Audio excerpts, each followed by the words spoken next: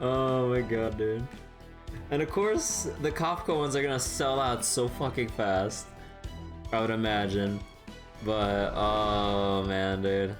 I kind of wonder how many people will actually show up for the Star Rail promotion. I kind of wonder.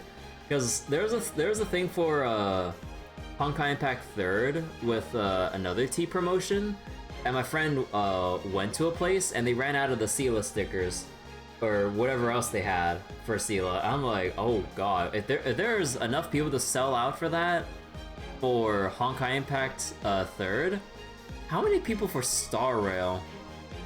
Considering like which place we're going to, I'm like, oh dear god. I'm kind of bracing for like the worst case scenario because I'm like, I know there's probably a good amount of like people out there, but is there gonna be that many? No way, right? I'm just like, no, there's gonna be a fuck ton of people, isn't there? We'll have to see. But yeah, so continuing off of last night with Lostbelt 6 Act 3, we are now in Avalon thanks to Merlin, because since Morgan died, the seal keeping Merlin away from us kind of broke, and it's like, hey everyone, it's your boy Merlin here. It's like Merlin, oh yeah, my Morgan's dead now. So hey, here I am. Put Amber and Ganyu in Star Rail, you cowards. I'm for sure they'll definitely put in Ganyu at some point, but I think they'll hold off for either probably a more relevant world in the story or something to unveil Star Rail Ganyu.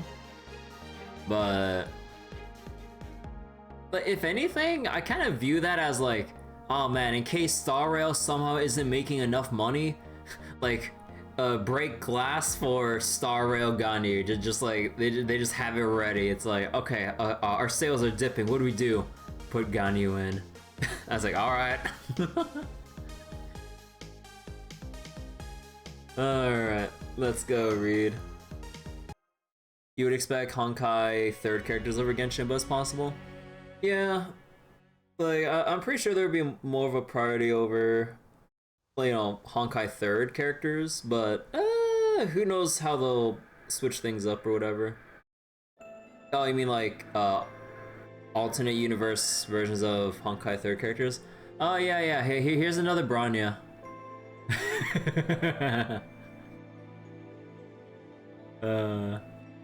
You'd be interested in how they implement Amber's Baron Bunny skill? Yes. So it's like, hey, you want more Honkai Impact characters, right? Yeah! Here's another Bronya! Whoa! Oh, yeah, let's go! So this is Avalon, the planet's inner sea.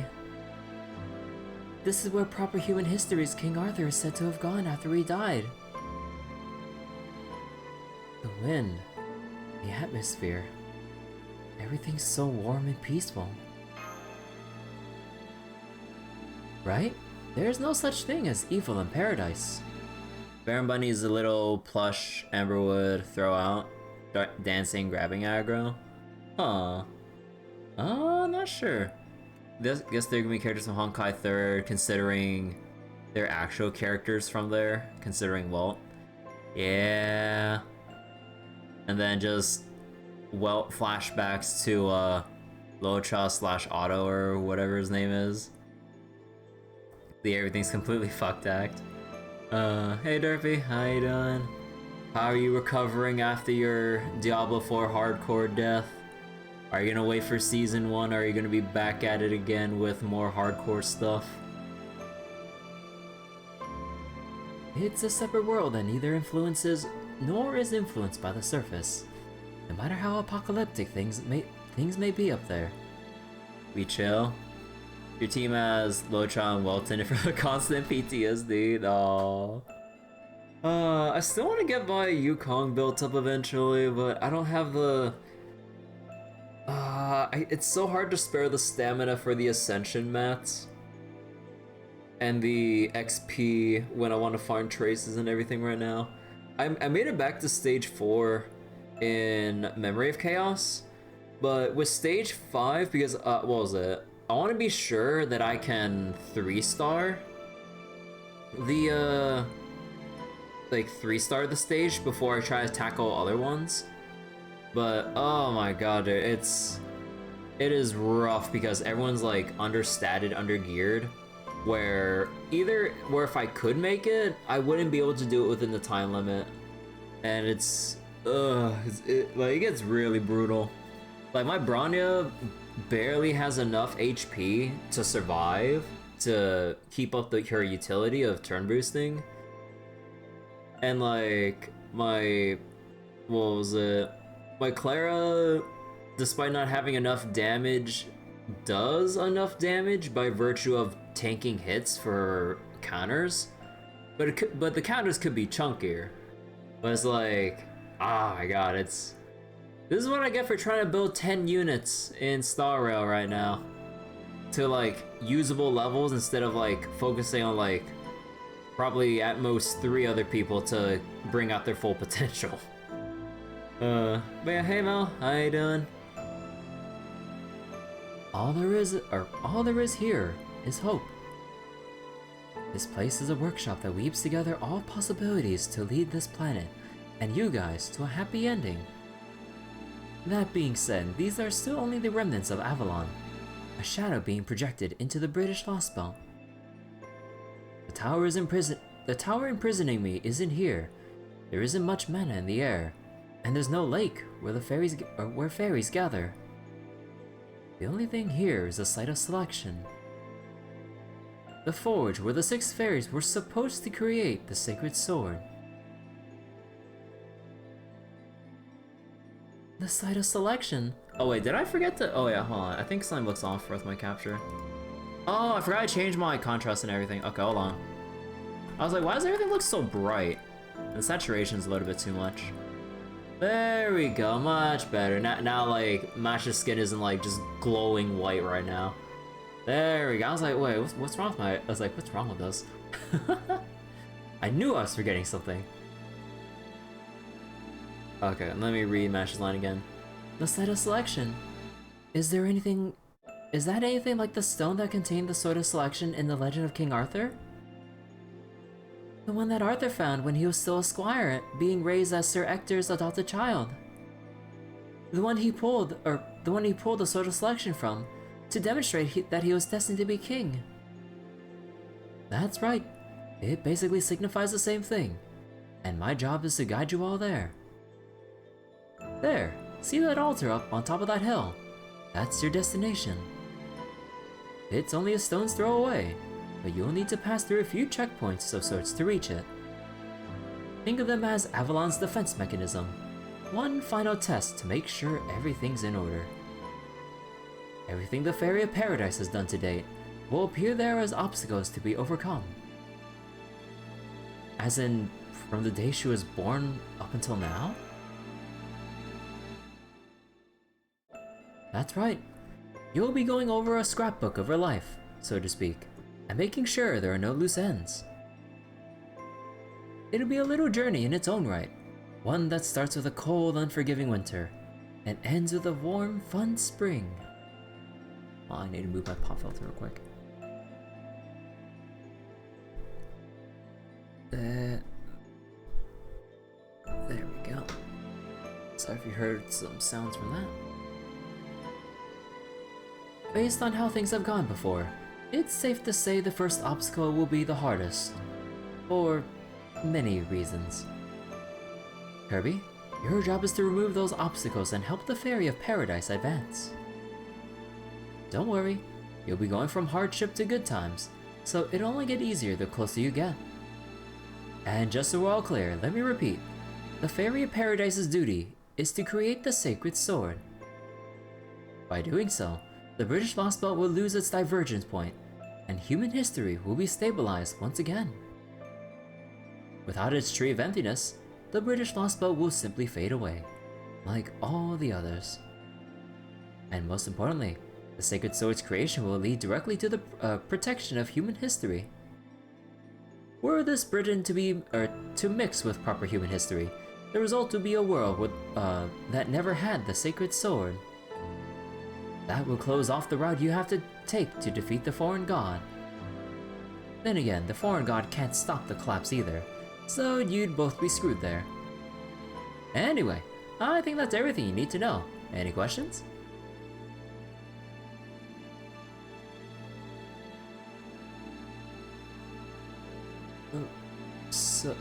But wouldn't that mean? Oh, come on, Kirby. Why so glum? It's okay, there's nothing to worry about. I'm still the child of prophecy, remember? Hey, Bakatsu, how you doing? This is the moment I've been working toward all this time. I rang all the bells so I could come here. Besides, I've known this was my duty since I rang the 4th bell in Orkney. I planned to come here alone once Naknari was coronated. So don't worry about anything else, okay? Besides, Chaldea needs one of those, divine construct things too, right? Then we better hurry. I'm going to protect Britain, the Britain I grew up in. And you guys are going to take back the world you grew up in. We need to do this to make both those things happen. And now it's time to get to it. That's all. This will be the end of our journey. Unlocking my pilgrimage has been so much fun. Now come on, Kirby. Let's head to the site of selection. Besides, it's not every day you get to go to Avalon, so let's make the most of it. Just watch my back until it's over, okay? Man, you think we have like a small little camera to take a picture of Avalon?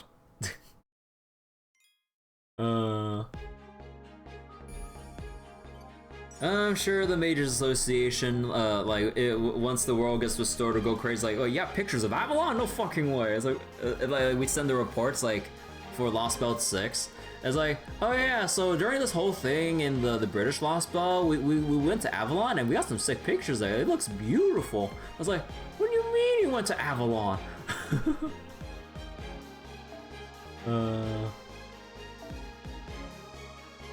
Have I checked my room? Oh no, I haven't. Let me see.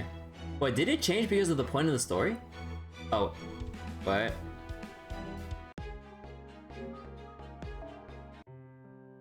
Oh!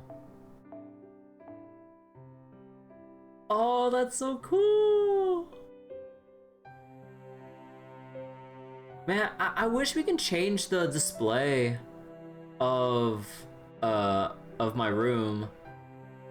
Like, as you progress through stories or, like, participate in events, you can just have, like, a switch to this or that background. What? This is so cool. Yeah, thanks for telling me. Oh, shit. Now I get to be in Avalon with Ibuki. Hell yeah!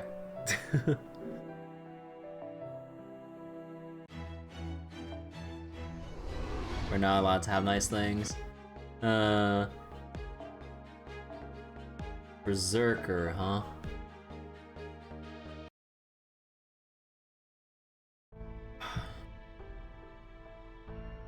Man, this sure is a huge flower garden. Couldn't be more different from Britain burning to the ground. So the fact that it's called the land of the young must mean there's plenty of food to go around. And people have all the time they could want, right? Yeah, it makes sense there's no war animosity here. Not much reason to do anything bad if you don't gotta take anything from anyone, or to have what you need. That's true. When you have everything you need, there's no void for you to fill. That's another way that, this place is very different from the British Lostbelt, which literally had to be built by filling in the sea with the bodies of dead fairies. Speaking of which, this seems like a good time to tell you about what's going on above ground. The prophecy may have said there are 2 calamities, a red one and a black one. Even more so in Fairy Britain? Yeah. Basically, most fairies suck. Actually though, there's no limit to the number of calamities. Remember that. New calamities will continue to appear as long as their source remains. The calamities will never go away until Cernunnos, the being continually punishing the fairies for their sins, is truly vanquished. Morgan was right, yeah. Furthermore, thanks to Morgan's hard work, fairies born in the land of the Fae can migrate to proper human history. That means the calamities won't be contained to Britain. They'll spread, and then all across the bleached- they'll spread into, and then all across the bleached world, until nothing remains of proper human history. It would basically be a smaller scale version of the King of Mages' incineration of humanity. So you guys need to defeat every last one of the calamities before that happens. I see. Then we can't let Sir Nonos' curse spread any further. We need to stop his calamities while they're still contained in Britain. Exactly. The calamity burning down Britain right now is actually the Great Calamity that was supposed to happen 1,000 years ago. Morgan averted that calamity by passing it on to a Fane Clan fairy. Vargas, the leader of the Black Dogs. She's not the fairy you knew anymore. She's now burning all of Britain as the Black Calamity. Calamity of the Beast. The bug boss fight music was fixed? Oh yeah, I read about that. Or I read about the fix being put in. August. This was all foreseeable. She was born as the child of Calamity after all. It was Morgan who sealed that fate away by gifting her a name. She said that as long as Vargas was Gawain, she would never become a mythical hound. But even that could only go so far. Vargas was already at her limit, even without you guys defeating her. Honestly, it's impressive she lasted as long as she did. This won't be easy to hear, but you need to understand. Once you get back to the surface, you have to fight more than just Sir Nonos. Like I said, we can't afford to let the calamities leave Britain. So we can't bring Vargas with us? Letting some fairies migrate to proper human history was a nice idea. Unfortunately, in Vargas' case, that was never an option.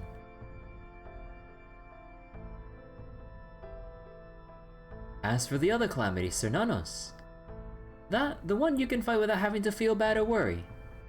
His soul was shattered 14,000 years ago. Now he's just a corpse that's not quite done dying. We could if we had the chain that pinned down Fenrir. That said, he's still a very powerful god. His flesh has grown thick enough over those millennia to rival Albion's spirit cavern, and his cursed layer is equivalent to 400 kilometers worth of geological stratum. Just tired down to the roof of the storm border. Jesus!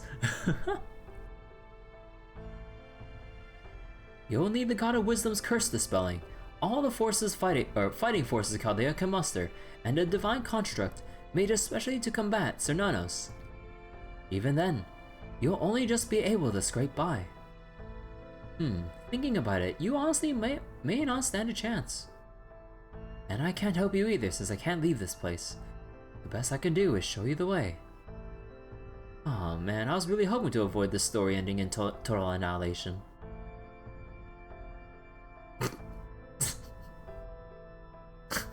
These fucking dialogue choices. What? I know, right? If only we had a Gauntlet's weapon lying around somewhere.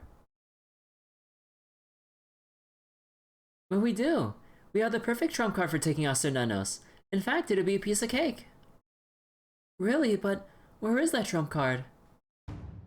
It's Muramasa!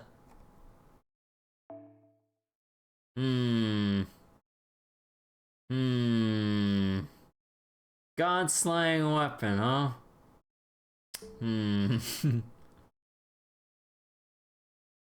Say what? Come on, don't you remember? You told us you can cut any god you come across. In fact, you were bragging about how you could cut a gigantic one clean in half like that, Olympus place. So there's no reason you can't do the same thing here. And since you didn't do anything noteworthy in Camelot, this would be your chance to clean your name.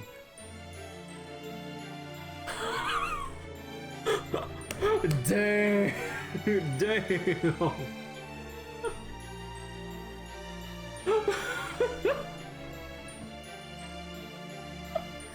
Since you didn't do anything noteworthy in Camelot! Bro, the shade! Dude, the shade.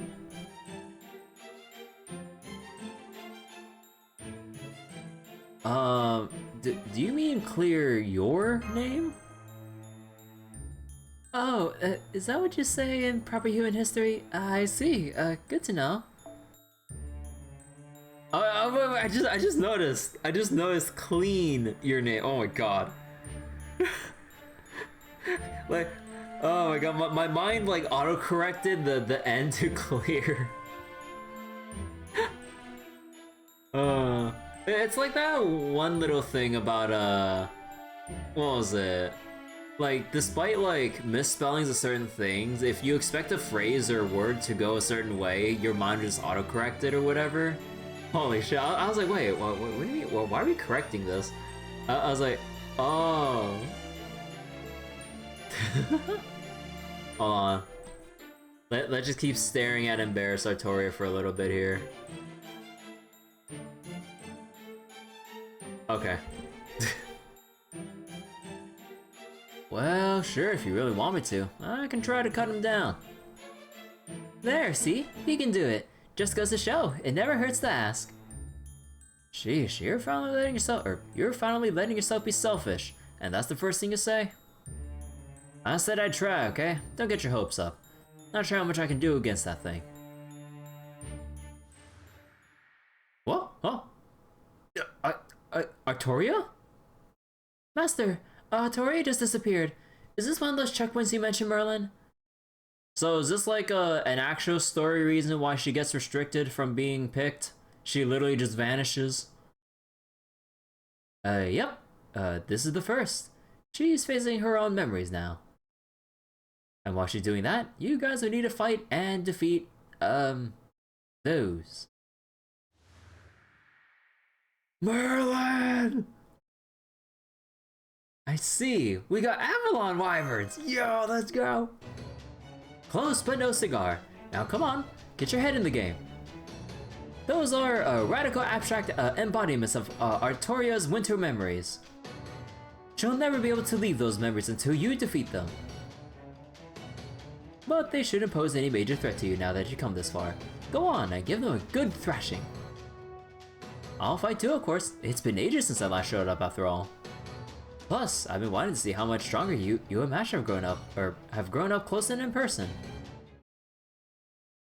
Merlin!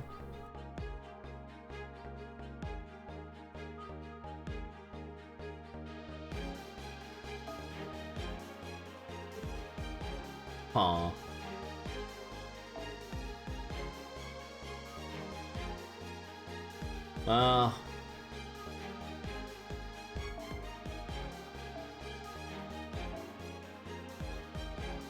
Where is Klein Sky? There we go. Oh, excuse me.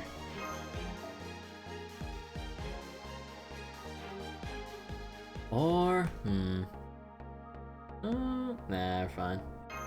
Oh god, dude, my hiccups. Oh no.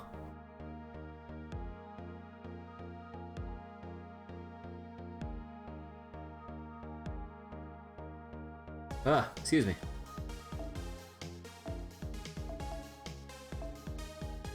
Oh, let's keep bonding up Lancer Artoria. Oh. Hold on. Atlas Institute. We're so close, man.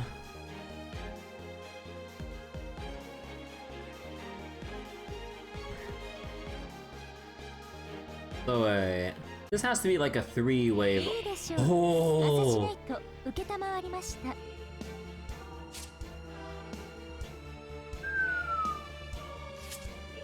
God damn!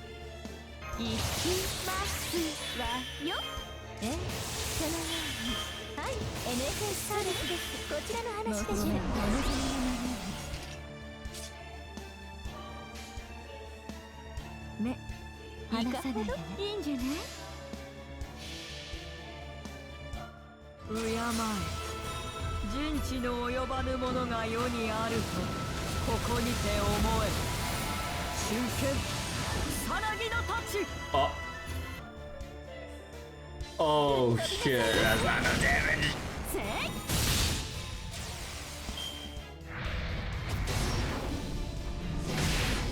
Ow. Ow. Ow. Ow. Ow.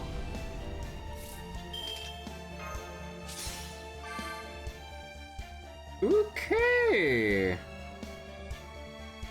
行きますわよ。イノベーション始めます。加減が難しいんだよね。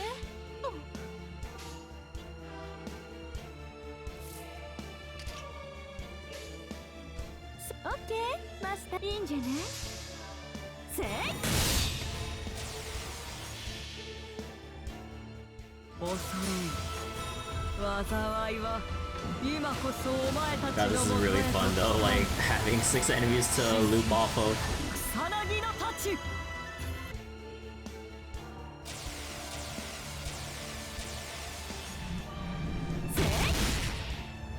ゴー、トリプルワーム。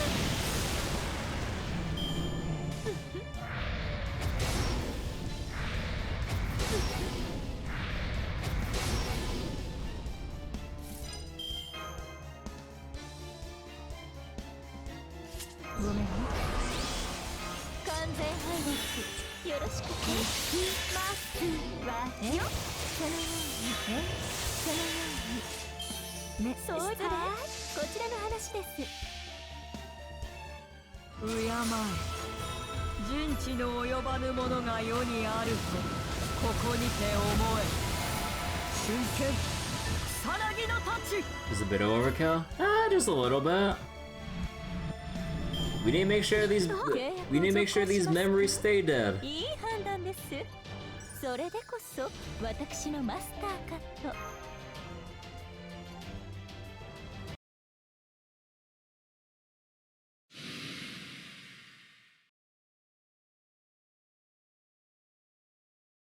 Why do I feel so disgusted after fighting them? That's not actually all that surprising. Those were Caster's most painful memories given physical form. We have no way of knowing what they are, but by defeating them, we found some of the same feelings that they inspire in her.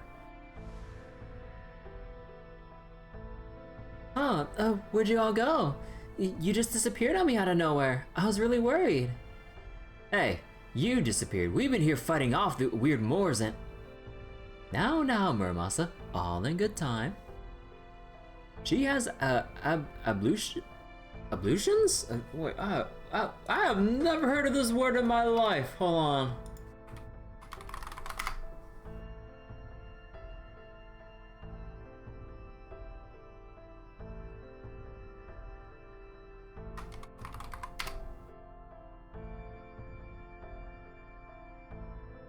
Cleansing. Decontamination, purification. Bathing, showering.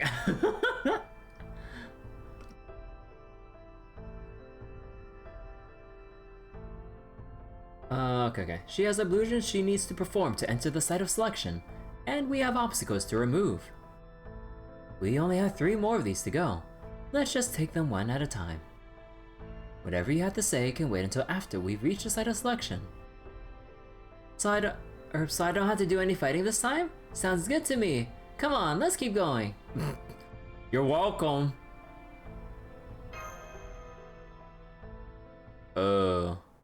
Still putting on a brave face with all the memories that we've kind of felt indirectly from fighting those Moors.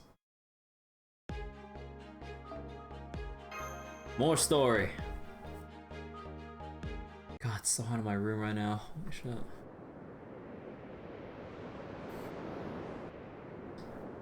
Whenever I close my eyes, this is where I'd be.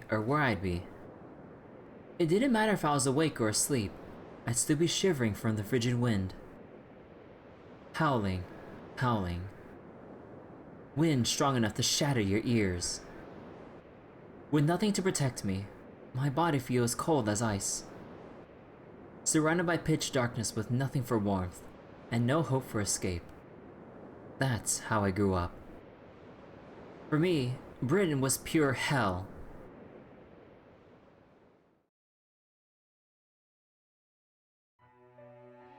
The prophecy was true. She will be our salvation. She will be our absolution. She is the savior who washed up on our shore, along with the name Artoria. May you grow healthy and strong to the age of 16. May the Queen's soldiers never find you.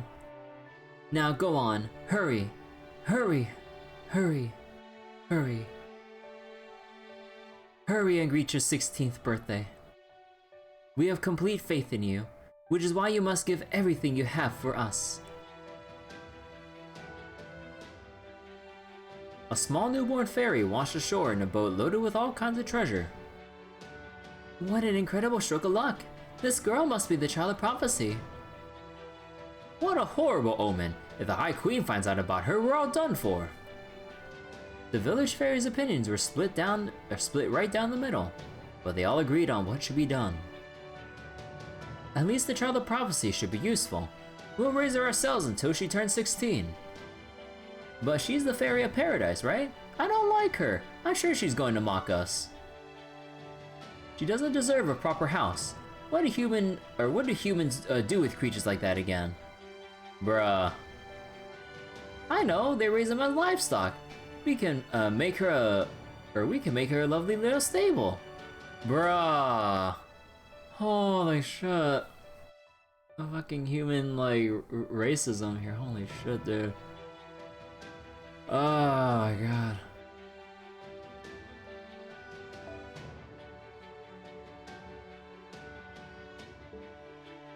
I mean, technically, fairy discrimination with her being from paradise and all, but you know. The other villagers would never find out about her if we say we're raising a horse.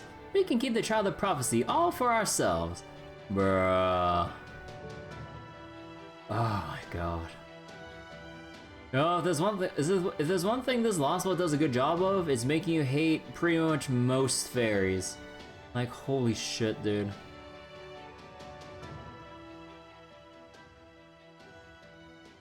The fairies at Tintigo treated me as a precious treasure. Like 99% of fairies? Yeah.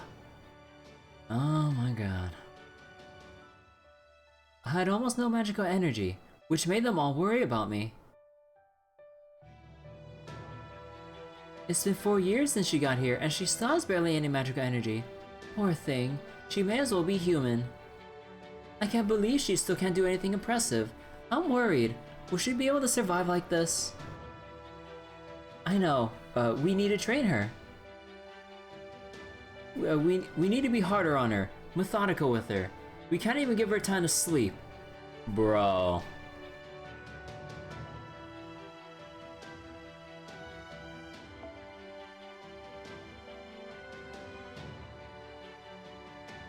God, is like Asian family culture here. I was like, what do you mean she can't do any of this yet? I know, like, we had to make her, like, train or study even more. Sleep even less. To have more time to train and study. I'm like, oh my god, I hate this mentality so fucking much. Forgive us, Caster. This is all for your own good. Dude, like, down to this fucking line of this is all for your own good. Like, holy shit, this is like getting to IRL for me. The way you are now, you can't even dream of being the child of prophecy. And we don't have any time for dreams. We really need to have her grow at least a little. You can barely tell her apart from a human. No one will believe she's the child of prophecy like this. Not even when she turns 16. Who cares if she can defeat the queen or not? All that matters is that she's valuable. It doesn't matter whether she's the real child of prophecy or not. She just has to look the part so we can get rich. Why else would we bother taking in the fairy of paradise?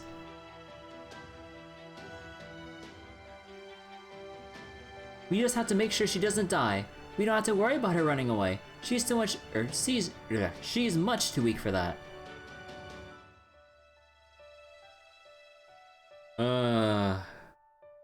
Maybe Britain was better off without any fairies. But the fairies didn't know that my Fae eyes still worked. However much I wished I couldn't, I always saw the true feelings they kept to themselves.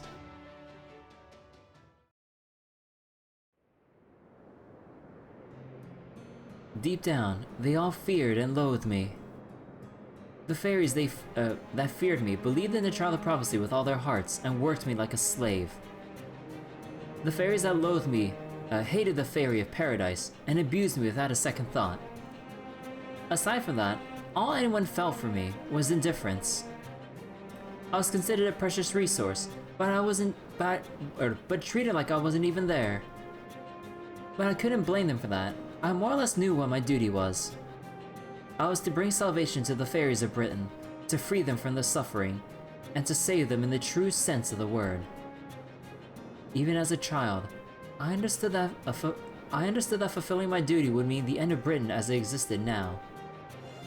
I could deal with the slave driving, the abuse, the disinterest, because I knew the reasons behind them, but this sound was too much to bear. Asleep or awake, there was never a time I didn't hear it. Howls of deceit, howls of self-interest, howls of selfishness, howls of envy, the sounds I could never shut out. The sounds of the fairies' true feelings. It was enough to make me lose track of where I was, and where I was meant to go. I hear bells ringing. They tell me to go on a pilgrimage to save the fairies. Honestly, this sound depresses me too. I know it's supposed to be an honorable mission, but how in the world am I supposed to save fairies like that? That's the neat part, you don't. So that's why I'm out in this field, out in this nearby field again. Hard at work on my training. Today's another day of close quarters combat practice with the Staff of Selection, which arrived with me on my boat as a weapon. I can't use anything like Fey Domain, so the only thing I can do with the staff is bop people.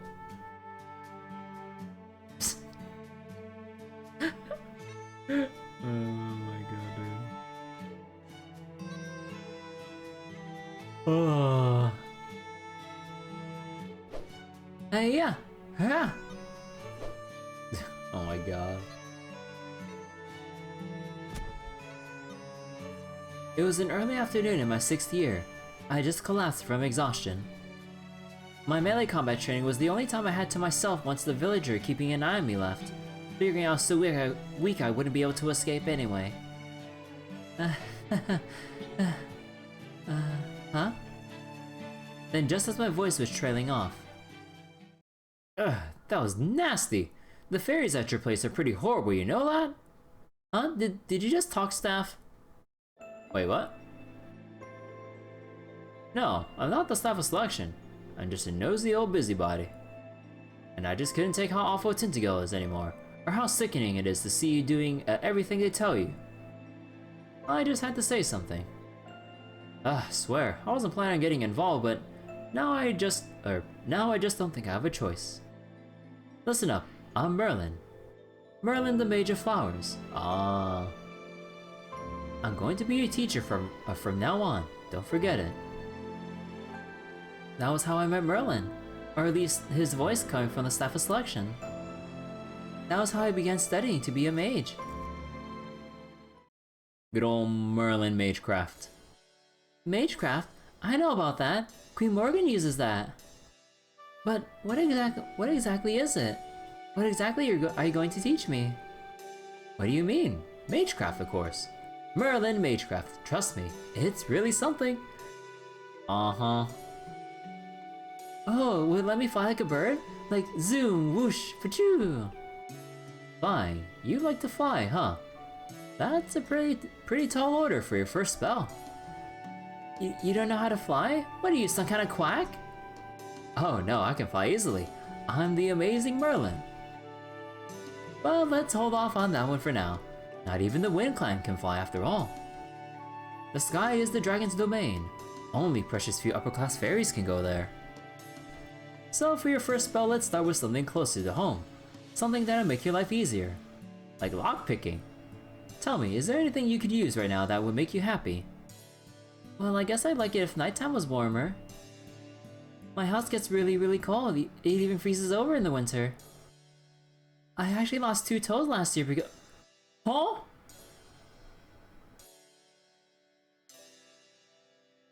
Oh god. I haven't told anyone else though. It's too embarrassing. Got it. I'll start start getting a lesson ready for you right away. Just give me 2 days to find some teaching materials. Huh? She had to cut her toes off from how cold it was. Merlin taught me all sorts of spells. Heating, detection, healing, linguistics, camouflage, lockpicking, stealth attacks, explosives, obstacles. Aw. I was like, okay, you know, heat, detection, heal, lockpicking and stealth attacks, huh? Every time I expressed interest in learning a new spell, he'd say, "Sorry, yeah, I can't today. You'll just have to wait till the next lesson." Kester Tori supposed to go pure wizard build. What do you mean? We got magic stealth, magic lockpicking, magic camouflage. Like, you know, I haven't played an Elder Scrolls game. You know, altercation is an important thing for magic lockpicking when you're too lazy to do it by hand. I forget. Did they remove altercation from Skyrim? Because I know that, like, what was it? As Elder Scrolls go on from game to game, they keep removing a lot of different skills and stuff. I don't remember. And, you know, to this day, I'm still salty that going from Morrowind to Oblivion and beyond, they remove spears. Like, bro, in a fantasy game where it kind of takes more inspiration from like medieval architecture and other references around that time period or something, they remove fucking spears. Like, why? It's a legit thing to use in fucking Morrowind because it has legit range. Like, at the expense of having a shield and everything. Like, bro, I'm so salty about that to this day. Oh yeah, they removed athletics and acrobatics, and oh yeah, hand to hand too in Skyrim. Yeah, they lumped it together with one-handed. Oh yeah. Oh shit. Oh yeah, they simplified it even more, going from like blade, blunt, or whatever else masteries to just one-handed, two-handed. And then they had their specializations like further in, but like, bro, like you can't seriously just lump that in. It's actually really different like skill sets and everything, going from like a mace to a fucking sword and some shit, or axes even. Like, bro, come on. Oh my god, dude. Every time I think about that, it just annoys the shit out of me. Like you can't even really call like the newer, or at the very least like Skyrim, I guess. Like, you can't really call it like an RPG in a true sense. It's just an action game with RPG elements. Like, before, like, it was more heavy in the RPG stuff, but then as it goes on from game to game, it just keeps focusing more and more on the action stuff to more mass appeal and stuff. I'm just like, come on. Or at least, like, if they're gonna go more actiony, give us a more in-depth system. But like, Skyrim combat, or I guess like a lot of Elder Scrolls combat, well, actually, although I'm mainly like thinking about Oblivion and Skyrim, it just comes down to just block when you have to, power attack, or maybe just slash away if they're weak enough, rinse and repeat. I'm just like, dude, this is boring as shit. For me, I still give Morrowind a pass because it's still like more tabletop RPG inspired with how much like under the hood dice rolls there are. But my god, I'll forever be bitter about it. Which is why I also don't really like the whole prospect of like, or notion of remaking Morrowind if that's ever going to be a thing in like the future for Bethesda. Just like, it's gonna take away all the like nuance, charm. The archaicness is a bit of its charm to me in a way, even though, you know, to people like is understandably not fun when you try to slash something, but then the game says you miss, even though you're literally slashing the enemy. But I still liked it. And then we make Magecraft items. Time as if. Okay. And then we make Magecraft items together. Those lessons formed the foundation of my Merlin Magecraft. Looking back on it, he must have had to change the spells a lot just so I can use them with my tiny pool of magical energy. Say, why are you teaching me all this when every British fairy hates me? Because I'm not a British fairy. Sorry, just kidding. The fact is, you are the fairy of paradise. No matter what the fairies of your village think, eventually, most fairies will come to follow you. And then come to kill you, like, after you do your job. I mean, what? When they do, you'll need to be the ideal. No. The kind of savior that everyone dreams of. A fantastical savior. Fantastical? That's right. You'll need to be a character straight out of a children's story. Everyone has different fantasies. Some want a strong king. Some want a kind king. Some a scary king, and so on. Your job is to be able to be all of those things. You need to inspire hopes and dreams, or rather, bring them all together. Everything wants something to be different, so a single name would only get in the way. That's why you need to be a nameless king, someone who stands at the edge of the world rather than its center, and serves as a beacon of hope for others just by the virtue of existing.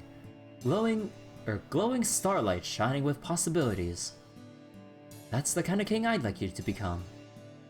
The kind that can inspire people from atop castle walls, no matter the time or place. Can I really be all that? Looks like Artoria's third ascension. Literally atop castle walls.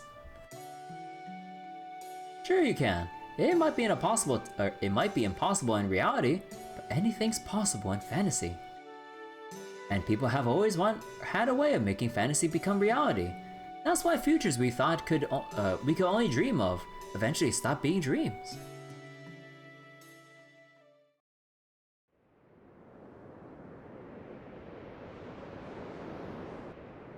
Merlin was very talkative and a lot of fun to be around.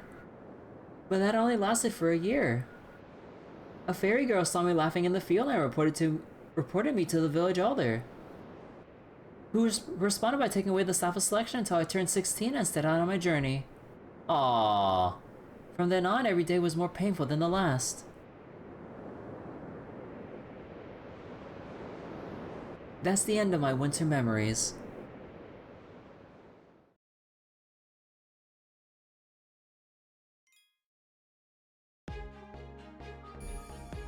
Autumn memories.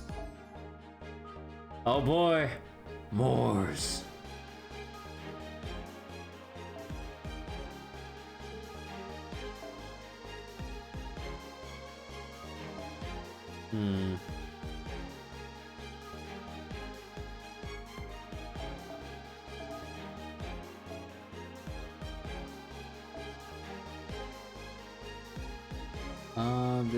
Where, here we go.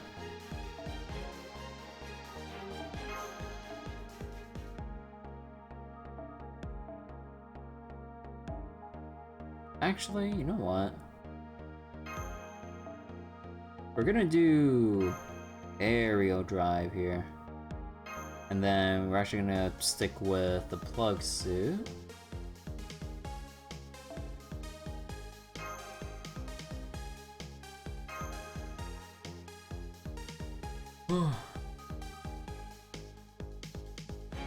Oh, another thing I wouldn't trust Bethesda bringing back if a Merlin remake would be a thing. Spell making. That's one of the most fun things about Merlin. You just make your own like broken ass spell, and then you just cause like the hugest explosion ever. Or it can have like very basic like one magicka cost skills to just spam as you train up your skills as you walk around or something. I know that's kind of like unfun or a little bit cheesy, but I always like having the option to do that. Just have like some basic spell to just like use as you kind of walk by or whatever. Oh wait. Oh, there's only 4 auto memories. Merlin did say it would get easier.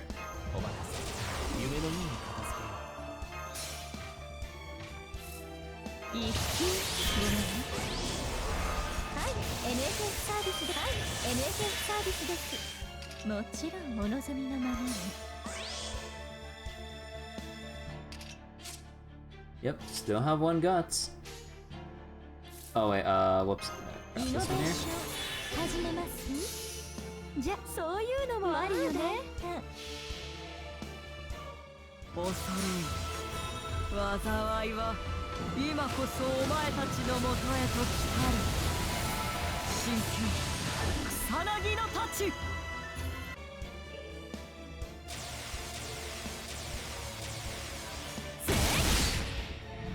目障りですね。 Discrimination? Despair? Huh. I don't know what the other 2 memories were. Because I already wait, skill seat. Wait.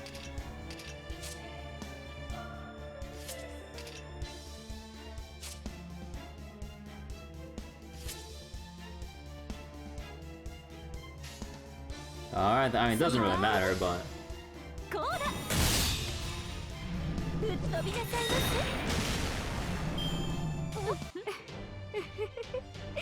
楽しいね。 There we go.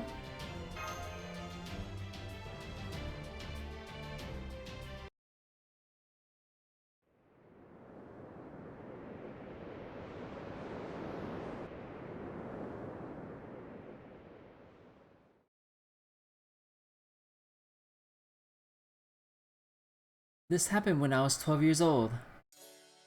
So, you're 12 now. You've done well to grow this far.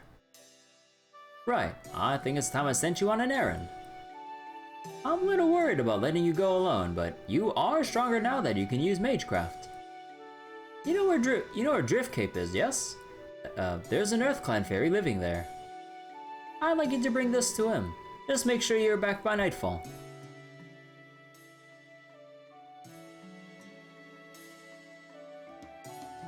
No way. Could that house be... There was no mistaking it. That lone house on top of the cape was an iron-themed park, an artisan workshop like Merlin had told me about. The kind of place at the very top of my bucket list, the kind that couldn't be found in Tintagel. It's a smithy! Bum. Bum. Bum bum. Oh, cool! Whoa, this is amazing! Even I don't know what I was thinking at the time. I could have acted more suspicious if I tried. I probably look like a burglar. What kind of burglar goes ooh, ah, when they like bust into a place? So it was no surprise when... What are you doing here, girl? Are you trying to get your head split open? Ah! Our first meeting couldn't have gone worse. His name was Hector. He was the blacksmith of the Earth Clan. Aww. He was an eccentric who'd been living on the Cape for hundreds of years. Everyone in the village feared him. He was really stubborn and kind of scary looking, but he was a true friend and never once lied to me. Hector, huh? That leather pouch is from Tintagel. So you weren't trying to steal my iron. You were bringing me some. So you're not a burglar, huh? So this is from the Tintagel Elder. What was that? I can't hear you. Speak up. Enunciate. Louder. Hector's hearing was poor, so I had to be really loud if I wanted him to hear me. What's more, he hated fairies. Both his inner voice and heart were dripping with a pitch-black hatred. He's gonna kill me if I stay here too long. He really is gonna split my head open with a hammer. My excitement about being in a real smithy gone, I decided to leave the Elder's package and beat a hasty retreat. But then... Wait, let me get a good look at you. You're the child of prophecy, aren't you? I see. So it's already been 12 years since Ainto made a prophecy. Get back to your village. There's no place for a young girl. I live out in this backwater, so I don't have to see anyone. Don't you ever come here again, got it? I don't have time to deal with the child of prophecy. Yes, sir. Sorry for the intrusion. In a panic, I made my way out of his house, just avoiding the hammer he threw my way. I ran from the cave and straight back to the village. My steps were slow and plodding, with even less pep than usual.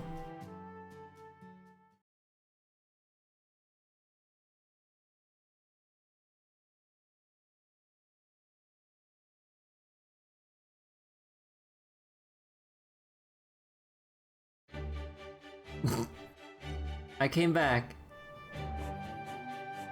Didn't I tell you to stay away? What are you doing here? Why didn't you listen to me? Is every fairy with that face actually a bull or maybe a bear? Don't touch that. That's processed iron. No give any fairy touches it awful hot. Looks like you're okay. Ah, I see. You might look like a Wind Clan fairy, but you're actually with the Demon Boar clan. What the fuck is a Demon Boar clan? Of course, there's no such thing as a Demon Boar clan. So, you're not a fairy of iron or the forge, huh? Hello. What? You got an interest in them? Hey, Asilfo, thank you for the raid. Hello. How was Dead by Daylight? I kind of took a look at my following list earlier. I believe you're, were you playing Dead by Daylight the whole stream? How's it going? Hello, Crystal Greatsword. How you doing? I see. Aw, Hector. No trails, only fairy. Hey, Alderbane. Hello. Hope everyone's doing well tonight. We be reading Lostbelt 6 Act 3 right now.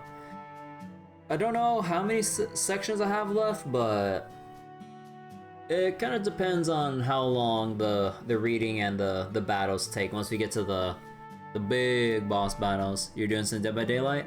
Ah. I forget, do we have it? Is there an ETA on the Nicolas Cage Survivor or whatever? I don't keep up with Dead by Daylight much, but when I heard about Nicolas Cage, I'm like, what the heck? Why is Nicolas Cage here? There's no like gameplay yet, right? Should be soon. Ah. So I was like, what kind of things would you put in for a Nicolas Cage Survivor? Although it was kind of funny with the speculation when people were trying to imagine him as the killer, though.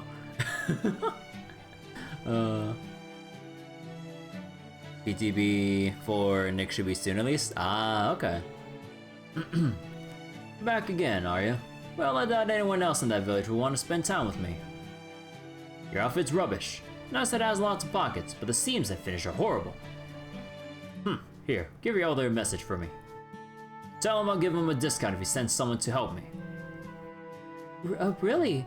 Hector, does that mean... Don't call me Hector. Just Grandpa Smithy is fine. You'd better be here every other day to help out, got that? I don't know who taught you how to hold a tool, but you're doing it all wrong. You're going to hurt yourself that way. You gotta learn the fundamentals. Can't have you dying in a shop accident and ruining my reputation. And if you're really interested in learning what it takes to be a smith, I can teach you. But don't expect me to pay you. If anything, you ought to be paying me for these lessons. I'll put it all on a tab so you can pay me back when you can make it big. God damn, Hector. And so I began studying a new field in preparation for my journey as the Child of Prophecy. Hector was rough and intimidating, but he also excelled at fine craftsmanship and intricate ornamentation. A year after I started helping him, I learned that Hector was famous in certain circles as a master smith. I found out he didn't just take jobs from other villages in southwest Britain.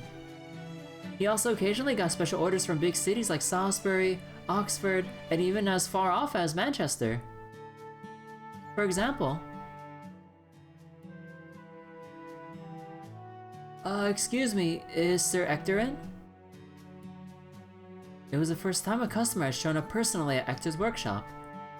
I tried to give her a proper welcome so it would reflect well on Hector. Sir Hector, are you in here? Oh wait, Oh. Oh. Oh. I'm reading with the wrong kind of voice. Sir Ector, are you here? I'm Gawain. I sent you an order some time ago. I don't know if it was intentional or if she just couldn't hear me, but she ignored me completely. So, you're Gawain, huh? Never thought I'd see another Tamlin. I could see you're a strong one. You ought to be able to handle this armor then. It's all ready to go in the back room. If it fits all right, I can pack it up for you today. Give me a hand, Artoria, and make sure you don't drop it. It ain't cheap. There's no need for that. If it fits well, I just wear it out. I see. Alright, come with me then. Artoria, you stay here and tidy up. I heard the clatter of armor being put on in the back room, along with Ector and the fairy's conversation. Apparently she was an amazing upper-class Fang Clan fairy who'd been chosen to become a Tamlin. She was also well known in Gloucester social circles, had impeccable manners, and was as strong as she was tall. And she obviously had enough money to buy the silver armor Ector had been working on for the last 4 years. Holy 4 years? For some reason, I found myself getting angry. This is fantastic work, Sir Ector. I'm grateful you were here to do it. It was a fulfilling job. The only one I've had since I came here. Really? I would think an artisan of your skill could easily find work anywhere. I know this is rude of me to suggest, but my own city still lacks a sizable smithy. If you think you might be, amenable to moving there. Huh? Well, what the hell is she on about? Did you hear that? It almost sounded like a bullfrog. Or maybe a nightcrow. Gawain! Stay out of this, you idiot! Don't you know she's a Tamlin? Come on, Grandpa. Who the hell does she think she is trying to persuade you to move away? I won't deny that I had something of a foul mouth by this point. I blame Merlin for that. Still, I was really pissed, so I marched out to the Tamlin and glared at her, hoping it'd make her leave. Oh, you must be Sir Ector's apprentice. I can understand how you feel. It would be sad to part ways with a trusted mentor as well. Hey Belvin, how you doing? I'm therefore willing to forgive this outburst. But regardless, don't talk to me again until you've grown up some. When you're as tall as I am, it's a literal pain in the neck to talk to smaller people. God damn, the disrespect. Not that I imagine anyone of your size could even begin to understand what it's like. And with that, the Tamlin up and left. It was clear she had forgotten all about me the moment she stopped speaking to me. Four of a kind doesn't exist? Aww. Her signature on Ector's order slip didn't say Gawain. It said... Vargist. Some weird curse kept me from reading it, but since I could always tell when someone is lying, I could see through it. Curse kept from saying... Oh, from reading it. F Gawain from... The fuck Gawain's POV memes, they're about to go up in stonks from that line alone. Huh, I'm gonna remember that name. You see if I don't.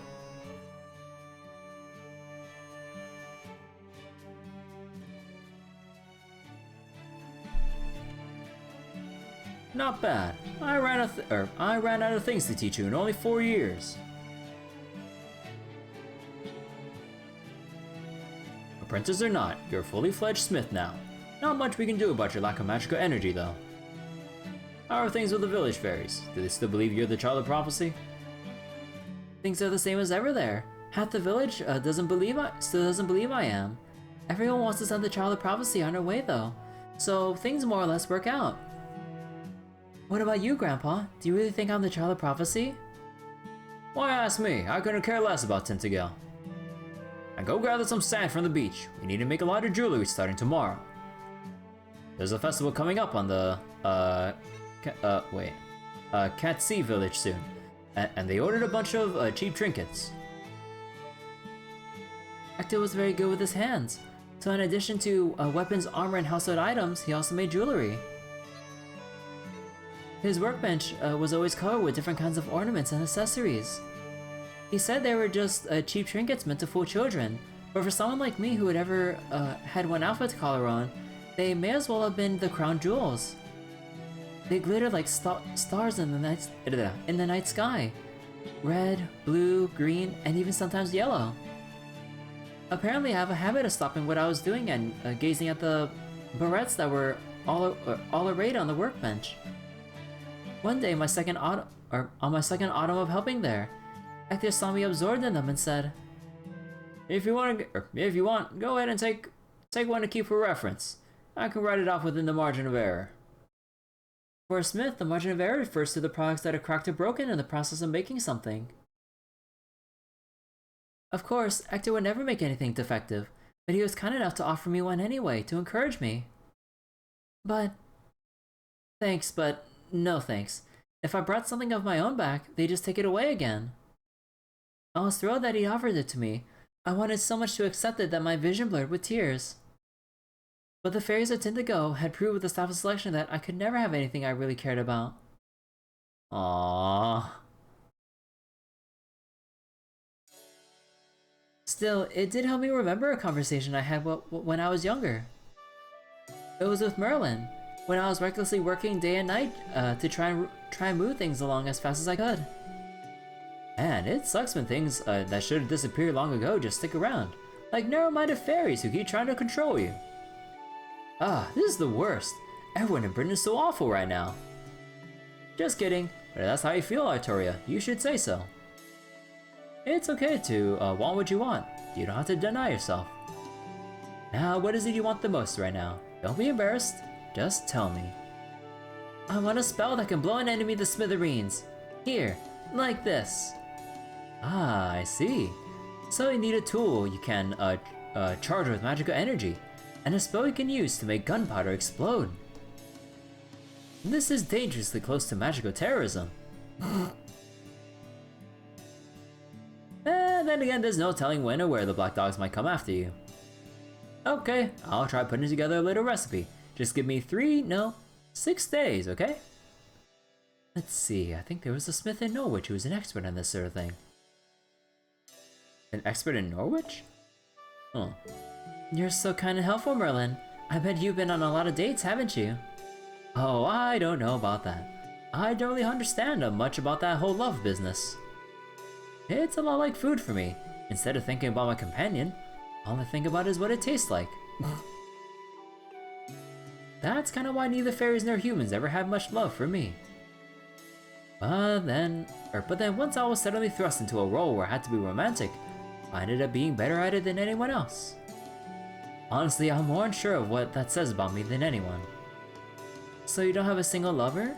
Even though you're the Mage of Flowers? Aren't you lonely? Maybe.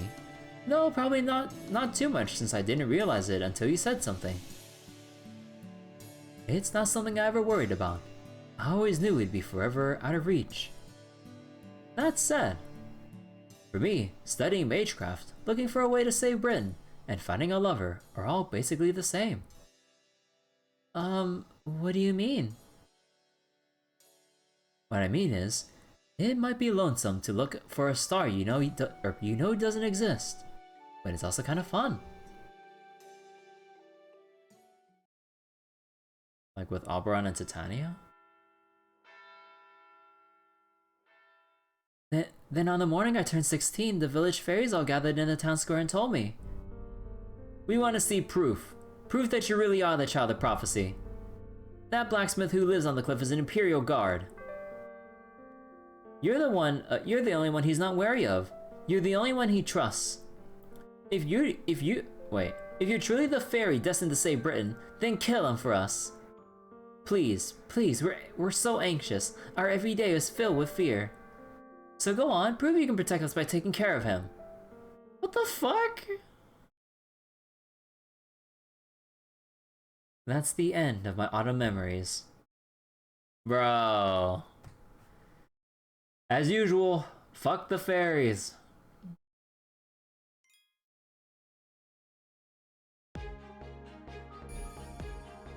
Summer memories. Even the Tomlin. Most fairies. Avenger.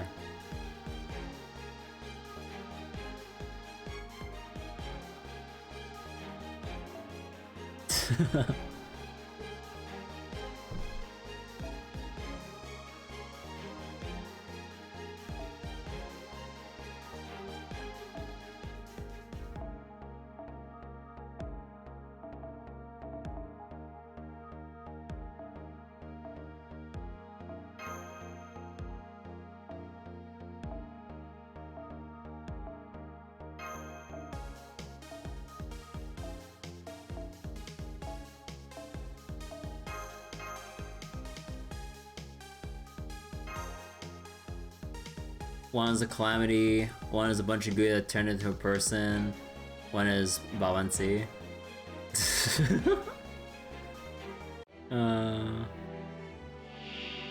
Oh.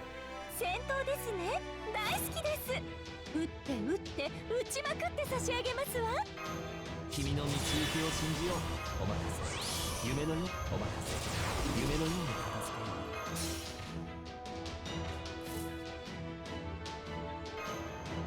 はち切れそうでしょ。え、そのように。失礼。こちらの話です。 So the one talent is actually a fairy gets included in the Fuck Them Fairies tournament.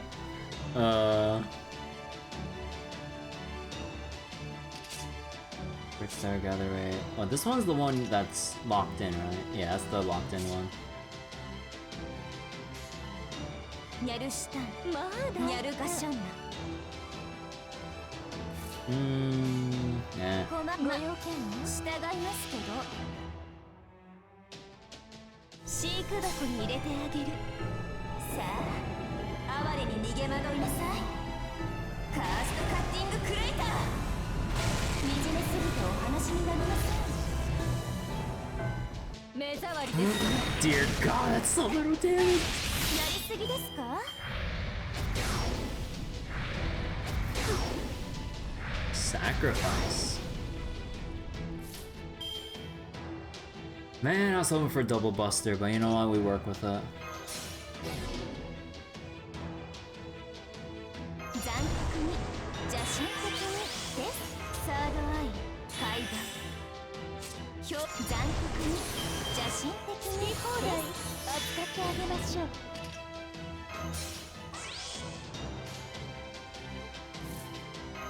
日向の火薬の匂いネルシュタンご用件惨めですね。 Oh, I didn't read the debuffs and shit. Whoops. 見ちゃいます？ちょっと美味しそうなのでクークーお腹が鳴っちゃいました。小さいですね。目障りですね。 This would probably, yeah. Oh yeah, right, guts. So it's just debuff resistant. Oh, okay, so I thought there was like a certain, I thought there might be like special names for it. 完全敗北よろしくね。そのように残酷に失礼。 Oh yeah, right. Right, I'm stupid. Okay, I know I wanted to go for the overkill, but I forgot I have the Atlas Institute uniform on right now. I wanted to go for the overkill. Alright, that's still overkill technically. 愛らしいウサギに狩られる気分はどうですか？盗作的で There we go. On 5.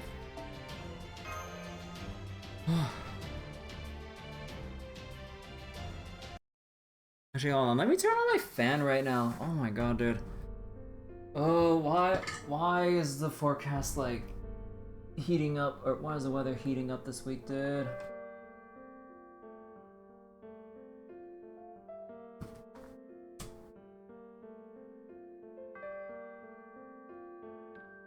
Oh my god.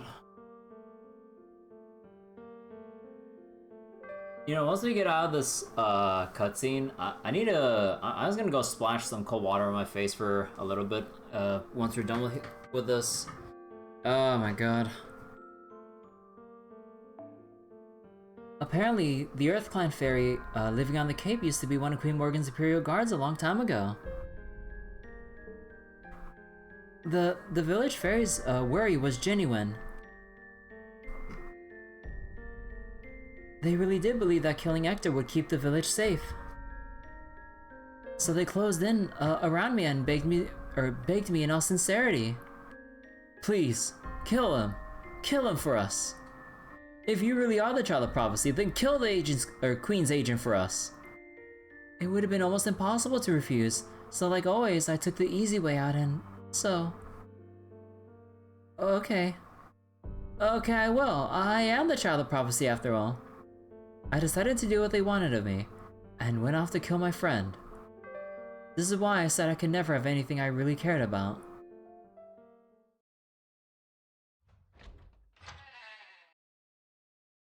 I have to kill him. I have to kill him. I have to kill him. I have to kill him. If I don't kill them, they'll think I'm an imposter, and they'll kill me instead. It was easy to sneak in, since Hector was hard of hearing. He was sleeping on this stone bed, completely defenseless. In my hand, I had a rusty iron knife the fairies had given me. The truth is, it wasn't impossible to refuse. I was just scared. Scared of being called an imposter. Scared of being beaten for being useless. Scared that my life so far might have been for nothing. And so... I got so fed up and angry that I brought the knife down as hard as I could.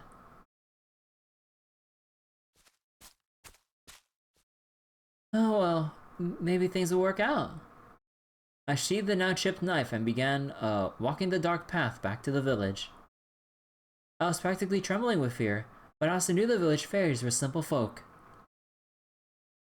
I was almost strangely optimistic that I can get out of this as long as I explained everything. Uh-huh. Don't let her fool you. She didn't kill the blacksmith. I was watching the whole time. She didn't do anything to him. She just cut one of his helmets. Ah, yes. A friend. Ah, yes. Don't you guys have friends who snitch on you? When you really don't want to do something that you've been forced to do? Ah, yes. And that's not all. I know her magecraft is fake too. It's all just smoke and gunpowder. Hey, it's magical smoke and gunpowder. She's not the child of prophecy. She's not special at all. Fairies are assholes. More news at 11. What did she say? Is that true? She couldn't kill the Imperial Guard. She wouldn't kill one of Morgan's agents. Then she can't be the child of prophecy. I knew it didn't make sense. I tried to run away, but the village fairies were all stronger than me and have more magical energy too. Grab Caster! Grab the liar! Hand her over to Woodwell's executioners as the child of prophecy imposter. They caught me in no time and threw me in an underground jail. The fairy who accused me was smiling so smugly, so triumphantly, but I wasn't surprised. Whenever she talked to me about claiming to be my friend, she was always consumed with envy and doubt. Ah, the Fae eyes, right. She wasn't a bad person, it was just fairy nature. Even when you know someone is objectively worse off than you are, you just can't help but be jealous when they're treated like they're special.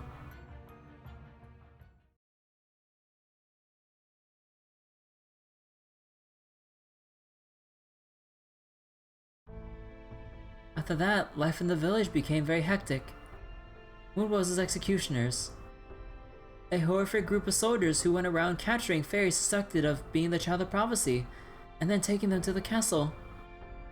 They were to arrive in Tintago in 3 days, and I was to wait for them in my cell until then.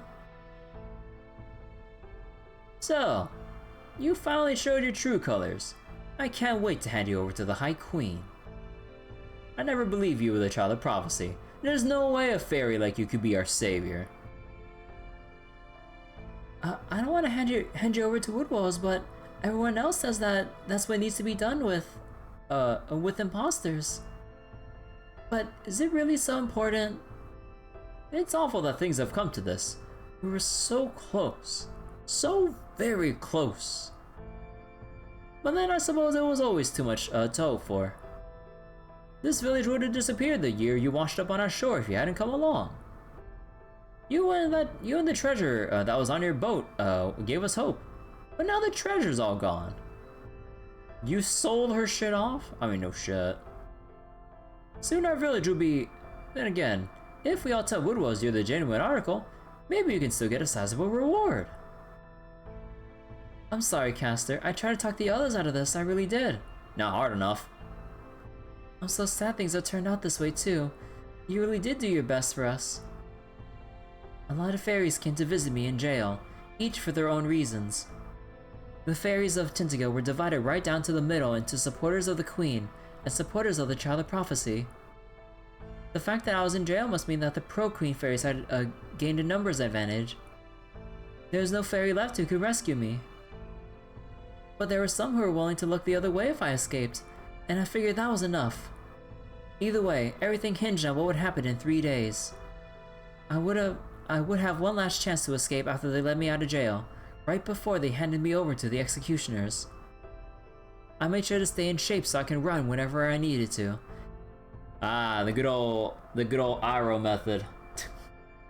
Train like hell while you're being imprisoned, so that when the jail guards come in to check up on you, you just jump them and run the fuck away. It's like, when the heck did they get so fit?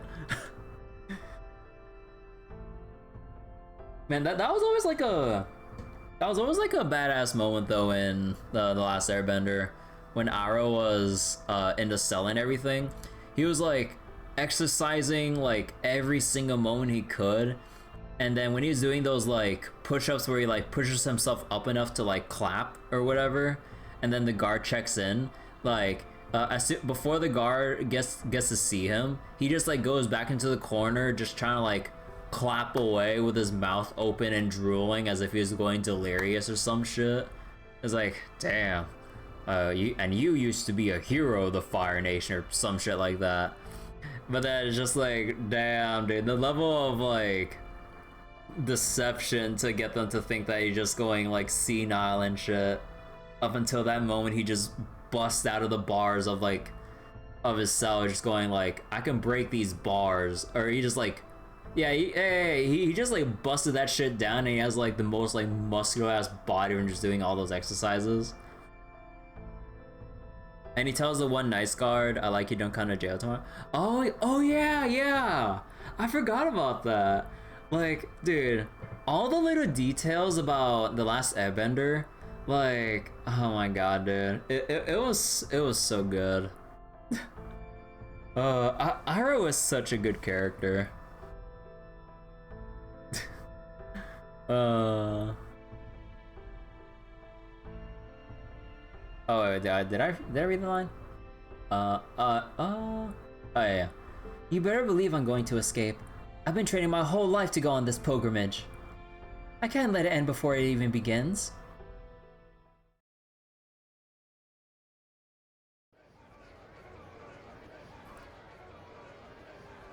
Man, now I kind of want to rewatch The Last Airbender and everything. I have all the DVDs. Although in hindsight, I kind of wish that I waited on buying the DVDs like way back when for season 1, for the whole season 1 collection, because I bought them individual. I had them or what was it? When I was little, I kind of like begged my family. It's like, can we get this? And yeah, I got them individually instead of all in like the convenient season pack. But it was really cool rewatching like some episodes I really liked back then for The Last Airbender. Although some episodes were really skippable in what was it, in season 1. Like the oh, which episodes were it again? Like the Divide, or the Great Divide or whatever. That was a pretty big nothing burger of an episode. And then there's the I think there was that one episode where Katara was getting waterbending training from someone and Aang was just getting stupid jealous for no reason or some shit. Or something like that. That was like an episode I just really... I was like... Even when I watched it back then, I'm like, why is he even... Like, why is he even doing this? But yeah, aside from that though, I may... Actually, how do the other episodes go in the later seasons? I'm having trouble remembering if they're like episodes that I wasn't too keen on. Either way though, I always cherish The Last Airbender, watching it as I grew up. Screw Nickelodeon though, and how they treated, or and how they kind of like screwed over Legend of Korra. Cause like, they basically just gave them like, okay, you only get one season, and they wrote it with only one season in mind, with how season 1 ended. And then it's like, hey, this is actually like kicking off. You guys gotta do another season. Like, what? It's like, we wrote this in a way to just pretty much end it there. It's like, hold up. And now they gotta like do all this other shit. I'm like, okay. And then they screwed it even more by just moving it to streaming only on the Nickelodeon site. Like, bro, like when Legend of Korra was airing, they just couldn't give that studio a break. Like they moved it off of TV, and then they just like moved it to like streaming only. And then even then they didn't advertise shit for it. I just like, it's like, why do they just want to like force them to put it out there and just forget this ever existed? It's like, what the heck? Oh man, though. Although I gotta say, like, season 1 was a Legend of Korra was a little bit annoying because of the whole like teen drama aspect of it. You know, the love triangle bullshit and all that stupid shit. But it got better like in later seasons. But oh man, though. Like there's so many aspects of that show that got done dirty because of Nickelodeon and shit. It's a shame, really. Hearing commotion outside, I thought the executioners must have come and ready myself to escape. So, you're still alive. Because not even these fairies were that stupid. Holy shit, right. Hector, what are you doing here? What happened to you? What, this? Nah, don't worry about it. I had to beat a few fairies up to get here, but never mind that. You've gotta go. Here, put this on. It's no helmet, but this hat should protect your head and hide your face at least a little. Huh, you mean you're here to help me escape? Oh, this hat's so cute and stylish. I knew you had good taste, Hector. Still the compliments. Here, I got this back for you. It was always yours anyway. It was the staff of selection that had been taken away from me when I was a child. 9 years had gone by since I last saw it, but it felt like an extension on my body. Though, sadly, it looked like it had long since lost Merlin's flippant voice. Flippant voice. Go on now, hurry! It won't be long before Wood was his executioners. Hector? Don't call me by that name. It'll only bring you good luck, or bad luck. Good luck to God, what am I reading here? Took out the guards, but there'll be new ones here soon. We need to get you out of here while it's still dark. Run as far and fast as you can, if you can make it to Salisbury's plains. What was that? It's coming from outside. At the time, I can only imagine that the executioners had come and set the village on fire. I can't believe it. I knew they said they would have, they would have to cut down the number of mouths to feed for winter. But killing each other over it, that's not just stupid. It's downright pitiful.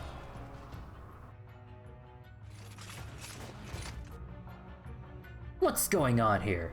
Why are the fairies who called for us killing each other? Who's in charge here? Where's the child of prophecy? Please stand back, Lord Woodrose. These fairies have all gone mad. We can't question them now. What would you have us do, sir? Damn bloodthirsty fools. Baton wielders, exterminate the residents. Spear wielders, guard the exits. We can't let any of them escape now. Don't bother putting out the fires until the fairies have been dealt with.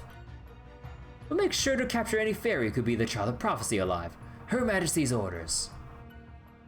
Oh. Wait, I forgot, did they ever mention the fact that it was the Tentago fairies that cause each other to go mad instead of like Woodwow's setting it on fire? Because holy shit, they're surprised that the villagers set on fire first? Holy shit. Yeah, we only thought it was Woodwow's that set it on fire, right? Yeah. Well, fairies' greatest enemies are themselves. And well, here we go. No! I didn't have any particular plan. Heck, I didn't even have time to think. But just as I was about to make a run for the town square to try and rescue everyone. Stop, Artoria. You'll never make it in time. You need to get away from here, now! Besides, why would you want to help them? They were going to sell you away! I know, but they were still the fairies I'd grown up with. They may have lied to me almost non-stop for my entire life, but that didn't mean I could just abandon— No! That is the perfect reason to abandon them! Fuck those fairies, they ain't no family! You fool! Just come with me, damn it! They're here for the trial of prophecy. Once you're gone, there won't be a reason for the executioners to be here anymore. Once we reach the cover of the forest, you can do whatever you want. Grandpa took my hand and ran. Leave them. Hey, Seneca, how you doing?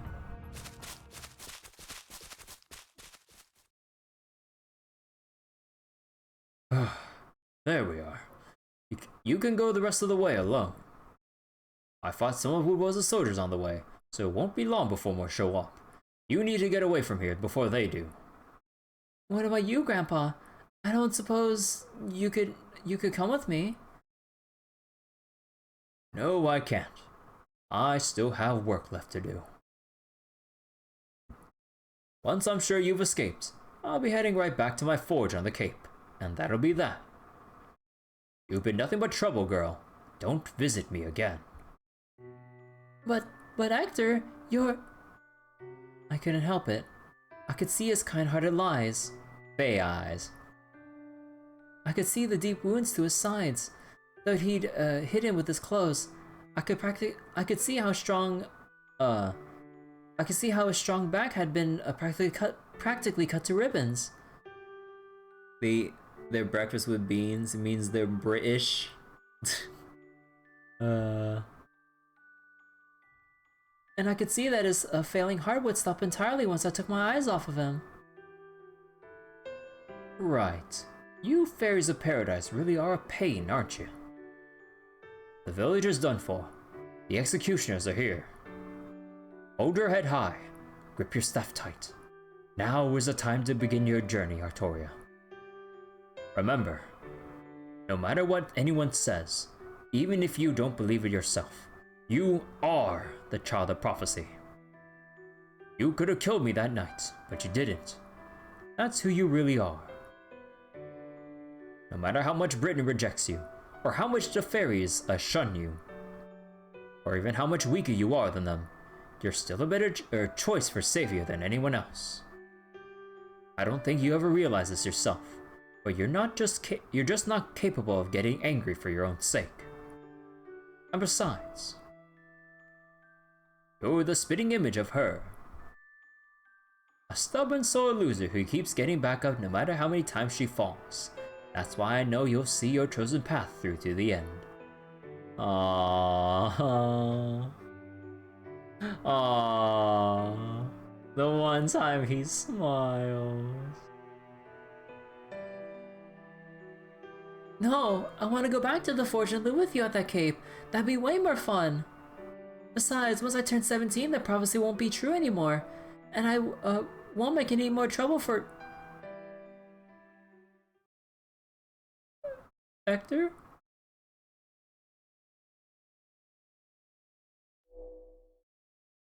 Hector? But that dream would never come true. He never even heard what I wanted to say. I don't know who Grandpa was, or why he did so much for me.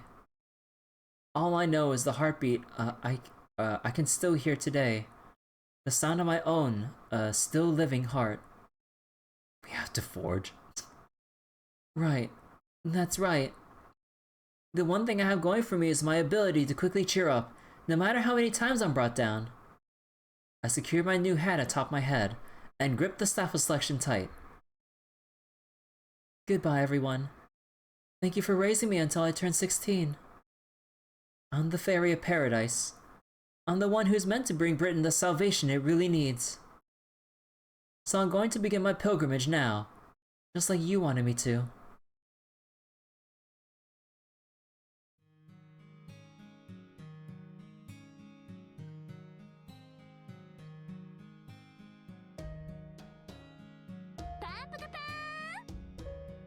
Have the wedding rings.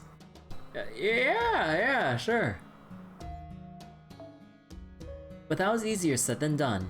Forget beginning my pilgrimage. I couldn't even get anyone to take me seriously. I tried to meet with the head of the Wind Clan in Salisbury, but the rebel army turned me away at the door. I tried doing a few odd jobs in response to their demands that prove I was the child of prophecy, but... Which hole in the woods did you crawl out of? Your clothes are a mess, and you've got almost no magical energy. Well, at least you're a decent worker. Nice job taking care of the Moors on the highway. I don't know how many centuries it'll take you, but hey, good luck saving Britain. We don't need the child of prophecy here anyway, girlie. We have Lady Aurora looking out for us. But the fairies are waiting for the child of prophecy. Don't let them fool you. They're just pretending. Fairies latch onto anything that seems like fun. Or even, just whatever's trendy. Nobody actually wants or believes in the child of prophecy. We all love it if Morgan went away, but her aside, we're happy with the way things are now.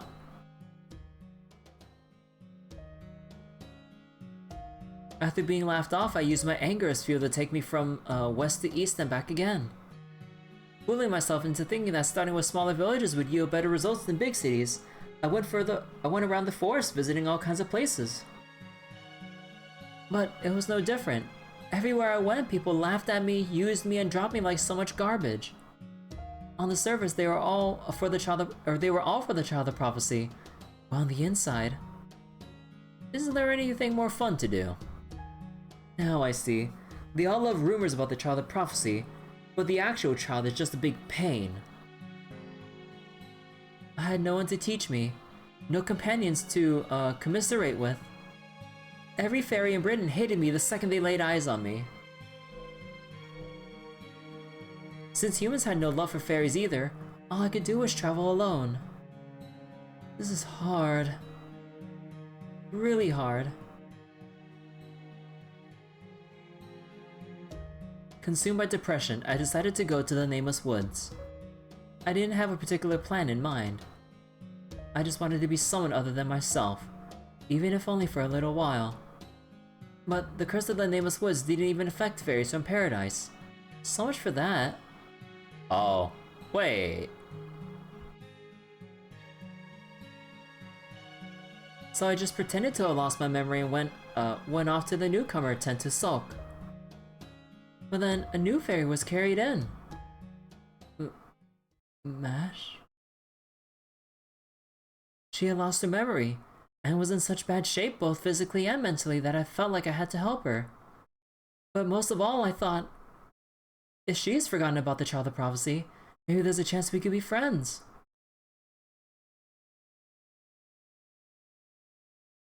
That's the end of my summer memories.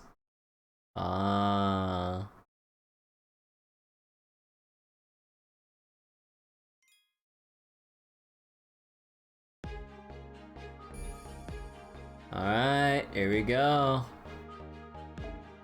Oh my god. And after this, we're just gonna go like straight into like boss stuff, huh? Or maybe? I don't know. But man. Oh my god, lots of back-to-back reading.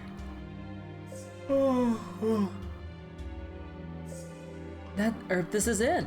We're finally to the spring memories. And since they're spring, I'm sure they're going to be lots of fun. I bet any obstacles we run into here will be total pushovers, so you won't have to worry much about taking them down. Whoop. I was hoping we wouldn't have to fight any more of those Moors. More of those Moors. Me too. Oh shit, this music. If those really are Artoria's memories given physical form, then I can only imagine how painful they must be for her. Even just facing them as Moors makes me feel like my heart's being gouged out of my chest. Don't worry. That's all done with now that we're past summer.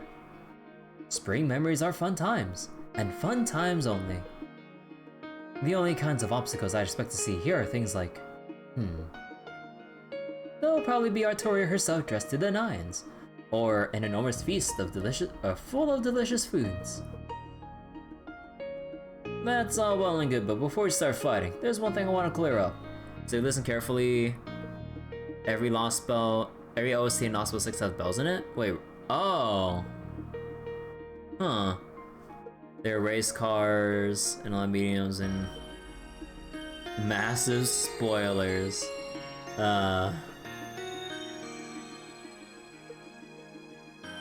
You said that the Fairy of Paradise who rings all the bells of pilgrimage becomes the sacred sword itself, right? Does that mean Artoria is going to disappear once it's done? Yes, that's right. Creating the sacred sword's conceptual foundation will destroy everything she was, is, and ever will be. That is the Fairy of Paradise's duty, her function, and even then, the sacred sword won't be easy to forge. Everything about her, every experience she's had, all her memories, even spirit origin, her very fate, will be used as materials to make it. Data lost it. No, stop. Don't utter those two words right next to each other. Those two words should never be paired together in this chat. My heart can't take it. It is not a sacrifice, but it is an equivalent exchange. But for what could equal the value of... Nah, just kidding. And it has to be her. It can't be anyone else. Does Artoria know this? Oh yes, she knows very well that fulfilling her duty means the end for her. That much should have been made clear from her from the beginning. I know how you all feel, but please understand, this really is the only way. She knew what would happen when she entered the spirit cavern.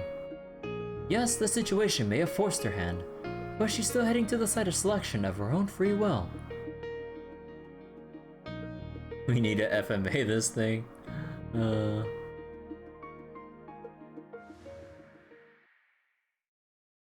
Oh, you're all here? Artoria? Wait, you're back already? That doesn't seem right. Wait, yeah, we still haven't fought any... I see. Well, that was easy, huh? It was literally over before I knew it. So that's the site of selection on top of that hill, huh?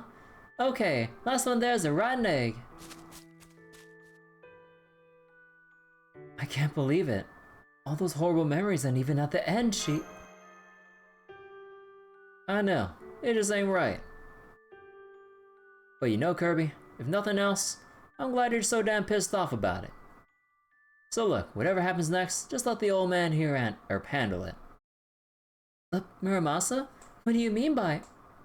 Never mind that now. Come on, we need to run, or she really will go on ahead of us.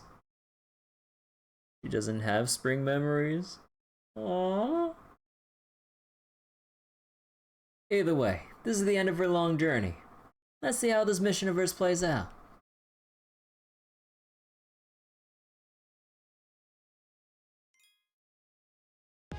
Just a humble blacksmith. Oh yeah, just like how Locha and Starro is just a humble merchant. Yep, just a totally normal merchant. Not suspicious whatsoever. He even gives the Trailblazer medicine when they're feeling unwell.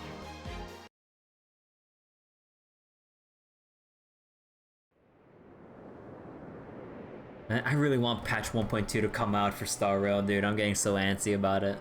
Wait, what's the ETA on patch 1.2 for Star Rail again? Was it July? Wait, was it the... I don't know. When does the banner end? I forget the exact date. I'm gonna have to boot up Star Rail again sometime and check for sure. Whenever I close my eyes, this is where I'd be. Whenever I sleep, this is where I'd be. No, that's wrong. It's a lie. Whether my eyes are open or closed, whether I'm asleep or awake. This is how the world has always looked to me. The wind, the clouds. They're not really a storm. They're all people's voices.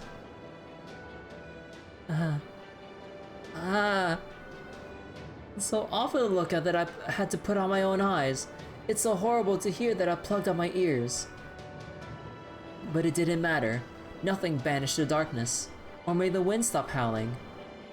This is the tainted land where I need to fulfill my duty as the fairy of paradise. I can't do this. I can't do this. July 19? Ah, okay, so that's the same day as the milk tea promotion. Right, okay. Man, I really wonder why they picked the 19th as the milk tea promotion. Cause why on a fucking Wednesday, dude? Why not near the weekend? I don't get it. Like, come on, man. Oh, excuse me. But no one would listen no matter how loud I screamed. Besides, the wind was blowing so fiercely I couldn't even hear myself. After everything I experienced in the village, and getting to know my fairies better, the storm only intensified. I have no idea which direction I should go, or what I should even look for. I know how this sounds, but Queen Morgan was honestly kinda lucky. She wanted to make Britain into her own kingdom. It was thanks to that powerful, envy-inspiring goal of hers that she navigated this storm without losing her way. I don't have anything like that. Not one single thing. I hate Britain. I hate fairies. I hate humans. Oh. I thought we were friends. So how could I ever see a way through this storm? And that's where we come in. No, that's not right. I could see a way. It was shown to me when I rang the bells of pilgrimage. Artoria Pendragon, King of Britain. When I heard that she was my proper human history self, I thought I was going to throw up. The ideal knight. A king who lived their whole life for others, and sacrificed all she had for Britain's future. I don't want to end up like her. I could never live a life like that. But to create the sacred sword is to also determine her fate. Hey Siri, what's the destination to the forge? Without the sacred sword, her life would be different. Without the sacred sword, Britain would come to a different end. Now what about a sacred lance? Forget this. I should just give up. Yeah, that's it. After all, I'm the only one who can save her. That's what I thought to myself each and every time I heard the bells ring. But I can still see that star. I don't know what that star is. I do know it's not my dream, my goal, or something I care about. But it's always been there ever since I was born. It may have grown small and weak at times, but it was always there, no matter how intense this storm got. You throw up if you learn of Lancer Altar had no story relevance. Okay, Star Rail. I really wish they could figure out something, or just thought up of something even event-wise to do with Lancer Altar. I really like. I mean, I'm not sure what they would do, but I just want them to use her again, man. Like they kind of like had her just in those kind of whatever roles in like the Go West event and the Karno Kyokai event with Shiki and everything. Didn't Lancer Alta have a new costume? Wait, did she? Well, I mean, I wouldn't know. I don't have her, but Still bums me out. I don't know where I want to go. I don't care about my duty. I just want to forget all this Child of Prophecy stuff. So why? I never stopped moving forward. I didn't want to give up. I couldn't let the storm beat me. I don't get it. Why am I so obstinate? What is it that's stopping me from throwing my life away? It's a fairy of paradise. I didn't have a spring. I didn't have much of anything. Aww. You liked her a lot when she was in the British Singularity, but she wasn't. She didn't. She was just there out of nowhere. Unfortunately, I mean, I don't exactly remember how it went since it was a year since I read it, but she just kind of popped up. I was like, all right. And I'm just like, man. Gotta love. What was it? Gotta love early Fate writing or early FGO writing, and how the early singularities are just bleh until we get to Camelot. I mean, America was still a little bit of fun though, but bleh. Spoilers for people who never played FGO. Bro, we're literally in Lostbelt 6 mode right now. I think the people watching are either beyond that point or literally don't care about don't care about anything from the British Singularity and before that. And that's why I at least want to know why I couldn't just give up. I'm no queen. I'm no savior. So what brought an ordinary nobody like me so far? What did that tiny star mean for an ordinary girl like me?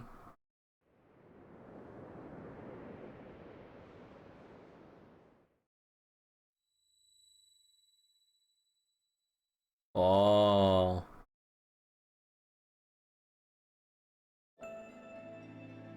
Is this the site of selection? The forge meant to make the sacred sword. That's right. That thing in the middle there is the furnace, the center of the universe. That's where the Fairy of Paradise is meant to go. Tesla defeated, and that's how they descended like a drop potato. All you had to do was stand there, and the sacred sword will come into being. And not just for this lost boat either.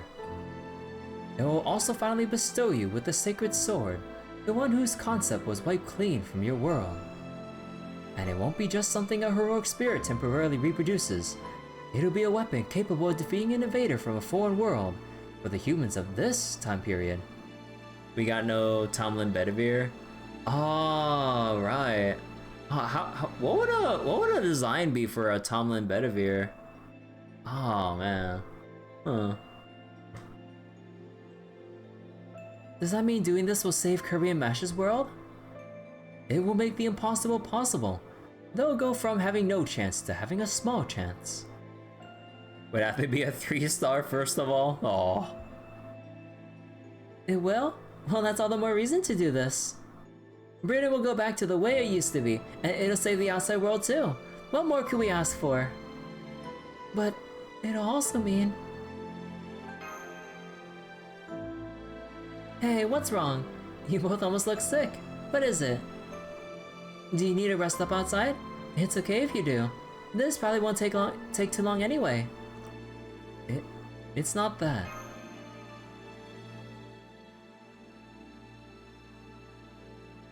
Yes, that's right.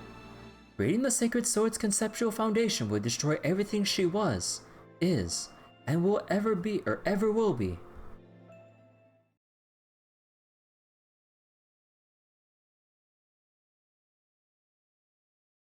Come on, Artoria, this is nuts. You don't have to do this. Oh, don't be silly, Kirby. You're the one who praised me for not running away.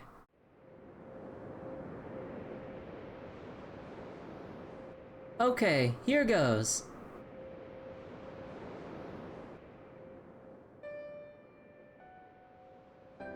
Aww.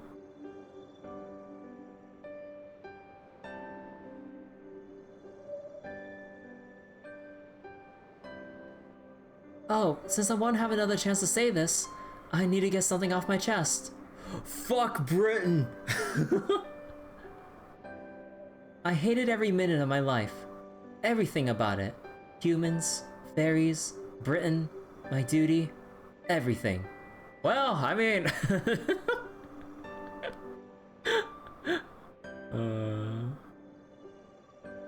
Like, I could just imagine, like, her putting on sunglasses out of nowhere, putting her middle fingers up, like, fuck Britain, and then just, like, jumps backward into the furnace.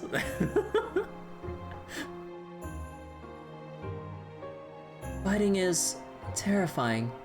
Hatred is exhausting. I would have been so much happier just living a normal life. Burn FGO Lostbelt Britain to the ground. I mean, it already is burning to the ground. Well, we've already gone over that, like, in the last section. But I knew how much saying that would disappoint everyone, so I just had to act like a good, dutiful child of prophecy. And that made our journey together a balancing act for me. A hard one. Every time I thought, well, I somehow hung on this time, but I'm sure I'll give up next time. Honestly, no one's more shocked than me that I made it this far.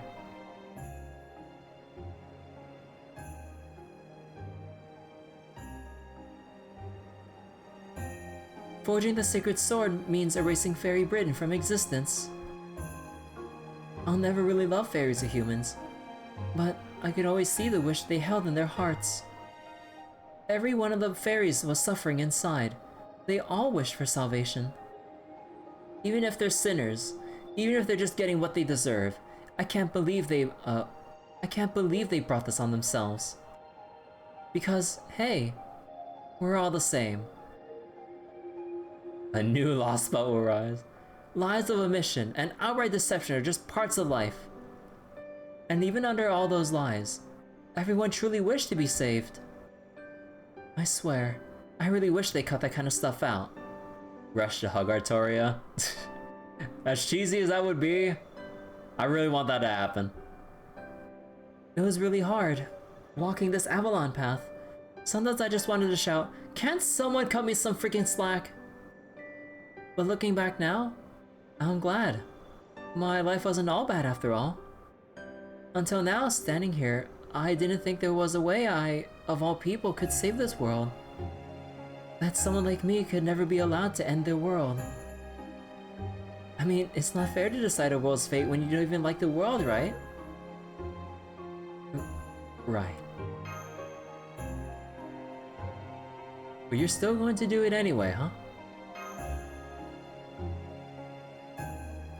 Yeah, I am. I'm going to fulfill my duty here. And the crazy thing is, even I don't know why. It's probably for some silly, selfish reason. Something no one else could ever understand. You know, I bet it's the same sort of thing that kept you going in the Garden of Lost Wilker. Will with one L? Hey.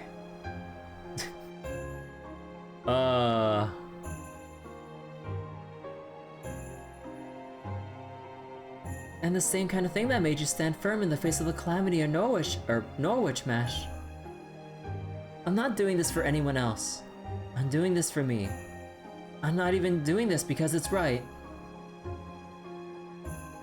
The lost bow was the L we lost along the way. I think I've been making my way through this storm because there's something I just can't turn my back on.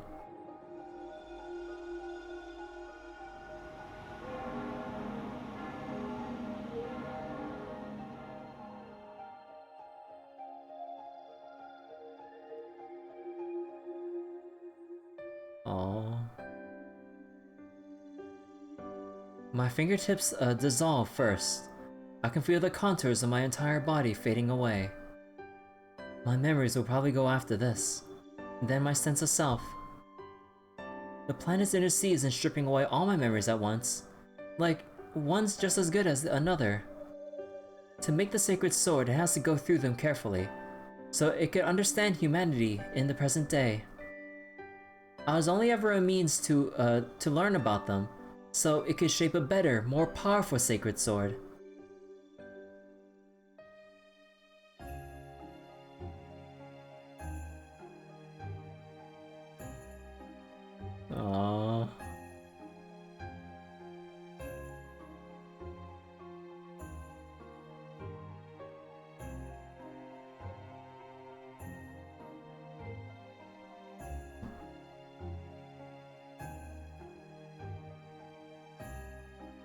Aww.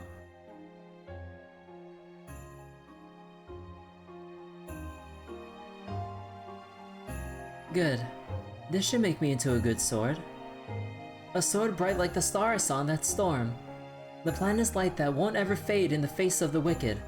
A sword that isn't me, from a place that isn't here. A sword bearing the wishes of the masses, and hope for their happiness. A sword who can hold her head high at the sight of a selection, and become the saber fit to stay by her side. Oh, I'm so glad. As Castor, the Fairy of Paradise, I may not have had spring memories, but as Artoria, as myself, I have such wonderful memories of my journey. My body's gone now.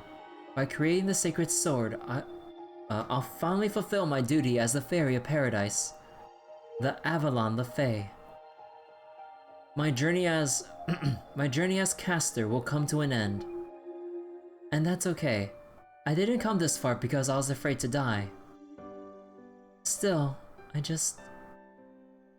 wish I could have found out what that light was. The light I've seen all my life. The light that's seen me all my life. Wanting to know what it was, and being determined not to give up until I found out, is what's kept me going all this time. I thought I'd find out somewhere on my pilgrimage, but I never did. That's the one regret. Yeah, can't end things just yet then, can you? Huh? But what are you doing here? What do you mean what I'm doing here? Who the hell else is gonna forge a sword? My whole life's been about making blades and cutting through destiny and karma.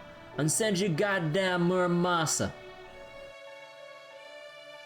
Come on, move aside. You brought the iron. Now let the swordsmith do his job. God damn it, Muramasa, let's fucking go. It's like, alright, you can stop like dissolving yourself away. We got enough material to work with here. Oh, so this is the planet's inner sea. And the universe's furnace, huh? Oh boy, just getting close is enough to burn you. Now that's what I'm talking about. This right here, this is a job worth doing. Thanks, Artoria. Guarding you wasn't a bad gig, but this is much more my kind of work. Not enough quartz to forge the sword. If a guy's saying it, I'll take a Styrian forge over escort duty any day of the week.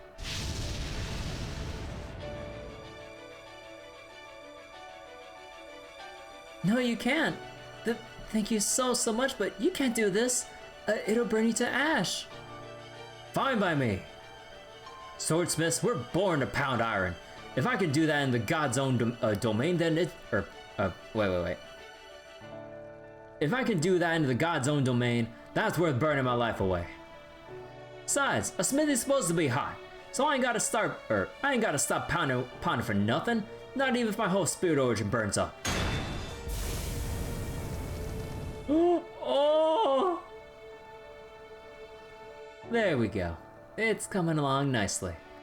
Basic shape's all set. Now we just gotta temper it. Muramasa! Muramasa! No, stop! You can't! Huh? Floating! Why am I floating? Of course not. Shiro does this for not Saber. Yeah! He's becoming the bone of his sword.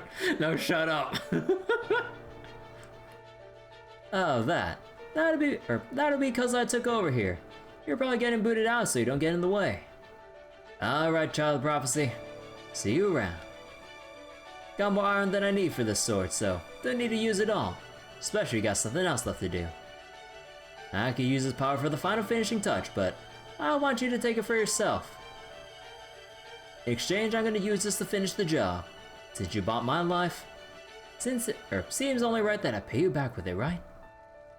Don't be ridiculous. You've more than paid me back for that. Besides, you're from the outside world, and you're Kirby's enemy. You don't have any connection to Britain. Don't you have another job you need to do? True. I don't know how I'm gonna face the foreign god now, but hey, I'll probably never see her again anyway.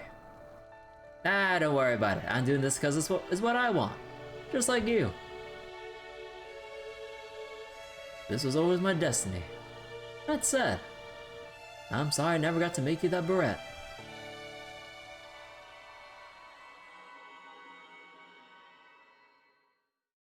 Aww. Muramasa!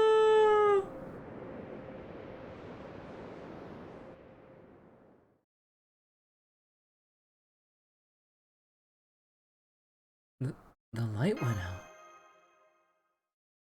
Her spirit origin signal is gone. Artoria, I know the sacred sword had to be made, but did it really have to be? I know, right? That they had to be able to come up with a better way. It's just so inefficient, not to mention inhumane. But I guess it's probably too much to ask for a planet's soul. That's basically what the inner sea is, to think humanely.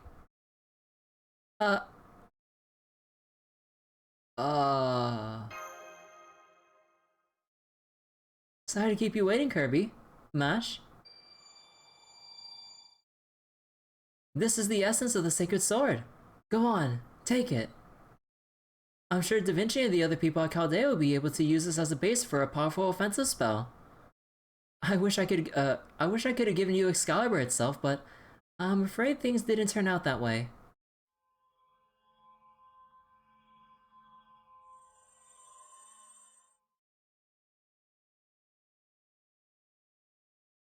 Wait, it looks just like a Holy Grail! Yes, Senpai. It looks like it's a Magecraft principle of the same type. No, quality as a Holy Grail, but that's not the issue. Everything's a Holy Grail when you try hard enough. You mean, how did she come back? I'm as surprised as you are. I really thought the Forge would just be turning out a new Excalibur specifically for Chaldea's use. Hang on, where's it? You're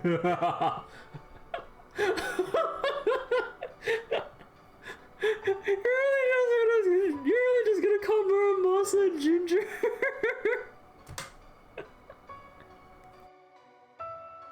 Hang on, where's the ginger? I see. So there was someone who gave her a tiny reprieve. Translation error? No, it's not a translation error. It's just a slang way of calling someone a redhead. I just had a fucking number from Merlin. God damn it, Merlin! Red iron. I can't believe the old man is gone. Now I see. It wasn't Artoria's spirit origin that disappeared. It was actually Muramasa. He always did refuse to compromise on his work. Yes, the heroic spirit Senji Muramasa sacrificed himself for what he believed in. The only reason I'm standing here now is because he insisted on performing the finishing touches himself. Now that the sacred sword has been delivered to the planet's inner sea, the premise behind this Lostbelt has been overturned. In time, it'll gently be pruned away as though it never existed. Before that happens, there's something you need to do. Fairy Britain, the lost world made by the traitorous Morgan, is not part of this Lostbelt. As such, the calamity it created is not subject to the pruning theoretical phenomenon. It represents a threat to humanity that you must defeat yourselves. You know, there's something different about you now, but I'm glad you're safe and sound. Welcome back, Artoria. Thanks, Kirby. I'm back as the custodian of the sacred sword and stronger than ever. True, no matter how you slice it, you've definitely powered up. And wait, that magecraft theory. Instead of hero creation, you have sacred sword creation. Huh? No fair! How did you get a skill like that? I got to steal my thunder or something.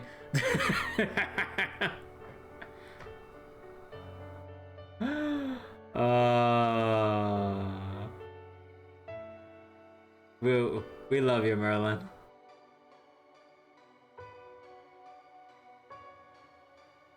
Alright, Merlin, that's enough of that.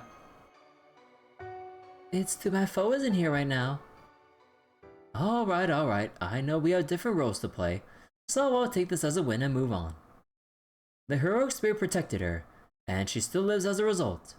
This too is fate. The sacred sword has been forged, and this is the moment a planet is born. He said the word. Roll the credits. Man, take a shot every time anyone says, ah, this is fate. This must be fate. Is this fate? Fate this? Fate that? Oh man. I mean, okay, they don't say as much as, like, someone would say heart in Kingdom Hearts. The child of prophecy fulfilled her duty, aided by the foreign mage. So now it's my turn to help. I'm going to do a small-scale restoration of Britain to the way it was before things turned completely hopeless. Specifically, I'm going to turn back the clock on Cernunnos, at least a little bit. Turn back the clock? You mean before he appeared? That's right. Once Cernunnos shows up and covers the land in his curse, not even the Sacred Sword's protection will be enough for you to win. So I'm going to have him go back in time by, let's say, 2 hours. See, I suspected something like this might happen, so I've kept the entire pit in a dream. Once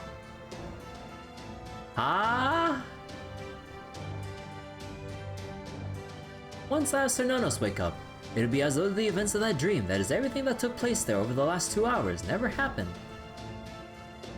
You did something similar in Uruk, didn't you? Indeed. It's been pretty boring waiting around here ever since I was freed from the garden, so I spent some time casting a spell on the pit. My spirit origin is practically falling apart now as a result, but oh well. Suffice to say, once I disengage my dream zone, I'll probably disappear along with it. I wish I could stick around to see how your battle goes, but sadly, it doesn't look like that's going to happen. But don't worry about me. Even I felt bad about basically demanding Arturo be the one to, or being the only one to sacrifice everything. Sure, things didn't turn out exactly as planned, but hey, that's why we build in margins of error. For my last trick, I'll even help you out by sending you straight to the storm border without having to go back through the spirit cavern. When you get there, it'll be 1 hour before Cernunnos shows up, and you have another hour before his curse spreads everywhere. That gives you 2 hours to settle this, but this time, you should at least have a fighting chance. Muramasa and I gave everything we had for this. All you have to do now is the best you can. Isn't that right, Nameless King? Can I ask you to watch over Korea Mash for me? Of course! You take care too, Mage of Flowers. After all, this is just a shadow of Avalon. So I'm sure the real you is still imprisoned in that tower. Saw right through that, did you? Yeah, you're definitely the Sacred Sword's guardian now. Alright, back to dying Britain with you all. Once you overcome its twilight skies, you'll find clear blue ahead. God damn it, Merlin.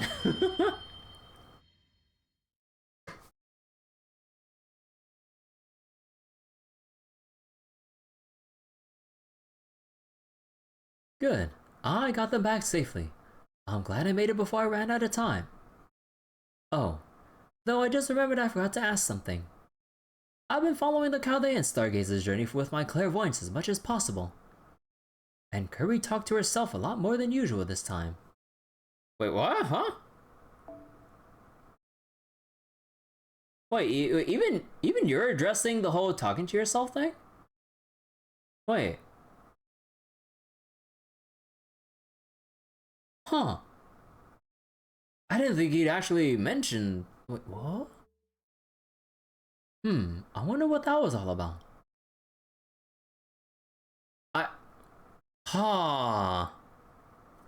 They're probably just poking fun at the fact Fujiwara spoke quite a lot more than they usually do. I mean, is it? I feel like there's something deeper than this, but I'm just like, well, I mean, if you're just looking at that level, I mean, yeah, we did actually have like more specific lines. More so than usual. Alright, return to the past now. We're on Code Lyoko on this shit. Oh, another interlude? Huh. Oh, were we hinting at like spoilers or some shit? Ah, okay, gotcha. Everyone shh. Huh. I wonder what kind of foreshadowing that is then. Well, I guess I'll have to say sometime way later down the road, or maybe even have to wait for Lostbelt fucking 7, dude. British airspace. 2 hours after the demonic dog's appearance. That giant demonic beast. I see. So that's the Black Dog's king. A magical energy eater who feasts on smoke and lightning. So, Bargus has become a calamity. And Sernanos' curse shows no sign of slowing down. There's nowhere left to run. The way things are going, all fairies are destined to become an unseelie court, or turn into Moors. Either way, there's only a handful of sane fairies left. I don't know how long I can hold out either. If this really is the Great Calamity, then it's all her fault things turn out this way. Aurora, my love, my reason for existing, my... Listen to me, Lancelot. Ainsel is a very dangerous fairy. She always makes such nonsensical prophecies, and has no clue about her clan's true nature. Who knows what she might do if she catches everyone's attention and becomes the talk of all of Britain? Remember, the Mirror clan took in the Fairy of Paradise just like the Rain clan once did. It's terribly irresponsible of her to make a prophecy like that now, especially when the Great Calamity could happen at any time. Why couldn't it be a more obvious revolt against Queen Morgan? Just thinking about it makes my wings go dull. You understand me, right? After all, you're my prince in shining armor. You always bring me whatever I desire most, don't you? She doesn't have any wicked thoughts whatsoever. Really, good and evil don't factor into it at all. Most people think of her as the kindest, most compassionate fairy, one who strives for a world in which fairies and humans can coexist in peace. Uh-huh. But they're wrong. That's just the image she projects. The only one she truly loves is herself. The only thing she cares about is maintaining a world where she's always beloved, a world where she can always be on top. She only advocates for humans so that they will fawn all over her. She only guides fairies so they'll all respect her. She seems like such a skilled leader because she never fights with anyone. She didn't survive this long because she's strong. She just always had a gift for dragging other leaders down. Every time a fairy more popular than her showed up, she would send the world down a dark path according to her whims. This time was no different. She didn't mean any harm. She just came to the realization that the Mirror clan was dangerous, and believed it with all her heart.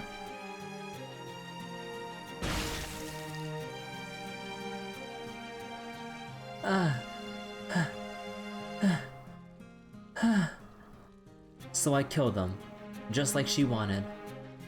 It was clear beyond any doubt that the Mirror clan had done nothing wrong. But I still had to kill them, or Aurora really would have withered away.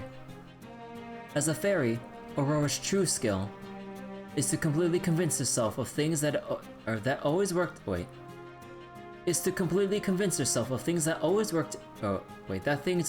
out in her favor. That's why she's neither good nor evil. The reason she never lost her radiance over the 3,000 years of her life is that her self-esteem is not of this world. I buried my face in hands stained with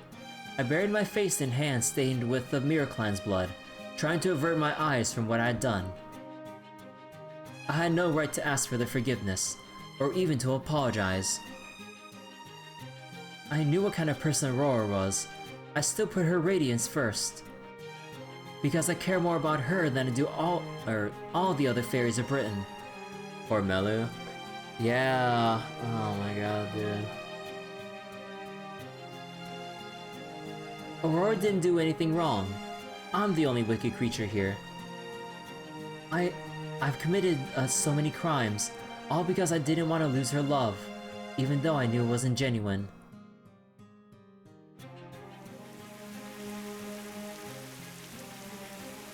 But that day was special. The Mirror Clan was special. They were a gentle group of fairies protecting Albion's corpse, and by extension, me. Not one of them so much as resisted. If anything, they seemed to pity me as they came to offer up their own lives. Didn't have a choice. Aurora would have withered and died if I hadn't done this. This isn't my fault. I didn't want to kill them. Aurora, I did this for you. All I want in return is for you to smile and say, thank you. I decided not to fly, so I wouldn't leave any so I wouldn't leave any evidence. On the night I returned, covered in mud and soaked to the bone.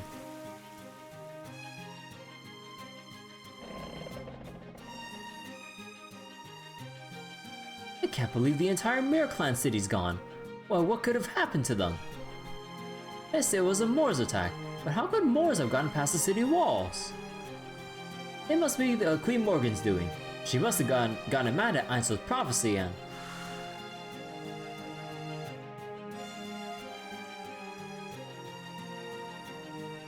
Don't be ridiculous.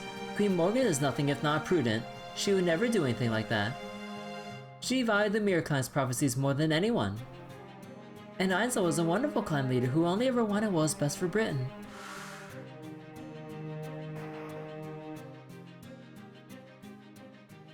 Ah, poor Einzel. How could this happen to you? Whatever attacked the Mirror Clan is the foulest of beasts. The most rotten, hateful monster in all of Britain. Even if it may seem pretty on the outside, it only manages that by imitating me. Ah, what a horrendous, awful creature. Just thinking about it makes me sick. What the fuck?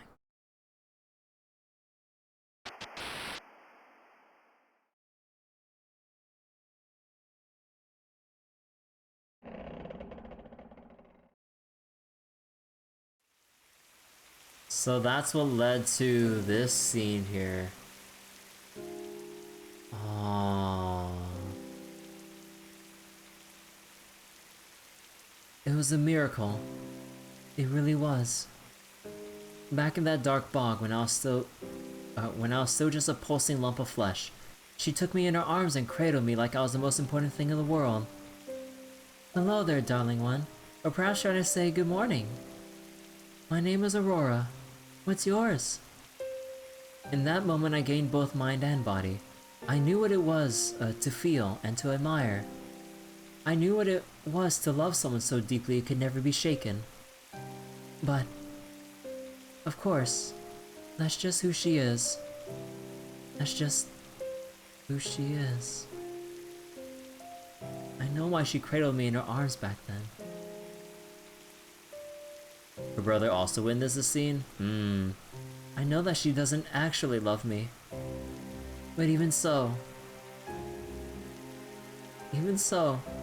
I still love you, Aurora.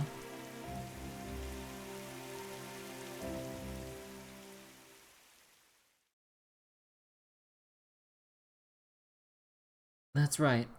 I can still maintain this form as long as I have these feelings.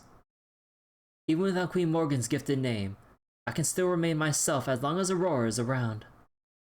Without her, I'd probably return to my original form. To who I became when I bore the hatred of all the northern fairies who were killed in the War of Spring 8,000 years ago. I'm going to go to Salisbury. If Britain really is about to end, I want to spend my final moments as her knight.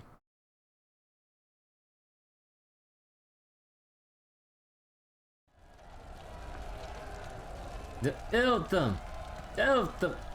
northern fairies. They're the invaders who brought the calamities upon us. Are there any fairies who've been infected with Moor's poison? If you find one, capture and ill them before they become Moors. Round out the humans. Make them fight the Moors. Ill anyone who refused as an example to the others. Bill the northern fairies, they owe us money. The cathedral! Open the doors of the cathedral! This city is tainted! Run for the cathedral! Lady Aurora will help us! Lady Aurora will save us! She's the new Queen of Britain! I'm sure she'll sacrifice herself to the Moors to save us all! Bro. Fucking fairy logic, dude. Oh my, they all look so dreadful now. And to think they used to be such peaceful fairies. Aurora. Who's there? How'd you get in here? It's me, Aurora. I came down from the bell tower. The city is in chaos. Most of the fairies have lost their minds. It's only a matter of time before they storm the cathedral. I hate to say this, but Salisbury is done for.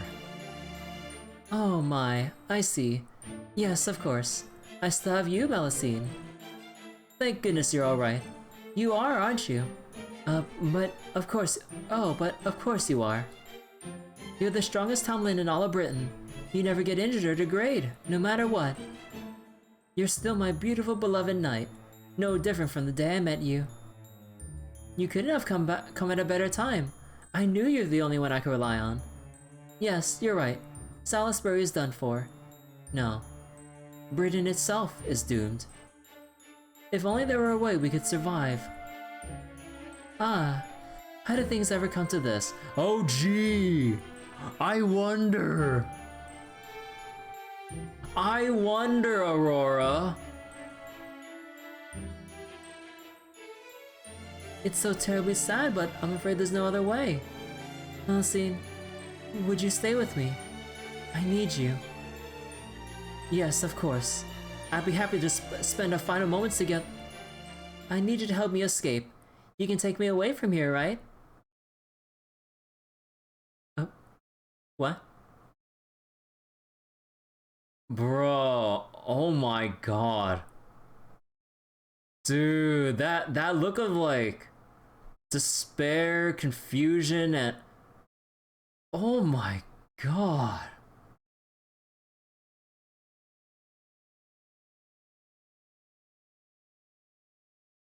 Is it so surprising?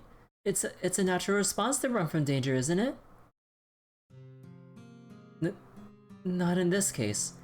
You're just not bothering to think again. Where would you run to, Aurora? Where could you hope to go after abandoning this world and all the fairies who believe in you? First you poisoned Uther, then you sent. Then there's the attack on Londinium, then there's the coronation. Yeah.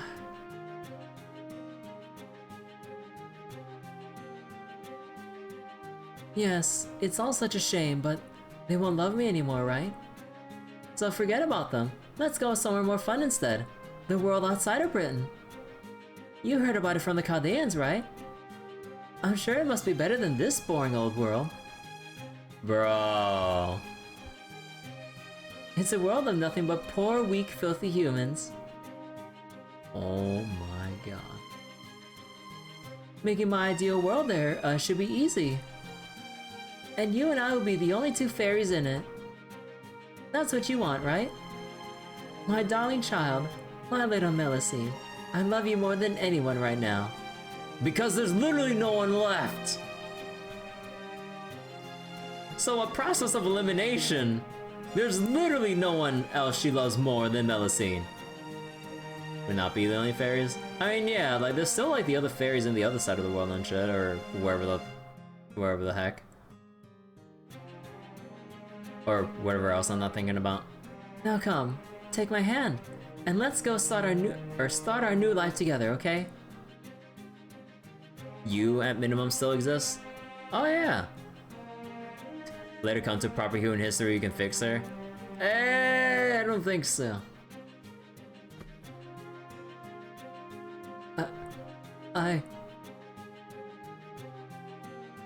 You're right.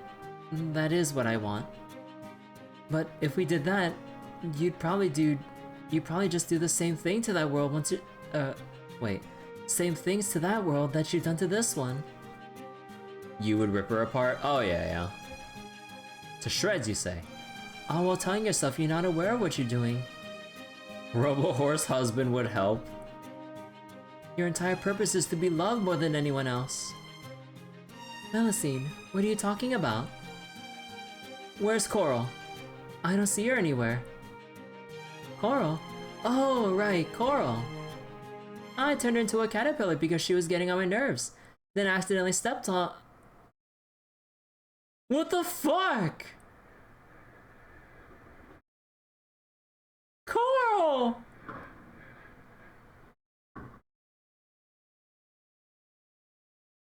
But be careful you don't step in the mess over there.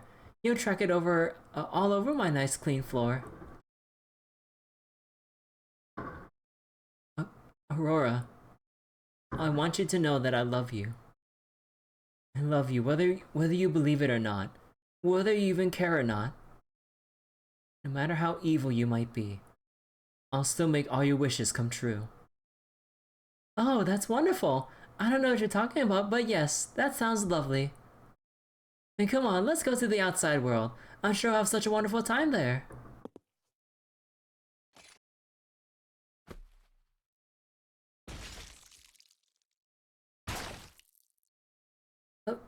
Huh?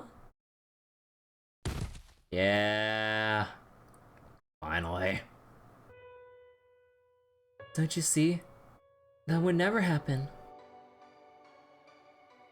Aww. That can't ever happen. You never find the love you need in the outside world. This is the only place you could be more beloved than anyone. Proper human history isn't as simple as Britain. They'd see you for how evil you are in an instant. Do you really think you could survive in a world like that? You who can't even bear to go without absolute pristine water. In the end, Aurora was symbolic of British Fae in general. Your wings, your face, everything about you would fade and waste away. And that would be more than you could bear. You'd never be able to love yourself again. But you keep on deceiving yourself, trying to live the same way you always have been, or always have, even though you no longer recognize yourself. Every morning you look in the mirror and die a little more inside. Maybe that's just normal life for other fairies. Maybe they wouldn't think anything of it. But for you, it would be the cruelest torture imaginable. Every day you'd cry yourself to sleep in despair, unable to even muster the courage to end your own life. Every day would just be a fresh hell where you cling to glory that would be forever beyond your reach. Every day you'd hate yourself more and more. And that would just be... What are you saying, Melusine? What an awful fake fairy you are. Talking about a future that could never come to pass. Why, the very idea of me becoming more miserable with every day sounds even worse than death. Now, never mind that. Hurry in. Take me to the outside world. To where everyone will love me again. Because you only live to please me, right? That's right. It would have been better if I'd only lived for myself. If I did, then I would have kept you alive no matter what. Without you, I'll just go back to being a hunk of flesh. But I can only live to please you, and this is why I can't take you to a place that would be pure hell for you. Oh my god. Even now, I still remember when we met. I could see it like it was yesterday. I remember the wind that blew through the dark bog. I remember the way you shone so brightly. I remember how I swore to give everything I had to protect you. I love you, Aurora. I love you so much. Even if I should lose this form forever, Oh, always.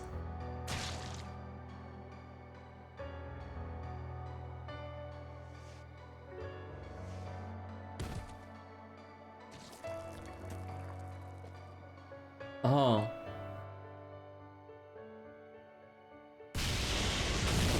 Oh. Mousy.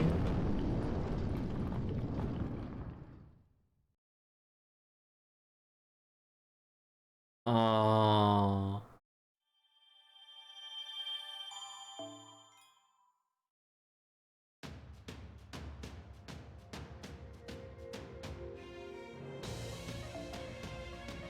Holy shit!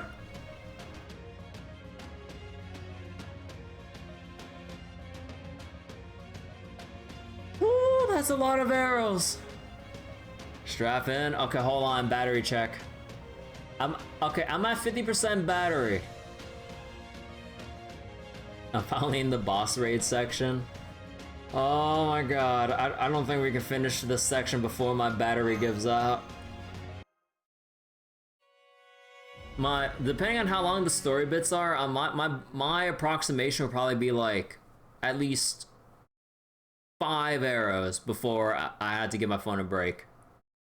Again, I have no I have like no real estimate on how long the reading or the potential battles ahead might take.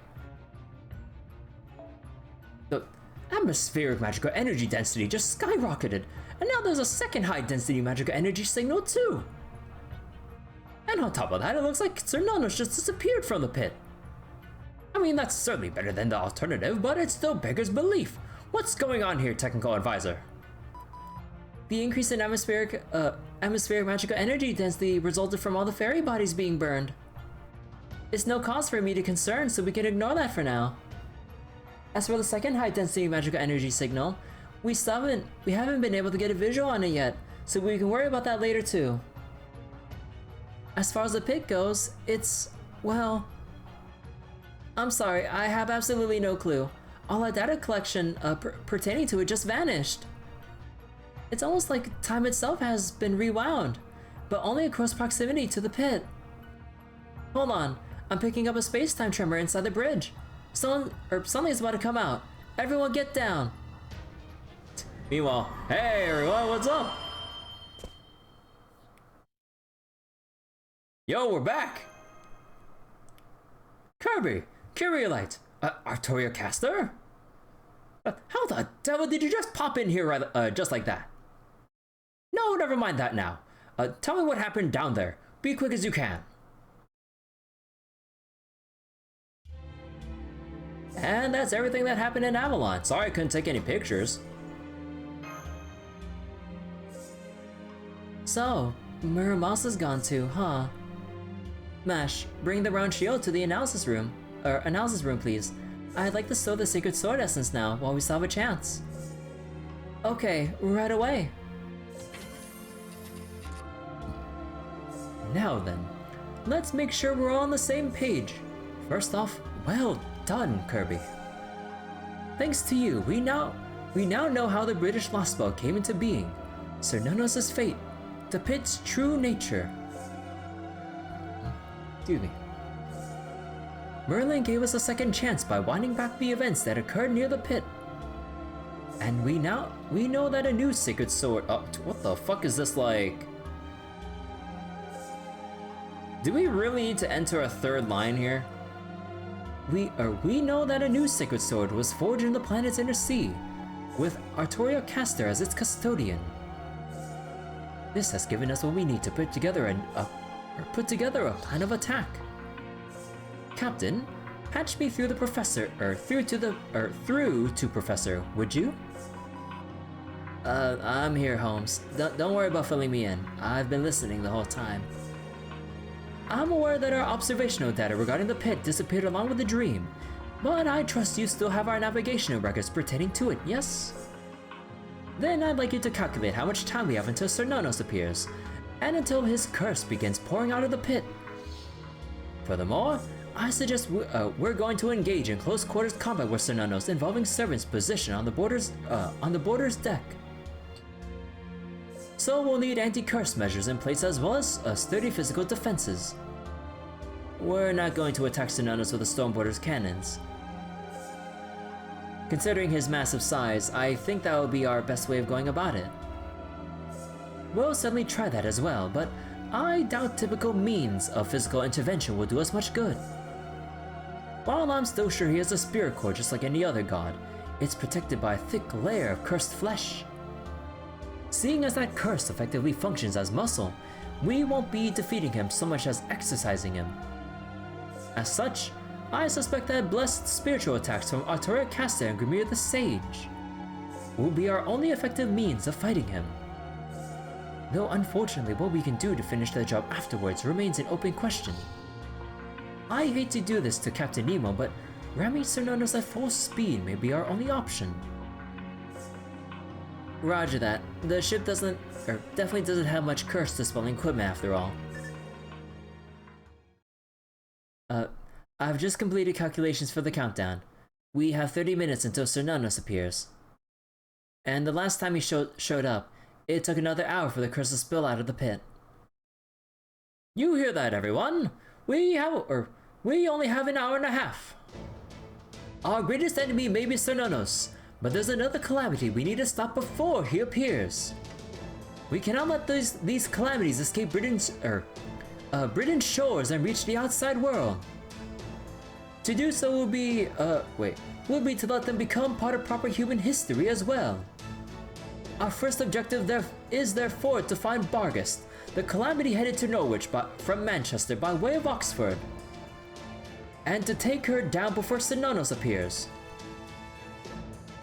Neither we nor Britain have a moment to spare, which is why I'm beginning this operation immediately. Master Kirby, Artoria Caster, and Grimir, you three will figure out a way to defeat Sonanos. Captain, you and the Marines will plot the optimal route for the operation. Da Vinci, Professor, you two will come up with an anti-curse barrier for the Stormborder. About that, hold on. I gotta increment the barrier counter. Huh? What was that? I thought I just saw something on the monitor just now. Impact on our starboard stern quarter. A single strike just carved through our physical defenses. It burned away the armor plating, and the interior hallways are exposed to open air. Damn it! Marine overboard! One of them fell! Damn it! Later, Munier. Right now we need to know what's going on. Where did that thermic ray come from, Da Vinci? Nothing short of a divine construct should be even able to scratch a Stormborder's armor, let alone shred it. There, I found it.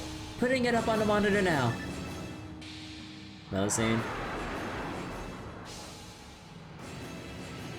Yeah. Thanks for making our life harder, Melusine. Wait. Oh, is that the shield crest on the... Oh, I see the Roman numerals on the wings too. Oh. That's... a fighter aircraft. A dragon! Enemy craft is cruising at 1200 kph. And still picking up speed. Whoa, it's bounding off the magical energy in the atmosphere. Kaiba's jet from Yu-Gi-Oh! It's a Mach 1, Mach 2. It still hasn't hit its top speed. We're dealing with some kind of supersonic fighter. Hang on. How can it flit around at that speed? Oh crap, oh crap. Enemy aircraft is coming about and bearing right for us. It's on a collision course. Just what the hell is Galahad's shield? I don't know, man. Where'd you get it? Being a criteria. Or... wait, Critias? Critias? I don't know. Sorry about that. Contact in 10, 9, 8. Hold up, Munier. Flanking speed. That thing would tear through the bridge if it hits us straight on.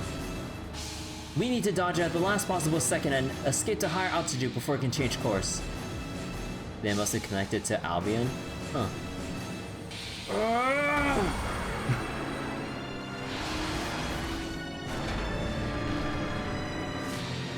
Use wasn't damn close shave, but we got off with just a few scratches on the prow. Enemy aircraft is now 14 kilometers away. Nah, it just turned around again. What do we do, Captain? That thing's not gonna stop until it brings us down. I know, just keep taking us up. We can't outmaneuver that thing, so we just have to hope we can fly higher than it can. What is that thing, Da Vinci? Do you have any new data yet? Sure do, that wasn't a talent strike just now. It was a concentrated mana burst straight from the enemy's mouth. It looks like Vargas wasn't the only thing burning Britain to the ground. Just the heat from that thing's breath attack is enough to cleave through the ground. Its acceleration is affected by atmospheric pressure or air temperature. And its wings apparently ignore the laws of inertia completely. There's no mistaking it. That thing is Albion, the pure-blooded dragon, a third calamity. Well, if it's Albion, I wonder if it means... Albion's coming after the border! If it lands a breath attack on our stern, we're done for! We already know its breath is strong enough to cut through our physical defenses like paper. One strike to the stern and we'll lose the whole engine. Everyone sit down and strap in tight. Da Vinci, start tracking the time until the next breath attack. At 2 seconds before impact, I'm going to unfurl the gravity sails to maximum and pitch the ship upward. Turning us on our tail. It'll feel like taking a tumble in midair, so the ship's going to shake like crazy. Don't stand up unless you got a death wish. Once we've evaded the breath attack, I'll return the ship to an upright position and maintain our altitude. Here it comes. We're in its firing range. 6, 5, 4, 3. Raise the bow and unfurl the sails. Pull up! Woo! Did the border just do a loop-de-loop? We made it up above the clouds, Captain, but damn it! We almost burned through all the magical energy we stored up. Now what do we do? There's no way we can dodge another one. May I say something? I should be able to defend against that thermic ray now. Try a somersault? No, a barrel roll. I will not be able to protect the entire ship, and I can only do it for a few minutes. But if there's one section that's absolutely crucial, like the engine, I can at least put up a defensive barrier there. She said the thing. Will that be enough to get us through this? That's most encouraging, Artoria Caster. But before you do that, I have a question for you. The Calamity's only target is the British ferries. So why is that dragon attacking us? Why should it be interested in us? I don't really know. I'm still learning the ropes myself, so... It's because we have a means of saving Britain. Oh wait, it's because we now have a means of saving Britain. Before the Calamities considered Chaldea to just be another pebble on the road. But now Artoria is back, and we have a real chance of taking down Cernonos. And the Calamities know just as well as we do that the Fairy of Paradise is the enemy of Britain. I see. So before we were merely passers-by, but now that we have a weapon, we're involved. That changes matters considerably. That dragon isn't coming after us.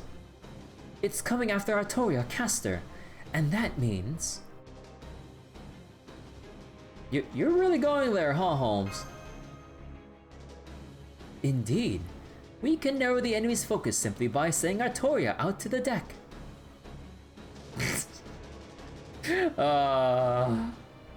I just love that smile.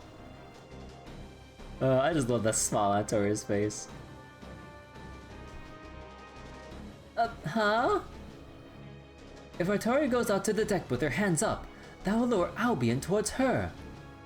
Once it closes in to try to kill her, we'll draw into close combat. I call it Operation Titanic. What do you all think? I can't believe this. What the heck kind of hero is this guy anyway? A great detective. I don't know what a detective is, but if probably who in history calls someone like that a hero, it deserves to be destroyed. Look, even if I actually agree to this insane decoy scheme, I won't be able to defend a ship at the same time. I can either lure Albion in, or I can protect the ship from its breath attacks. Doing both just isn't an option. Oh, damn it! Just when I thought we had a viable plan. Artoria knows her limits. It's not a matter of willpower or confidence. I say we burn Holmes. Oh my god. If she says she can't do something, it's because she really can't do it. So we'll just have to drop this plan and... No, we don't. You need a decoy to lure that dragon in, right? Then I'll do that while you protect the ship, Artoria. Wait, why aren't you in the infirmary? I'm sorry. He insisted on coming to the bridge. I appreciate your offer, Percival, but I'm afraid you simply wouldn't work. That calamity is after the Fairy of Paradise. There's no one else who can take Artoria's place. That's where you're wrong. I can take her place. This spear is a spear of selection, the same one used by the last Fairy of Paradise. I'm an artificial child of prophecy, which makes me the perfect person for this job. I mean, he has a point. Does this have a gimmick where I have to have Percival in front? Oh no. They're gonna force me to use Percival, aren't they?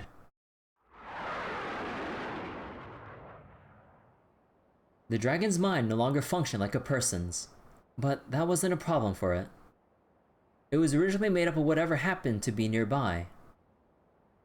90 plus? Yeah, I saw that. I'm like, oh shit.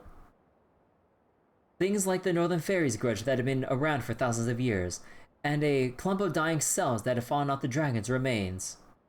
It was an extermination engine meant to destroy the land around it, the land made of fairy corpses. It no longer had anything in the way of pain, grief, joy, or love. It just was. The commands running through its brain as electrical signals couldn't have been simpler. Objective: stop anyone impeding Britain's collapse. Reason: unknown. Target: flying enemy aircraft. Target: tip of flying enemy aircraft. Action: eliminate. Action: destroy. The dragon soared across the twilight sky, the wind screaming past its ears. It felt nothing. Nothing at all.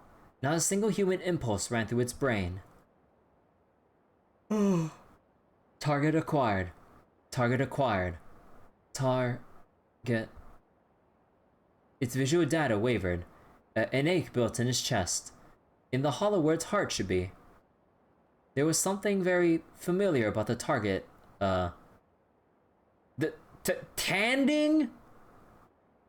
standing on the tip of the flying enemy aircraft. Bro, first we have ensigning, now we have tanding.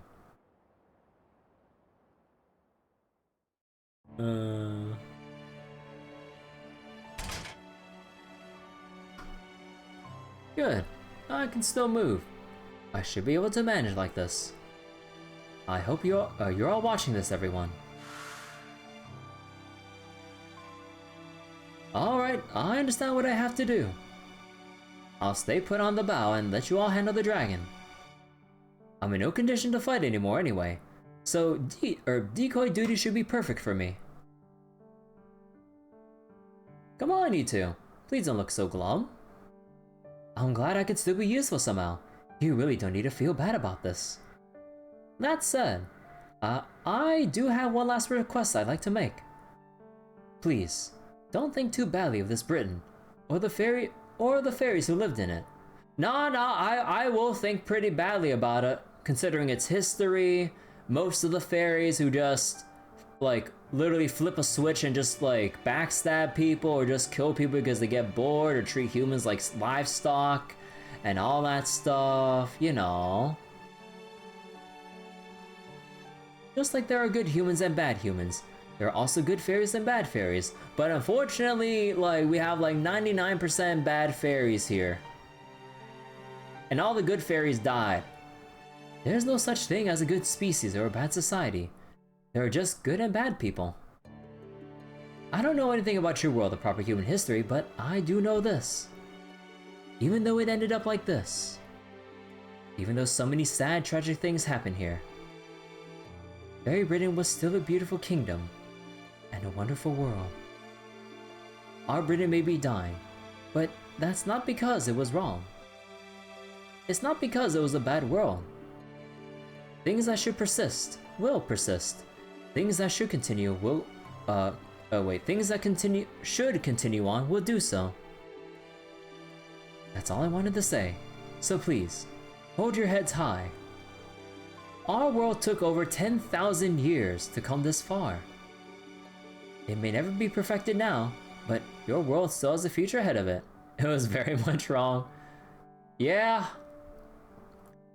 So I hope you take advantage of that to make it there someday. Even if it takes hundreds, if not thousands of years. I hope your world will one day become a utopia where every living thing can find salvation. Yeah, we're still trying, Percival. Definitely not anytime soon, I can assure you that.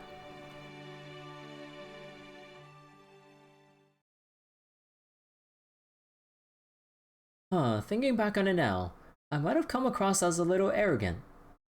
But I guess I couldn't have been too bad if both Kirby and Mashma like what I had to say. Alright, Percival, let's show everyone why you're a nut of the round table. This will be your last battle, so make sure it's one you're proud of. All that aside, this is kinda crazy, isn't it? I still can't believe I'm riding on a flying ship. It's like something out of a story. If this goes well, I'll have to make sure Gareth and the Round Table Army never hear the end of it. Oh man, the battle music. Enemy dragon incoming! Accelerating to maximum speed to match. We only have enough fuel left for one shot at this. Kirby, I want you to back our Artillery Caster up by throwing everything you've got at it. Enemy contact in 10 seconds. This will be our first battle against a Calamity. Good luck, everyone. Okay, what team comp do I bring into this?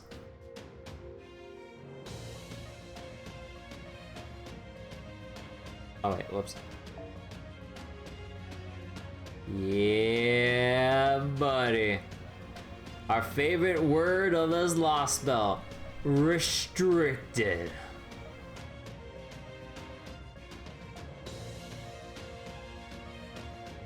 Okay. Who the hell do I bring in? Because if we have Artoria Caster... Do I go Arts or just full-on Busta for this? Ah, fuck it, we Buster.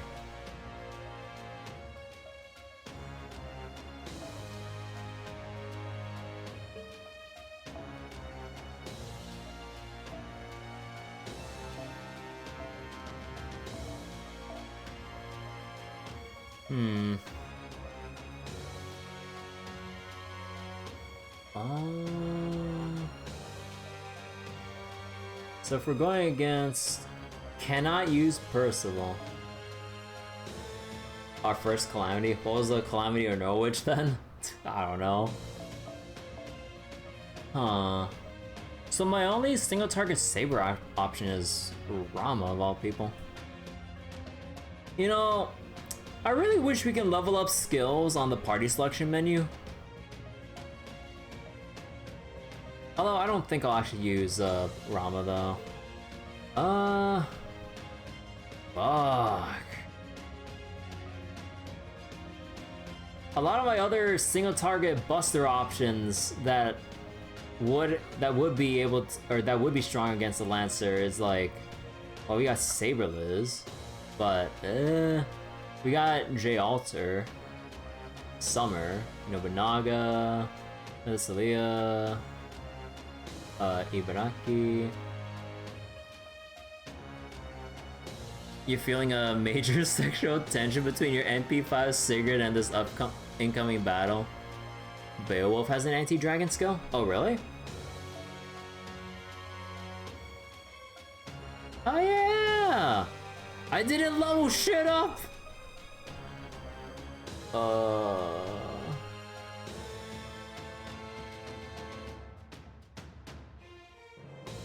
Shibari or Sigurd. He's MP4. Literally, your thought while you're looking for your own team combo stuff would just be secreting this shit. You know what? You know what?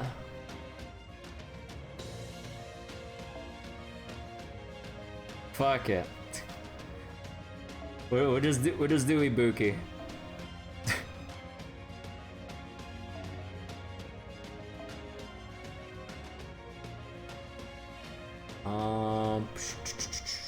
Who to bring? Merlin. And just for the time being, we'll switch it back to, actually, which ascension do we want? The hoodie? Oh, he just gets that, like, little extra thing there? Ah, you know what? Sure.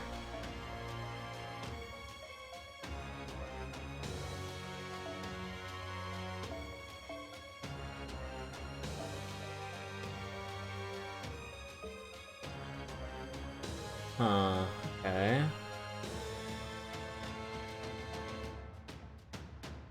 Well, when in doubt, good old Herc to the rescue.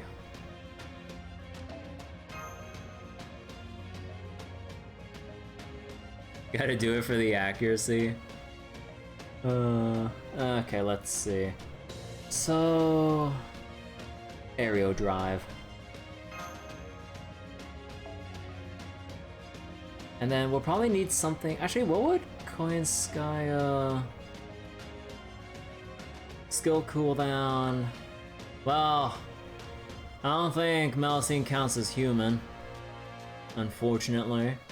Increase MP gauge during normal buster attacks. Right.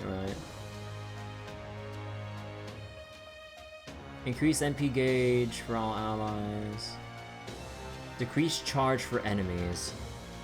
Right, that should be a thing to consider. At the end of the day,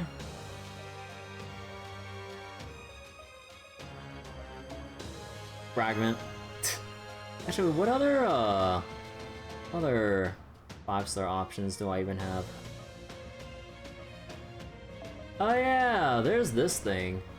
Buster card effectiveness and Buster crit strength. Unfortunately, I couldn't pull enough.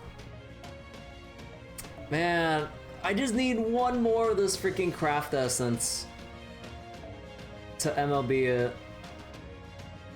Oh man, I kind of wish I managed to luck sack hard enough to get an MLB, dude.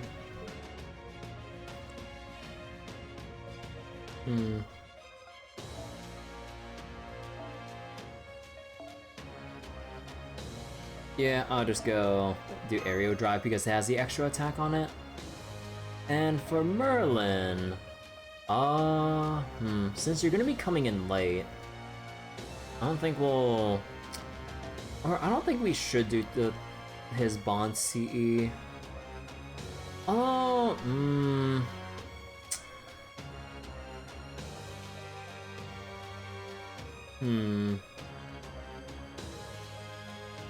It would all fit, but I'm thinking of having a more immediate benefit. Like maybe like the super scope, but or maybe even the crit stars if it lines up right. Nah, it's only like one time and there's probably like extra break bars we need to deal with.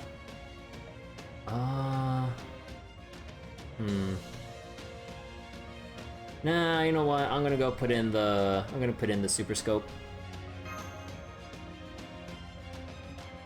Yeah, okay.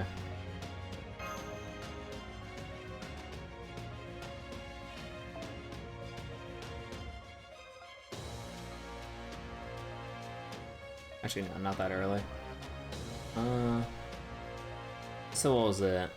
So we probably like use the support coin Skya skills and then probably replace Merlin on the switch.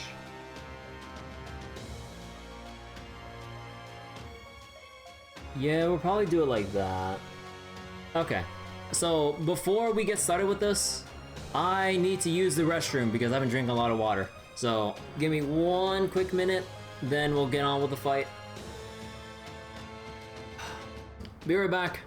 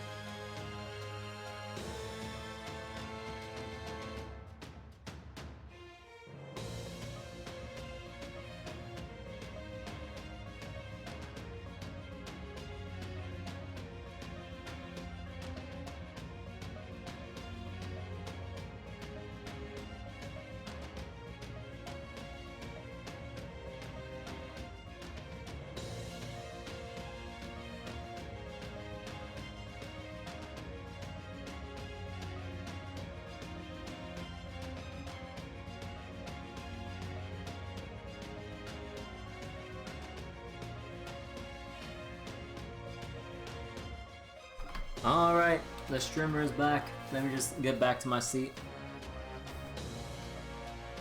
Ugh, okay. So, this should be good. Alright. Now let's just see everything fail miserably once I see the gimmicks or how bullshit this might be. Thank you, Bryce. I already hydrated though.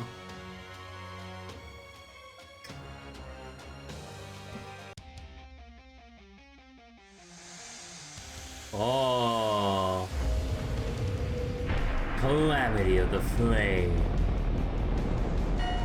Oh, man. Yo, this is a sick ass intro.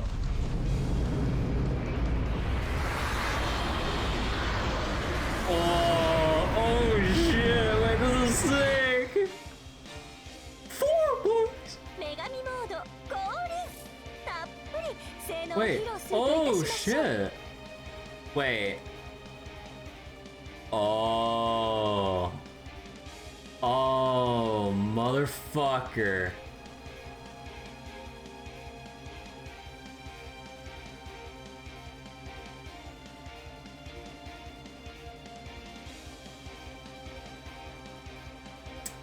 Son of a bitch. She's in my backline right now. Son of a bitch.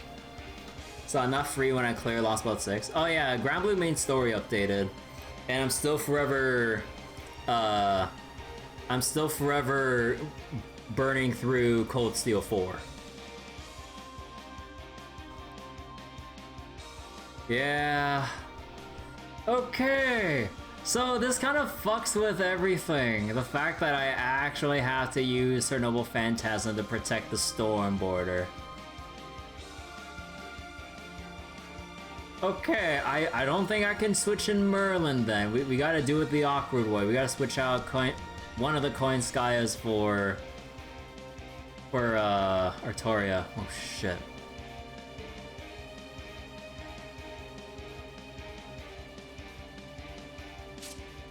Apply Dragon's Will and increase attack based on number of Dragon Will. NP strength based on Dragon Will. Decrease damage taken. What the fuck? This fight is actually kind of good. It's a test to see if you learn how to use defensive NPs properly. Oh yeah, I got defensive NPs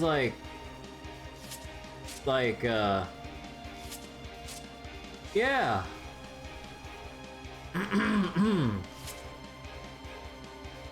Well, okay. Things are gonna go to shit soon. Okay, I guess if anything, let's see. Nah, we just have to attack blindly first. いいかまあ大ご用件は吹っ飛びなさいますばらまきましょうど飛び跳ねますよバニー Motorcycle. 無駄ですよ無駄ですよ無駄ですよ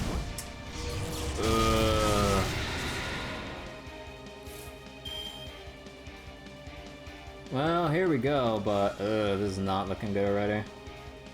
加減が難しいわよねはち切れそうでしょ好き放題扱ってあげましょう行きますわよ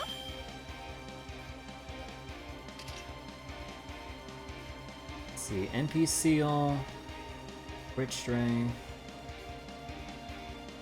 ごめんね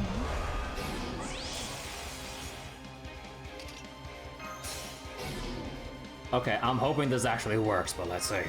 完全敗北よろしくてね Okay, no, I think this is like a little too overkill, but let's see. うっしよととこよその境もろくうつろなることを知るがいい新草薙のタッチ Oh, yeah, I should have included the arts one. Oh, whatever. ゴートリプルワー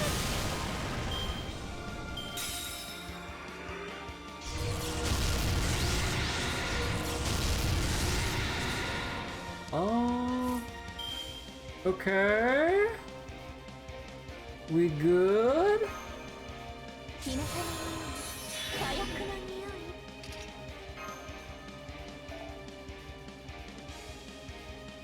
Yeah, sure.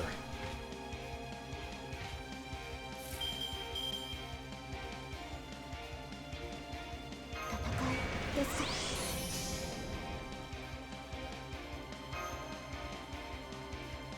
今のうちに準備を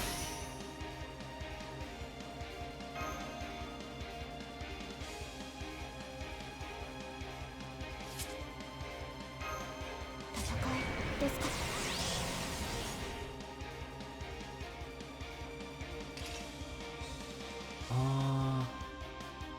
Grid start? Nah, she doesn't really need that right now. ね話せないご用件ははーい 恐れよ災いは今こそお前たちのもとへと来たる真剣 Oh my god, I'm doing less damage now. No, we're still good.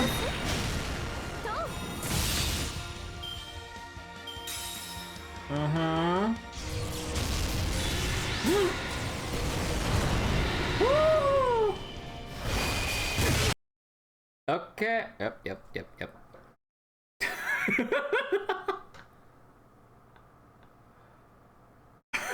Quick, cut the video.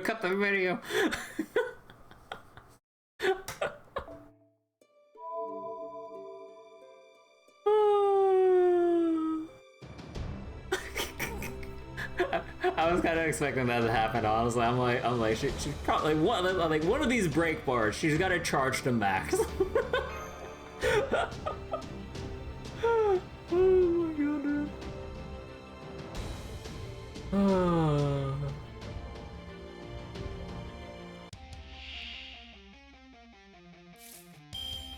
Yeah. Okay. So with how this is gonna go, then. Actually, let me check something. What's the overcharge on this again? Decrease buster resistance with overcharge.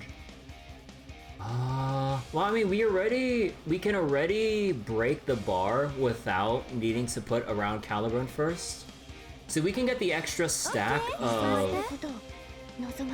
We can get the extra stack of damage, what was it? of damage blocking if I just overchain it this way. いいんじゃない？ Oh my god, though. I saw that come out like, I was like, is it gonna be this break bar or the very next one?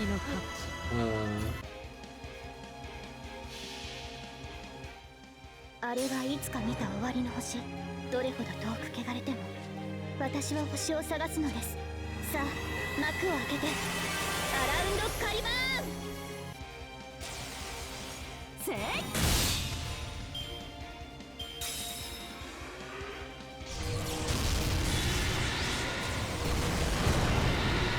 Oh, does that mean the Stormborder gets like an additional damage block? Oh shit. Oh no, it doesn't, never mind. Oh man, I thought that I thought you can overcharge the Stormborder block. Oh man, that would have been neat. Okay. Now how is this going to work?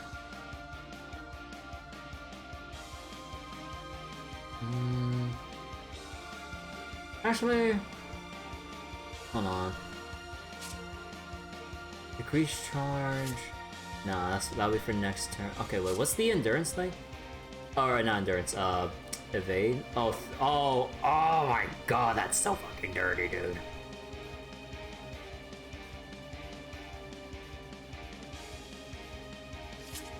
Okay, let's see. So we can charge to max again.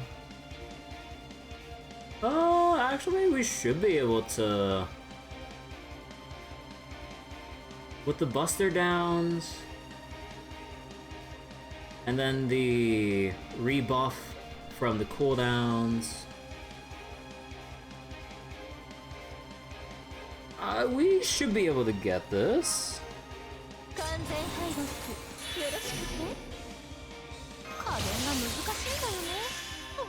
Although, okay, I swear to God, this next break right here, I swear to God. Well, actually, no, wait, this is perfect. Unless, remove debuff. I swear to God. What are these crits? What is this crit start distribution?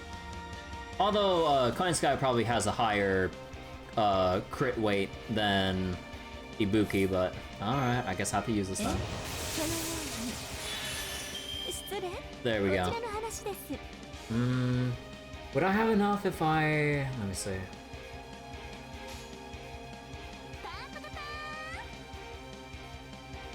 Hello, Kirby Gaming. How are you? Hello. Okay. So, Kind Sky would not be able to do shit because of the ignore, or because of the evade. So I'll probably have to use a quick card just so we can get... what was it?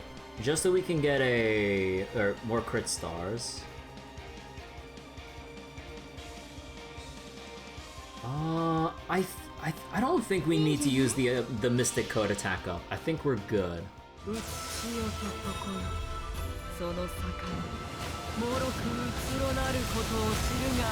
Oh yeah, I mean we're way over.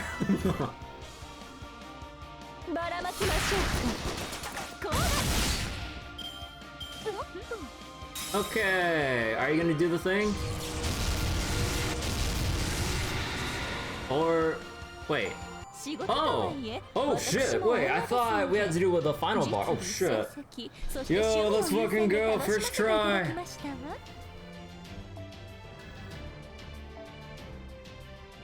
I feel so validated for pulling for NP2 Ibuki.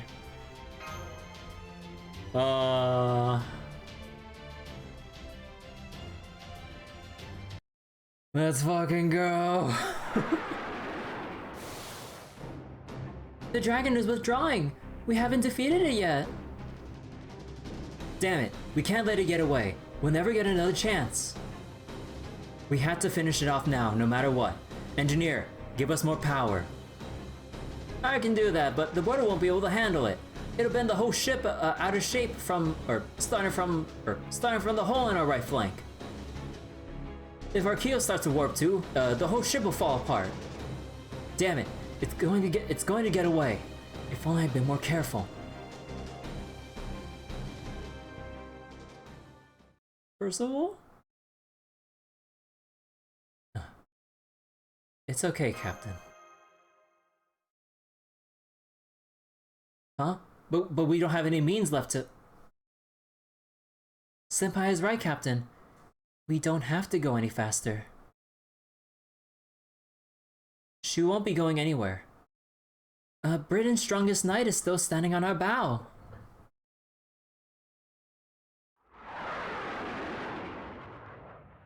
Oh. I thought you would be free once Morgan was defeated. I thought being a Tomlin was chaining you down. That's why I started the Round Table Army. That's right.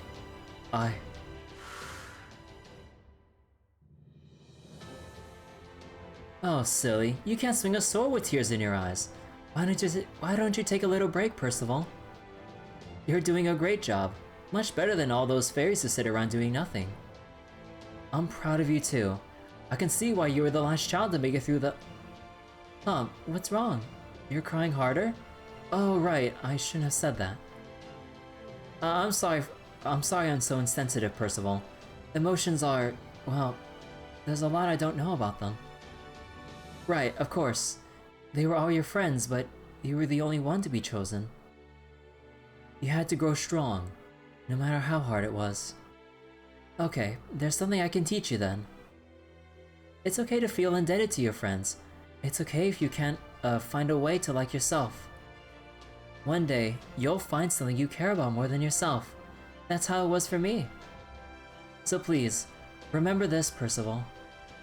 No matter how terrible this world is, as long as you can find just one thing you love, then... One thing you love, huh? I know. I deceived a lot of people for that. Now it's time I got what I deserve. Hear me, Sacred Spear.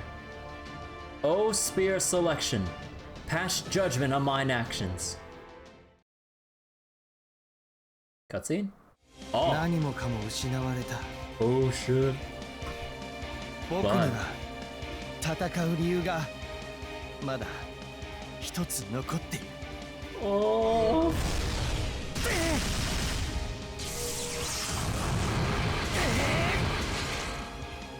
The Mad Lad's just tanking everything.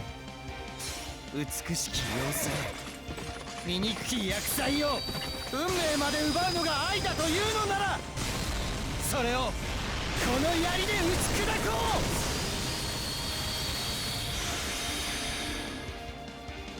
さらば我が愛。Gonna go right off the wing.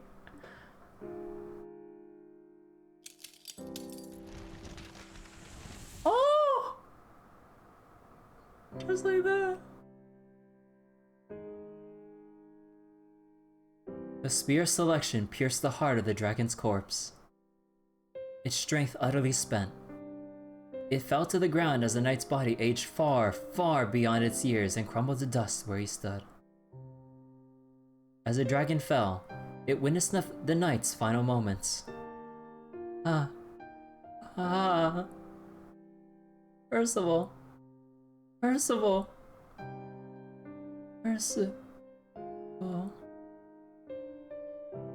My brother. A great pain racked the dragon's hollow chest. The wind screaming past its ears sounded like deep, heaving sobs.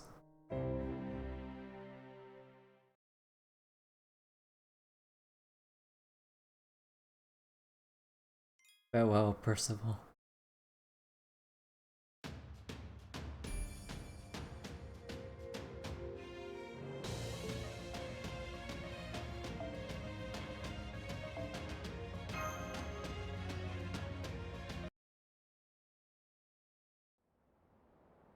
lot of similarities to Lancer, Artoria, and Bedivere.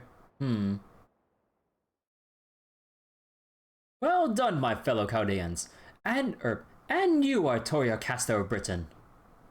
But we don't have time to celebrate our victory just yet. Technical Advisor, status report. Heavy damage to the storm border's right flank, and we used up a ton of fuel during that battle. We'll need to keep the border up here on standby while we refuel and repair. The fuel shouldn't be an issue, since we can use the mana in the atmosphere to produce more. We'll need at least 20 minutes to repair the ship though, but I'd really love 30 so we can do it properly.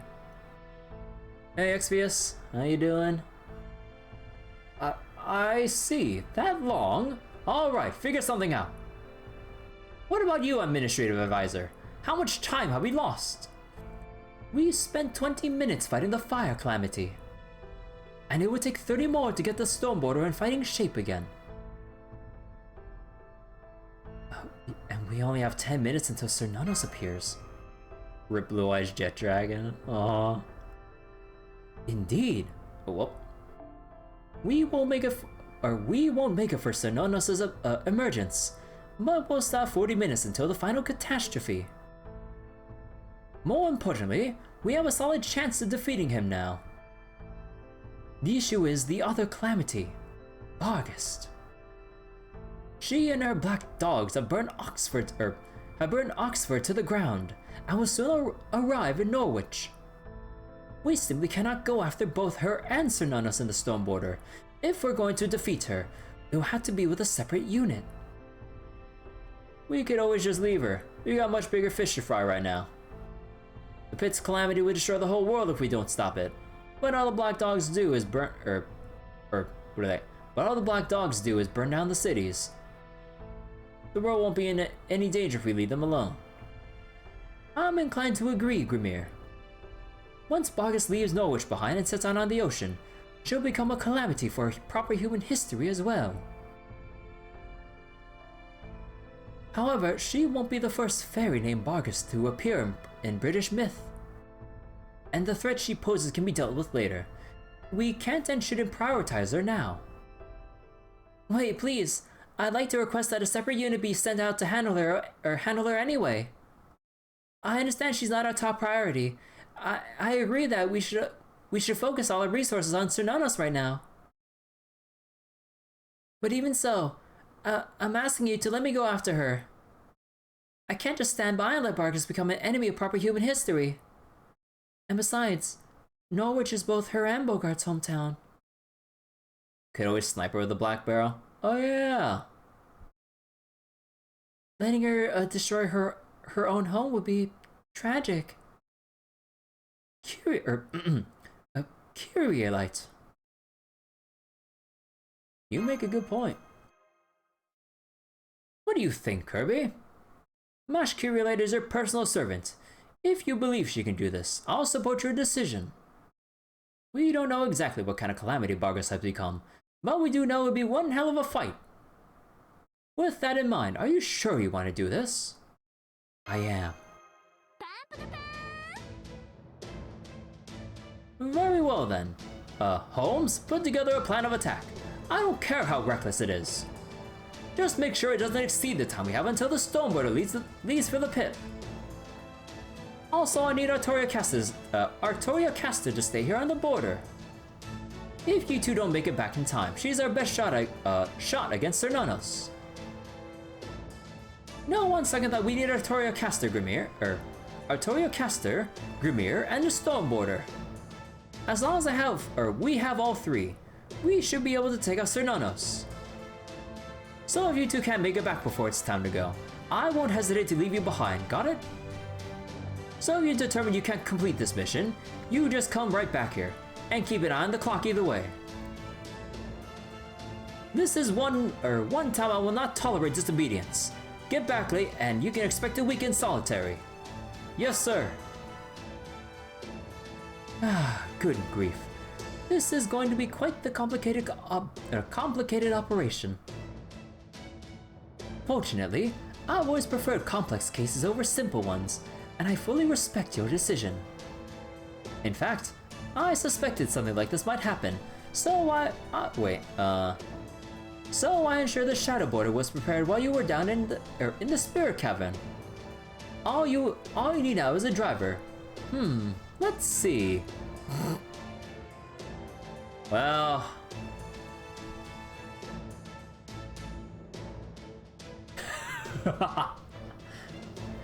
Mr. Munier, can I count on you to escort them once more? Yeah, you bet. I'm used to parachuting and everything now. Poor Gorodolph. I swear, I was thinking for a second, I was like, wait, is he really gonna put him into the, is he really gonna put him into the fire for this? I'm like, oh my god. oh, he's bummed out. Oh, he was excited about getting into the action. Oh, oh. If they ever animate Lostbelt 6, dude, they better have like this moment where Gorodolph's eyes shine with anticipation, and then just have it all drain out from him, like as he just picks Munier. Oh, yeah, driving is his thing. He's like, oh, this is my moment. Munier, how would you feel? Oh. Then it's settled. The calamity at Norwich will be handled by two of our most seasoned members, Miss Kirby and Miss Curiolite. You'll have 30 minutes to complete the operation. I can't give you any more than that. We'll catapult the shadow border toward the outskirts of Norwich. Once you've defeated Bargast, you're to return to the rendezvous point in the shadow border. From there, the shadow border will retrieve the storm border will retrieve the shadow border, crew and all, and head for the pit. Any objections, Da Vinci? Nope, sounds perfect. I was just hoping for a little time to take care of an errand of my own. I just ran a scan on Britain and found out I left something really important back in Salisbury. I need to go back to Mike's pub to pick it up, or to pick up Tiffany, and all my records of our journey. What the fuck? Oh shit. That means we're gonna run into Mike. Oh boy. It would be a real shame to leave here without those. Habitrot's there too. Still. You know it. We gave her a really hard job after all. So as soon as we send the shadow border on its way, we'll head back to Salisbury. Mike with a pike. Once we arrive, I'll leave the storm border on standby in mid-air, and go pick up Habitrot at the pub myself. After that, we'll fly as close to Norwich as we can and wait for you guys to get back. Alright, now that we've got a plan, there's no time to waste. Marines, you work with Nurse and Engineer on repairs. Mash and Kirby, you two get on the shadow border. The storm border will keep heading toward Norwich until we're ready to launch you.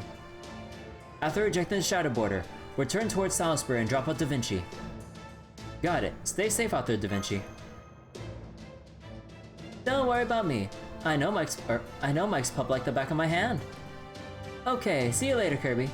I just know you and Mash are gonna make it back fine too.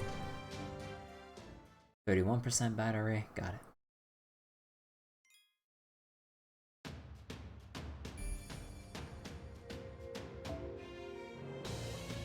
Well, wait. You'll be defeated if guest servant Mash is vanquished. Oh no, dude. Do I have to keep Mash in the front for this? Oh no.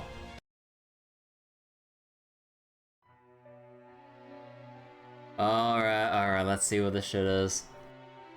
Pepe laugh. Ah. A curse upon you. A curse upon the Fang clan. One day a beast will appear among you. A great black dog with humanoid appearance and exceptional strength. The gimmick is dumb, but not for the reason I'd think. Oh no, alright, I gotta see those. Don't be shy. Take it. Consider it your reward for banishing the king of the Moors. This beast will grow in accordance with the law of the jungle. The weak are meat for the strong to eat. Survival of the fittest in the truest sense. This horrific fairy, the foulest of foul creatures, will live by eating those they love.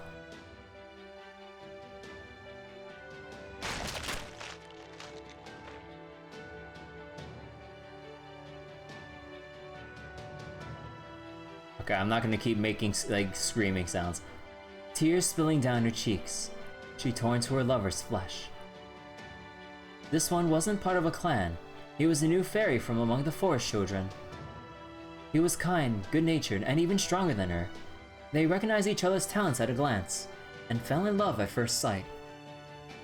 She truly loved him from the bottom of her heart, so she was sure this time would be different.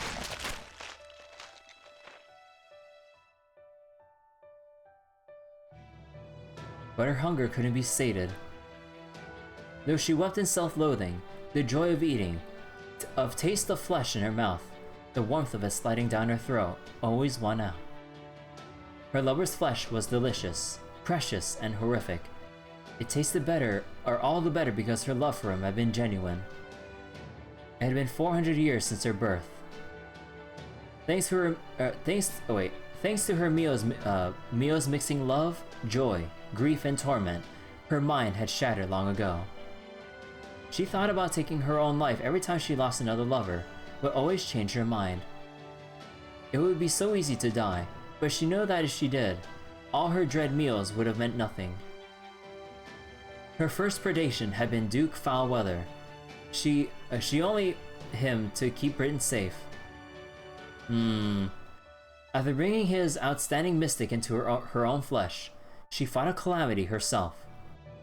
She was naturally driven to love those who were strong so she could make their abilities part of herself. That was what survival of the fittest meant to her. Having lived her whole life consuming those she loved, she could no longer die merely because she wanted to. No idea why they're censoring words like that. Honestly, I don't get it either. We already knew she said what she did to him before. Yeah. Born naturally strong and raised as the clan's daughter, she knew she had a duty to fulfill the responsibilities she had stolen.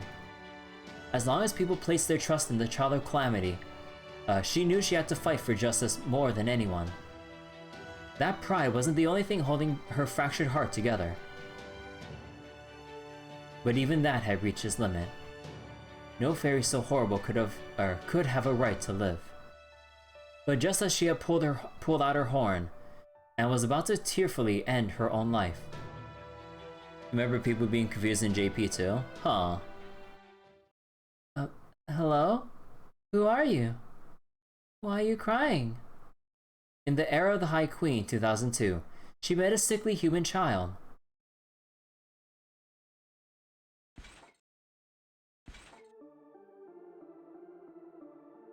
Manchester. I must hurry to Manchester. I must get the fairies there, to Chaldea. I must give Adonis at least a little more time. That day, it had been 17 years since she first met the human child. The time she spent with him was the happiest in her life. It was the first time she had ever experienced true peace and fulfillment. Though hesitant about this new love that violated her rule of only loving the strong, she also found joy in it. The human was obviously weak. She would never be tempted to eat him.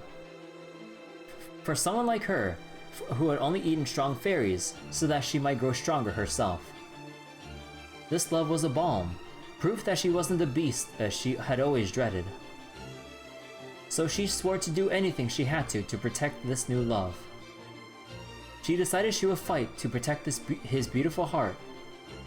Humans and fairies coexisting peacefully, living as equals. Even if such a thing may still be difficult for all of Britain, she thought she could at least make it happen in her own territory. The fairies of Manchester agreed, and were thrilled about the idea of migrating to proper human history. It's over for Britain. Camelot is already overrun with Moors. I know the cities will follow soon. before that happens to Manchester, I need to gather up my residents and bring them to the shore where Chaldea waits. Even if I can't go with them myself, I can at least make sure they survive. She exits the woods, finally reaching Manchester. But there...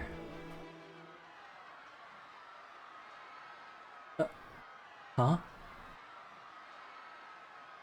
She sees the fairies of Manchester laughing as their human neighbors.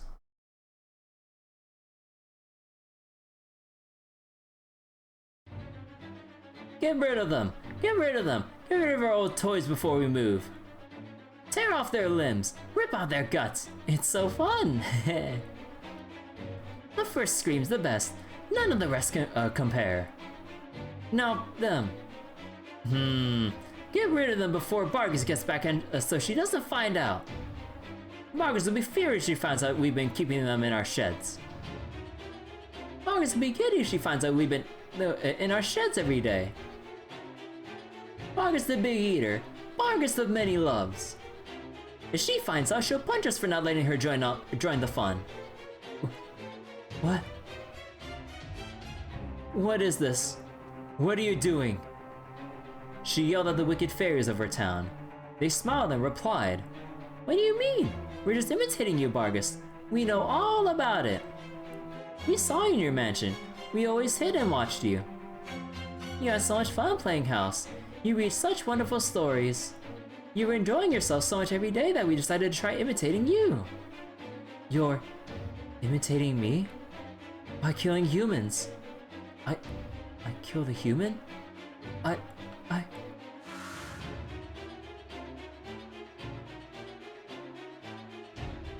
Oh. You treated him so kindly. You cared for him so tenderly. And then you ate him. You ate him right in your manner. It was so much fun to watch. We decided to try it ourselves. And it was fun. Way more fun than just watching. There's nothing more fun than humans.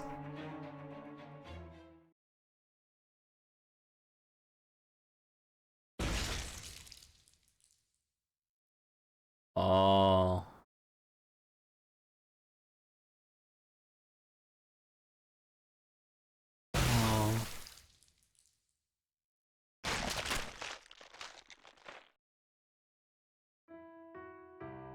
I've had this dream so many times. I'm crying. I'm crying while eating the remains of what used to be my lover. Having another good cry? Why don't you come over here? You don't have to stop crying, just tell me what happened today.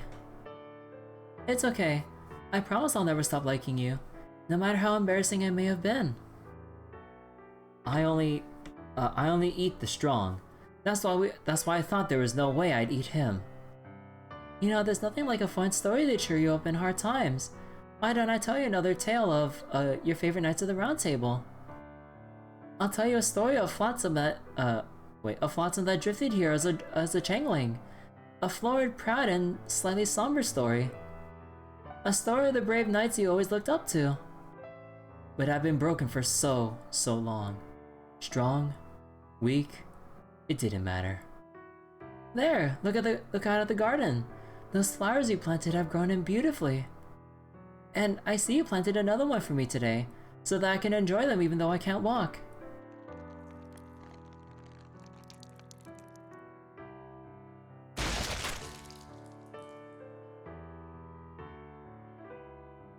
All I am is a horrible beast. A monster who only wants to eat those she loves. Rip Adonis, man. Going to end your life to atone for your sins? I know how you feel, but let's just take it easy. You're the most truly noble of fairies. You ending your own life would be a tragic loss. So let's make a deal, Bargus. It's still a little too soon for you to take on the curse. Who's talking right now? Oberon? I'll seal this memory away for you, so you'll go on believing he's alive. Oh.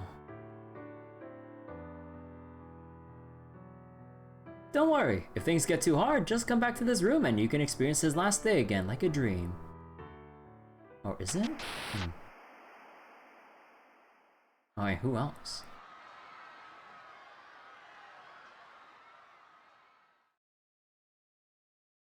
Yeah. Now come on, let's go! Let's go to the outside world, where there's more humans to eat!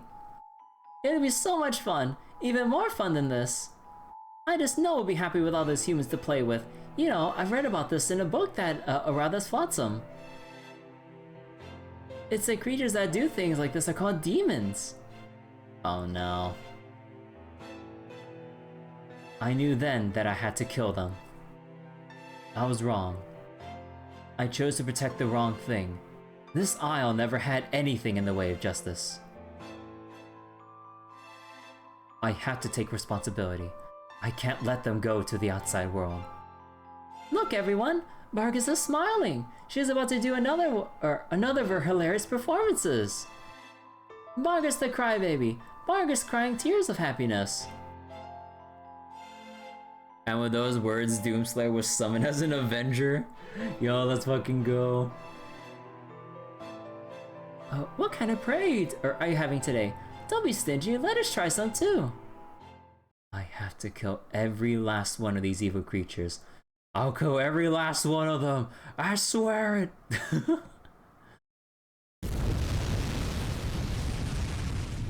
Every last one of them, huh?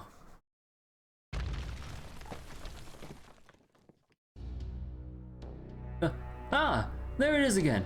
It's all over. Not even the Vault Castle can keep us safe. No, we're just done for. We're dead if we stay here. Let's make a break for it before that thing chooses up like it did the city walls. What about Lord Spriggan? Shouldn't we take him with us? Who cares about him? He chose a hole up in the vault. He's not a lord anymore as far as I'm concerned. Come on, I'm gonna open the door. Once we're out, head straight for the harbor. As long as we can make it to the sea, we at least won't have to worry about being burned alive. About that. Oh, to a crisp. To ashes.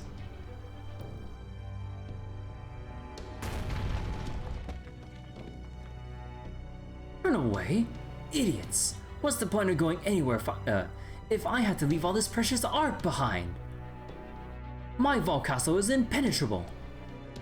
I've spent 100 years reinforcing the bell tower, making it the strongest tower of pure iron in Britain.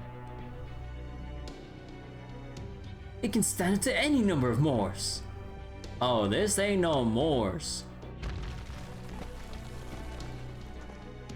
Now cut that out! Don't you know how dangerous that is?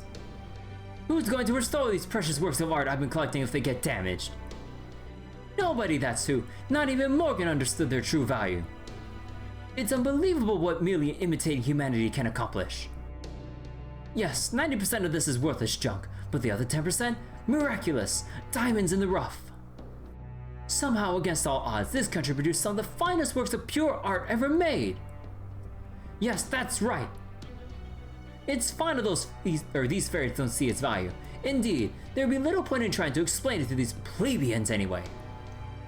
Britain's art is mine. It's the only reason I've stayed alive all these years. Let him cook? Oh yeah, he'll cook alright. My soul has been enthralled to this world from the moment I first wandered into it. Collecting this treasure has been my, how do you pronounce that again? It is mine. It can only be mine. Mine! I'd sooner see Britain burn than give up this priceless vault. Damn it! Will you cut that out already? What in the world is going on out? Oh my. Oh. Well, that's a hell of a thing. Don't I look the fool for saying I'd rather see Britain destroyed? Huh, I can't believe I not only misjudged my clientele, but also my chance to quit while I was ahead.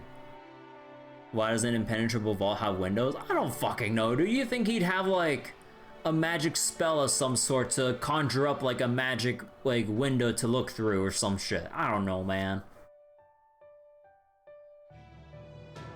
True. I did want a foolish puppet I could manipulate as I pleased, but even that only goes so far. There's nothing so difficult to control as a runaway Philistine, I don't know. I should have known better than to look down on them. That aside, I thought Morgan or Calde would be the ones to destroy Britain. I never could have imagined it'd be one woman's idiot idea. All things begin with the smallest of foundations. However they may eventually flourish. A foundation so small, even the tiniest of insects gnawing at it can bring it all crashing down.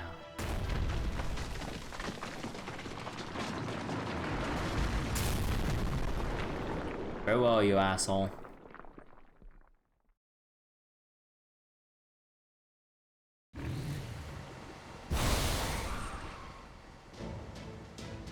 Damn, he doesn't even get an F.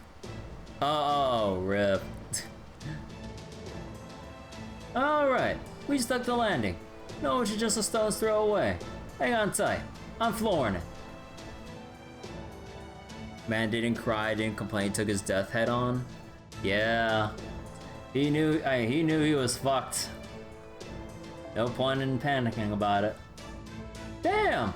It's over 1,000 degrees out there. Just like it was in Manchester. And there's a ton of black dogs out there too. Before we get there, Kirby, let me just remind you what Holmes said. From what we know of your past battles with Bargus, and what we saw of her in Manchester, it's safe to assume she can absorb the life force out of any human with low magical energy resistance who gets too close to her. So this time you need to stay behind in the shadow border and summon your servants remotely. Bargus' magical energy consumption has a 1 kilometer radius. So this would be the greatest distance you've ever summoned from. According to Nemo Professor calculations, you can only summon 1 shadow servant, 2 if you really push your limits. Oh no. Oh no. So we only have Mash and up to 2 other servants? But wait. Does the distance also mean I can't use my Mystic Code because I'll be too far? Do I have to be... Oh no. I gotta say, are they gonna fuck me over? While we're on the subject, Numa Nurse also said to tell you that you'll seriously regret if you try to summon 2. Got it, then I'm going with 2. Thank you, Master. Yeah, that's about what I thought you'd say. Don't worry, I'll take the heat from Nurse right there with you. Whoop! There goes the high-density magic energy signal we've been expecting.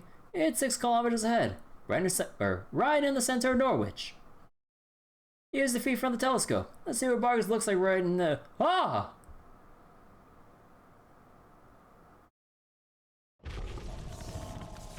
Oh my God.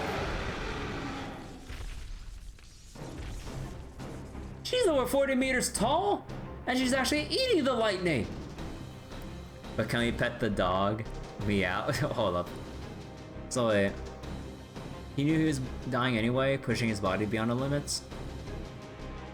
Part of why he did what he did, he did have good intentions for a Lostbelt. He wanted to make it so art could thrive. He wanted to try and leave the world in a state where it could be creative. She was keeping things stagnant.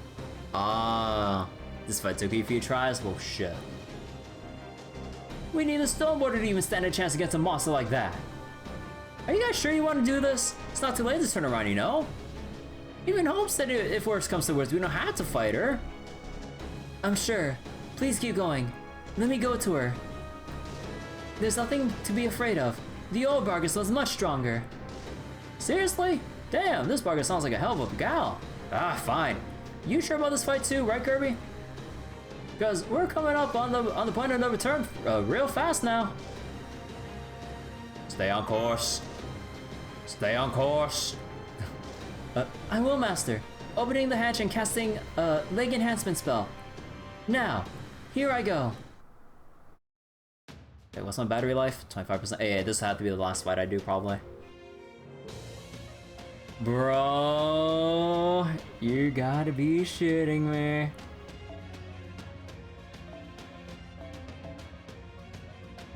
Okay. In this chapter, the only one-dimensional, non-generic character was Aurora. Simple to a fault, huh? Okay.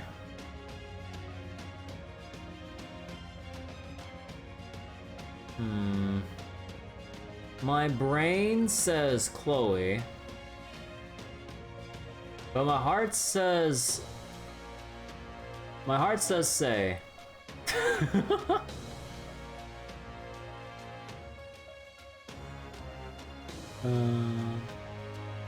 Even though like the bonuses don't fucking apply. You vote match solo? Ah shit. Huh. Huh.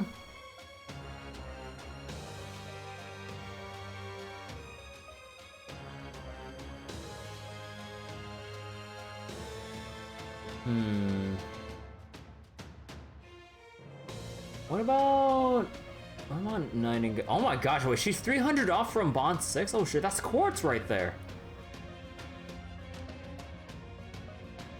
Remove one buff, remove a debuff, heal, buff, remove resist, NP up,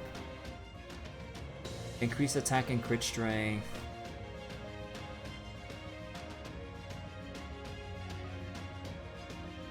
Heavy damage, decrease defense, remove attack buffs. I mean... I'm not sure. Part of this kind of sucks because I don't have her stuff skilled up right now.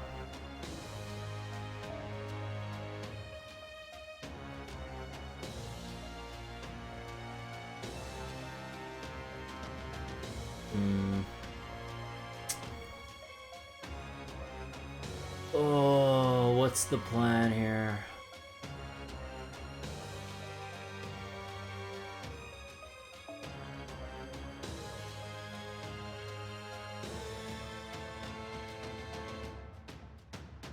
Remove defense buffs.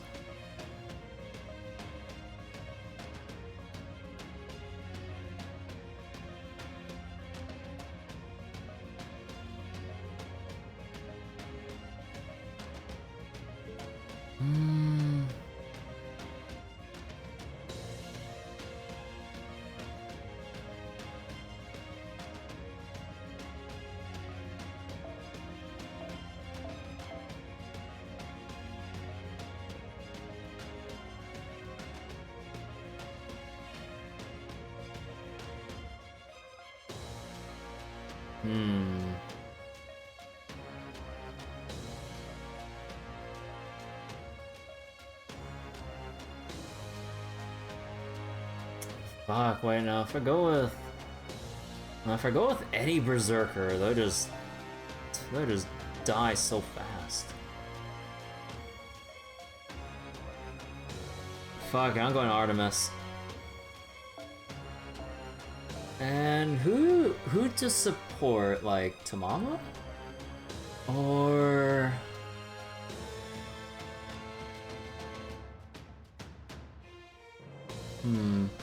I mean, actually, we can actually just use Cast Territory. Holy shit! I thought she'd be restricted because story reasons. Actually, yeah, you know what? We'll just do this. Okay, so oh, hold on, that's my night mode going off. Hold on. Let me take that off real quick. We don't want this stream looking orange. There we go. Well, the MP gain and attack would be nice and all, but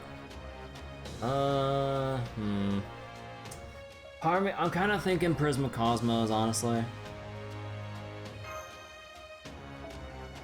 As for Artemis,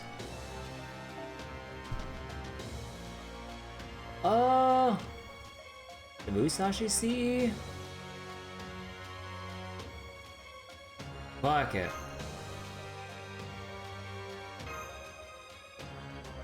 We're gonna be extremely lacking in like crits or whatever though. Nah, you know what? No, I'm gonna go fragment. I want the crit stars.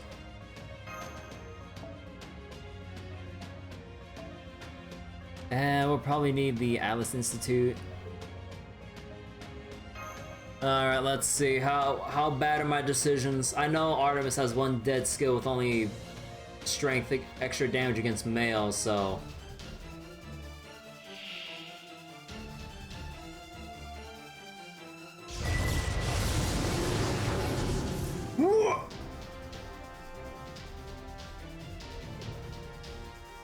What?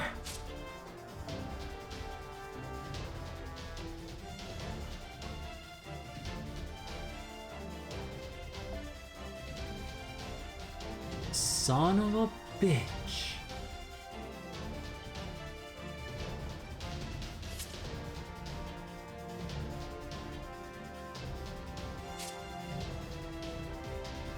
Increase attack and MP charge for when one enemy is well, fuck. 倒れません。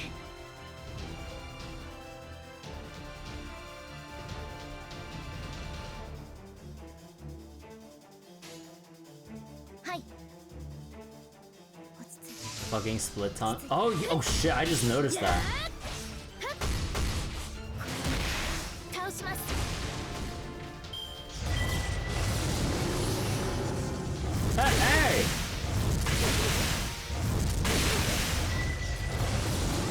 What the fuck? やっぱり。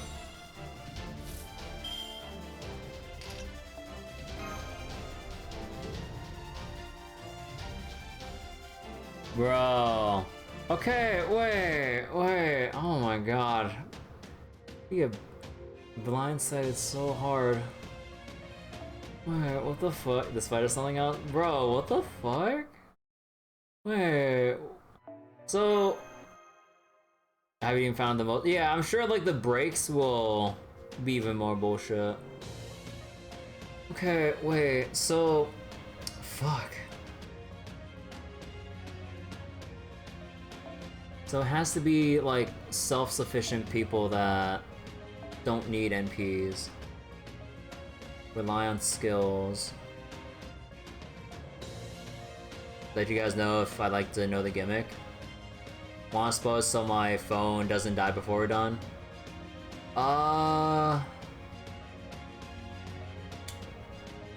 What's my battery life? Oh, 22%.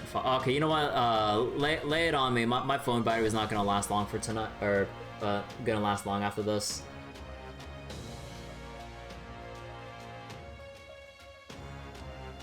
Oh, the battle ends when Mash is the last one left. Oh, what the fuck? Bro. Bro, oh my god, I would have been like restarting so fucking hard.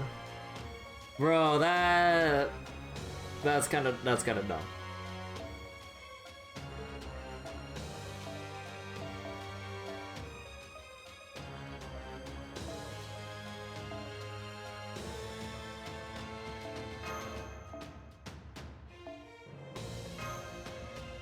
Scripted losses?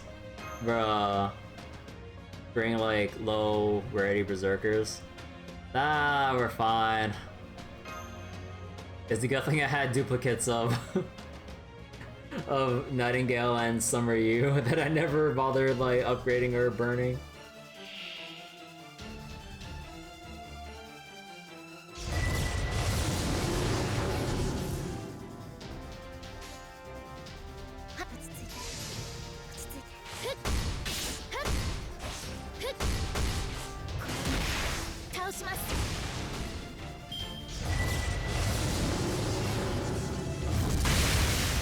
One HP!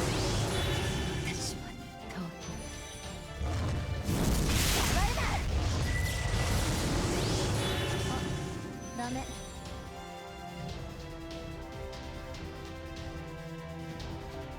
Zero. Literally zero. Okay. Bro, that's, oh my god, dude, that's so dumb that they force you through a scripted boss like that.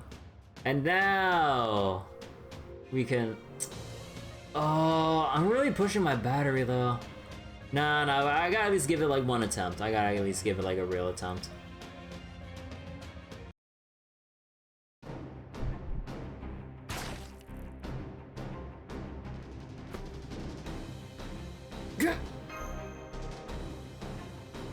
Oh, come on, Kirby, pull it together. I knew you were pushing yourself too hard. I've been following along on the monitor, and there's just no way you can beat her. She's consuming enough magical energy to kill a mage easy. I'm gonna contact Mash and get her out of there. She doesn't stand a chance by herself. Huh, am I seeing things or is their shield glowing? Huh, are those new spirit origin signals? Here, I'll throw the data onto the monitor. Recognize them, Kirby? I know them anywhere. Huh, why are you getting up like... How many stim apples did you just take? You're still going to do this? Nurse said only 2 servants was your limit. So wait, next one's a real battle. From's new take on Sif is pretty fucked up.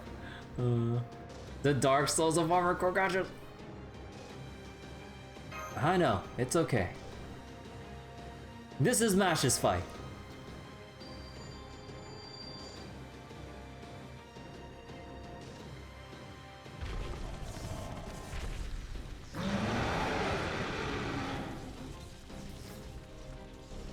Now Mash becomes a master.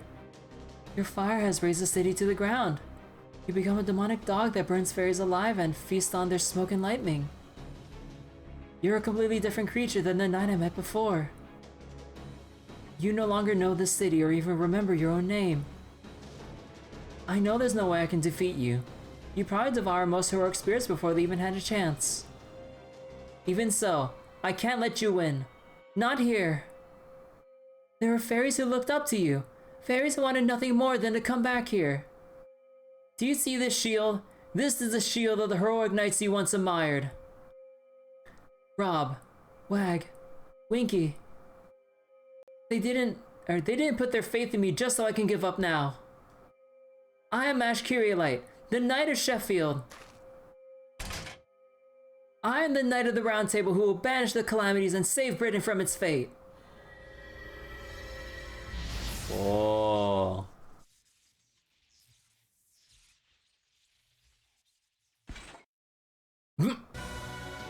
Well said, young maiden.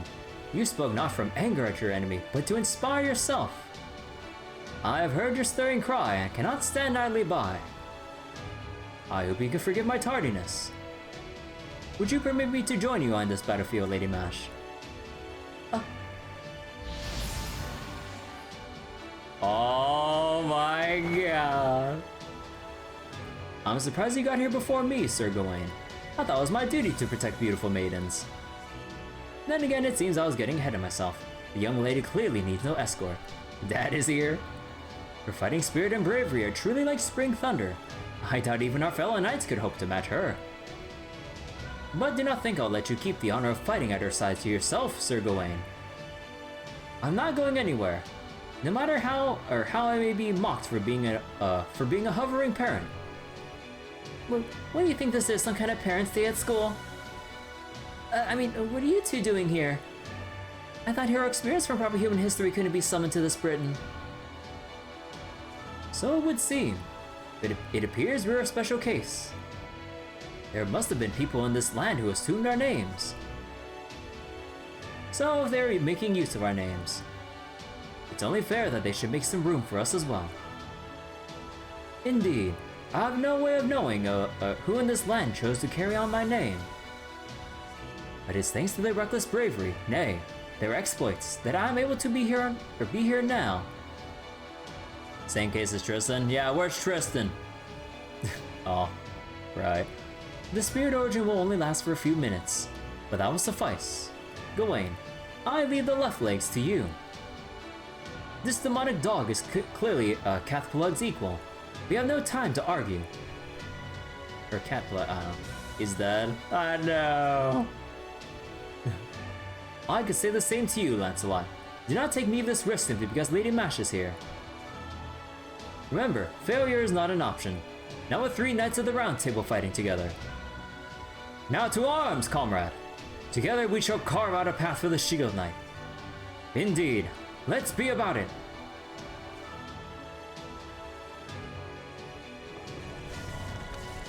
Thank you, you two. With your help, I should be able to defeat her. No, to save her. Her name is Bargist. She's a loyal knight who has always done her best to protect this Britain. She used their strength to protect the weak, and prayed for a world where they can live in peace. Black Calamity, leader of the fairy-eating beasts. As one entrusted with the name of a knight from the Round Table, I will see that you go no further.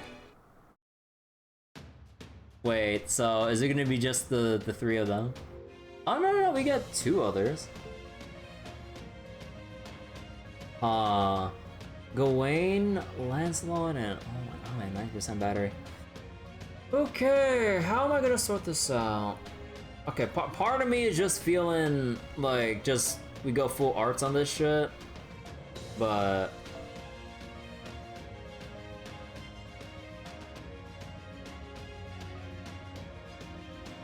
they're basically saying pick arts or buster. Scotty in shambles yet again.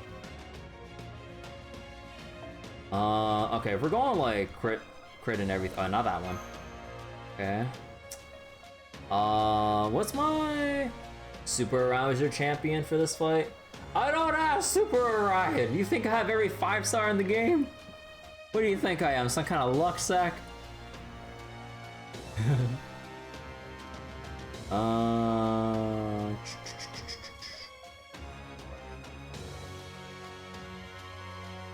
Fuck it. When in doubt, Chloe.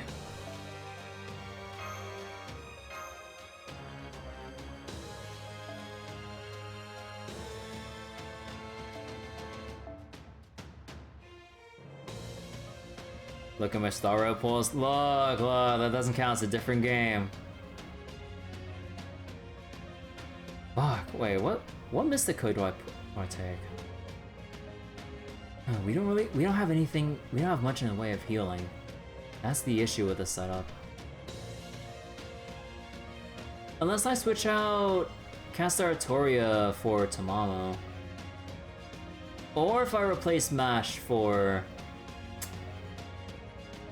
Or if I switch out like...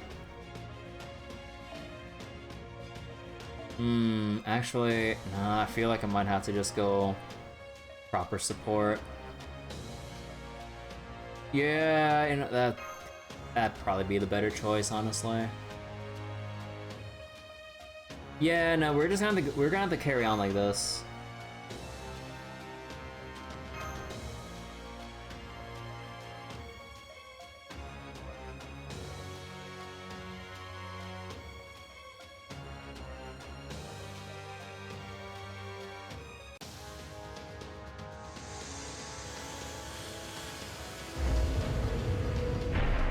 Calamity of the Beast.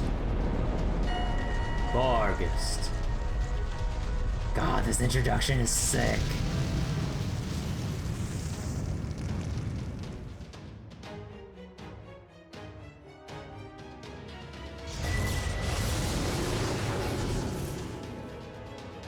You know... Actually... Did MASH have a thing for bringing her out in front to remove this shit?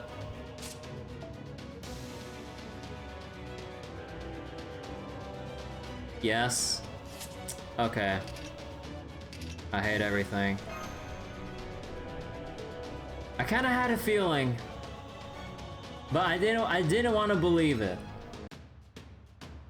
Oh, there goes my stamp, or there goes my AP. Yeah, I kind of had a feeling that would be coming, but oh well. So wait, okay, I'll ask this. Does she have to stay on the front? Or can I switch her out once we start? Or does she have to be on it the whole time?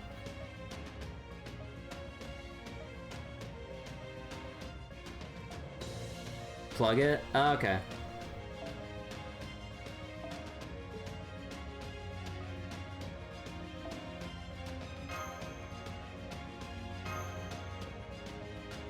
Oh my god, I was so hoping that we didn't need to keep mashing the front in the back of my mind. I was like, please give me a break here. Nah, I mean I get it for story reasons, but it kind of sucks.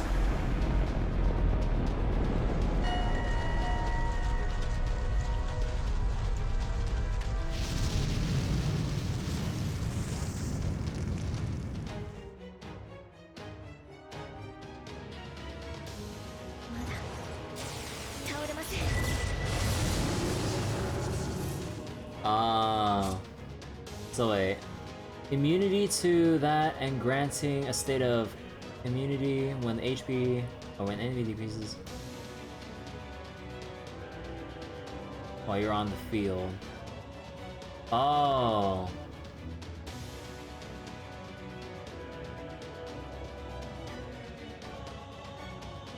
Oh. Well. Okay, we'll see how this goes once we switch her. Well, take this and go back.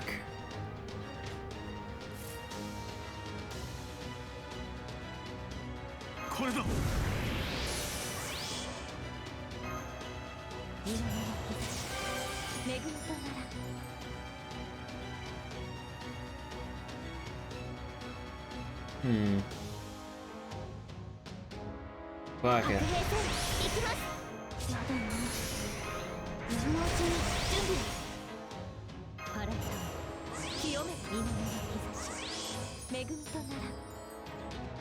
Oh wait, is the crit stars on? Oh right, the crit stars was on this part. Man, that's gonna feel so bad, but I need crit stars like right here, right now. Yeah, oh, this is gonna feel so bad.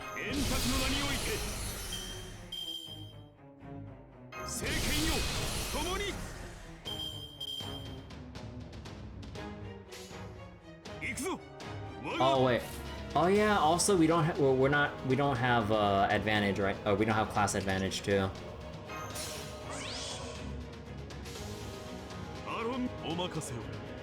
Right. We don't have class advantage, so. I mean, MP5 though, right? Oh shit. Okay, yeah. Woo! That MP charge! Holy shit! Oh shit, that MP charge! What? What?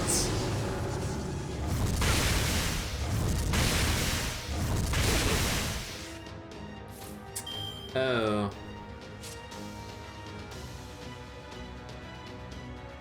Ew.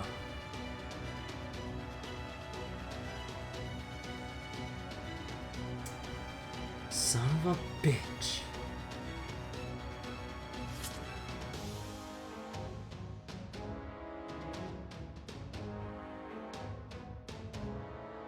Alright, you wanna tough it out? We'll fucking tough it out.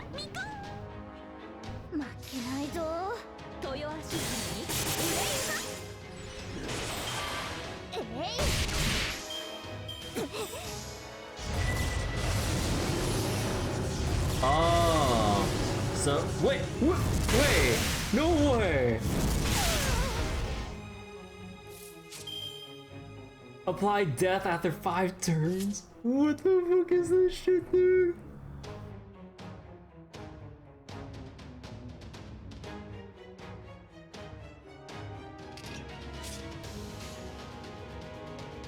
It's removable? Oh yeah, I know it's, yeah, that's nice at least, but what the fuck? Okay, you know what, we're gonna have to do this order here. I can tough this shit out. I'm gonna restart. I think I'm a dirty safe, so you got another thing coming.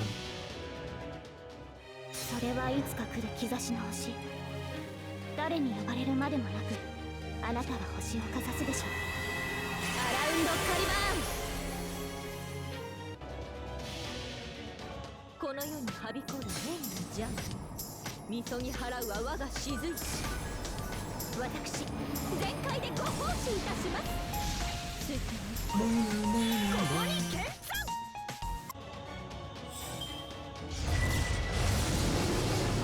Oh, come on! Why the stun?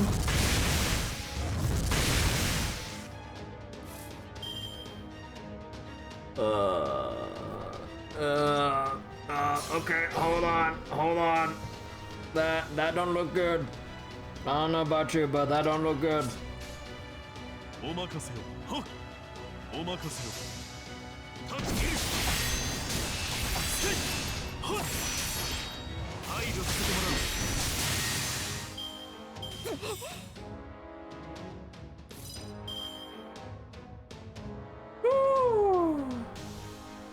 Oh boy, okay. Okay, let's see. So, we definitely have to...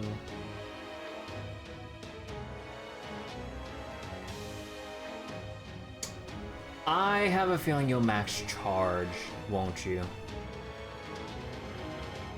You're gonna max charge, aren't you? So, okay. I mean, I still gotta just full commit anyways. And also extra MP strength too. This is where I wish we can add more like actual like skills on other servants instead of like lumping together a whole bunch of like different features on one thing when you want to just use one instead of the other for later.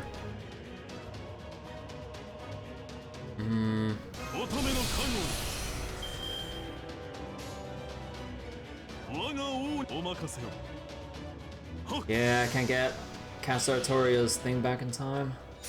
No!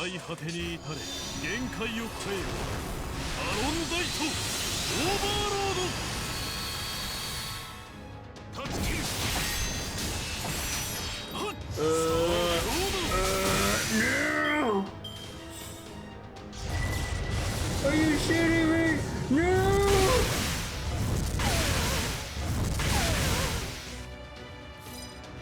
Oh, alright.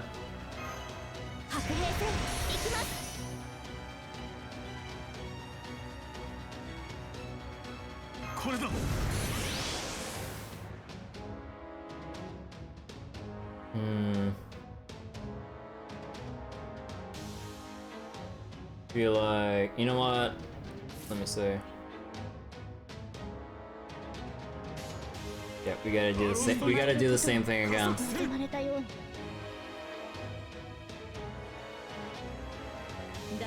Yeah, we gotta do the same thing again. We need a double stack, and this will obviously be massive overkill, but.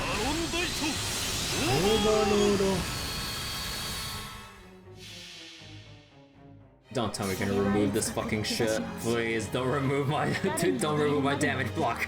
Nah, that'd be way too fucking mean of a design, right? No way. They remove and then NP, right? Right?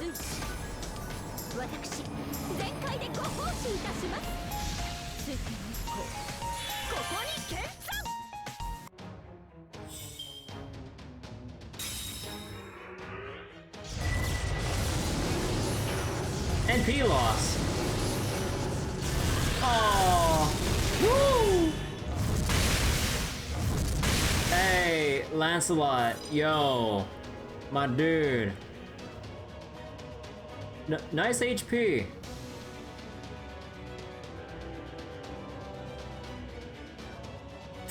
Well, shit. Oh.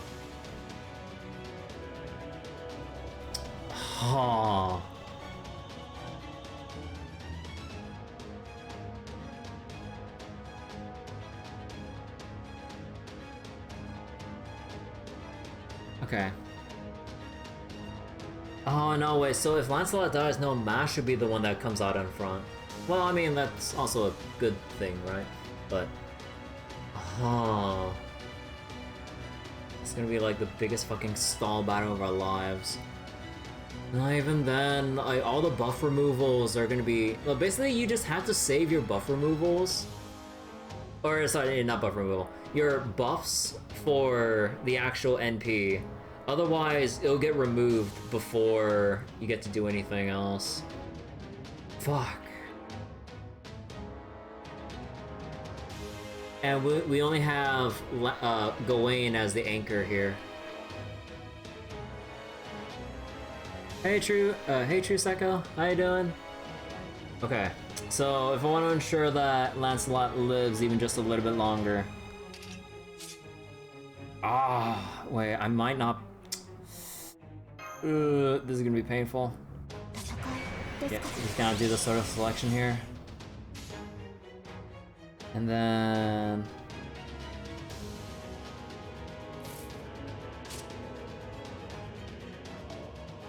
what's my battery life? 13% battery.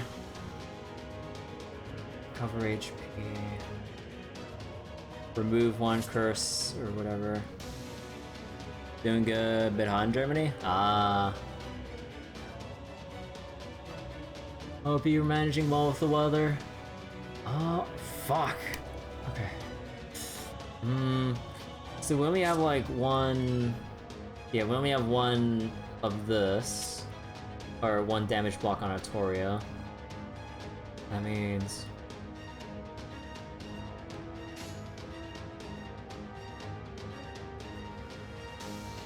and we're already maxed out on health because our health has been reduced. Either way, it doesn't really matter which one I pick first. I need to pray for... I need to pray for crits.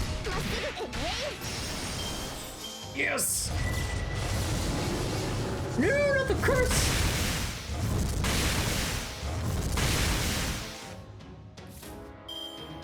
Oh boy, okay, what to do?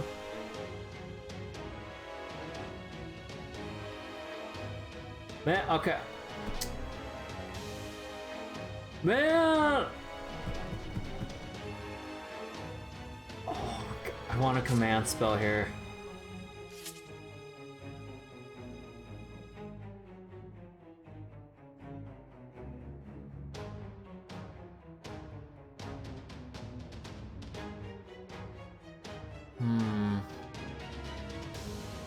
Because wait, Lancelot's... okay, hold on. Lancelot's charge is only 25%, right? Let me check.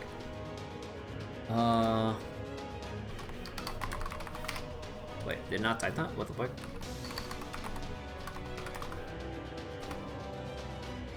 Lancelot... yeah, no, 30%. 30... fuck, no, I'm off by a little bit.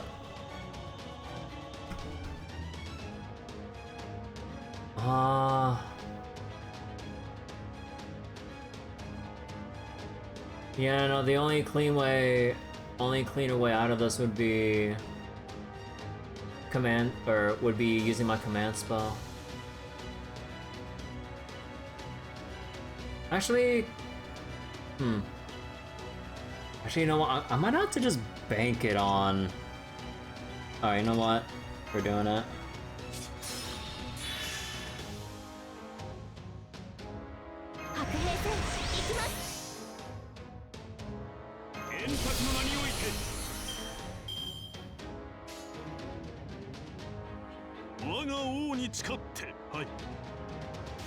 Yeah, I'm just gonna have to all in on this. Like, if there's only one Lancelot card, I would have used Artoria's NP, but I want to all in on this.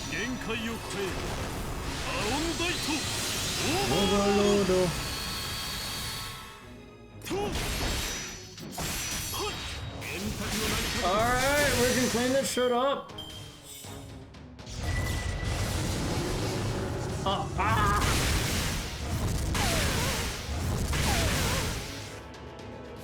Don't worry, we can still clean it up. Right?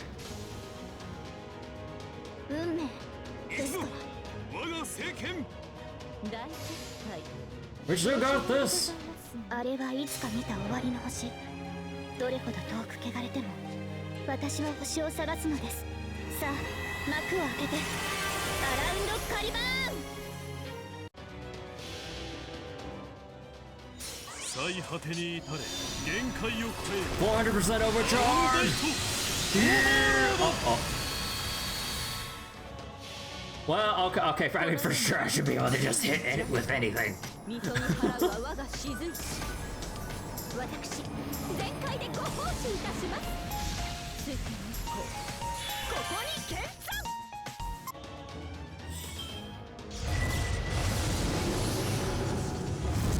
1 HP! He's one!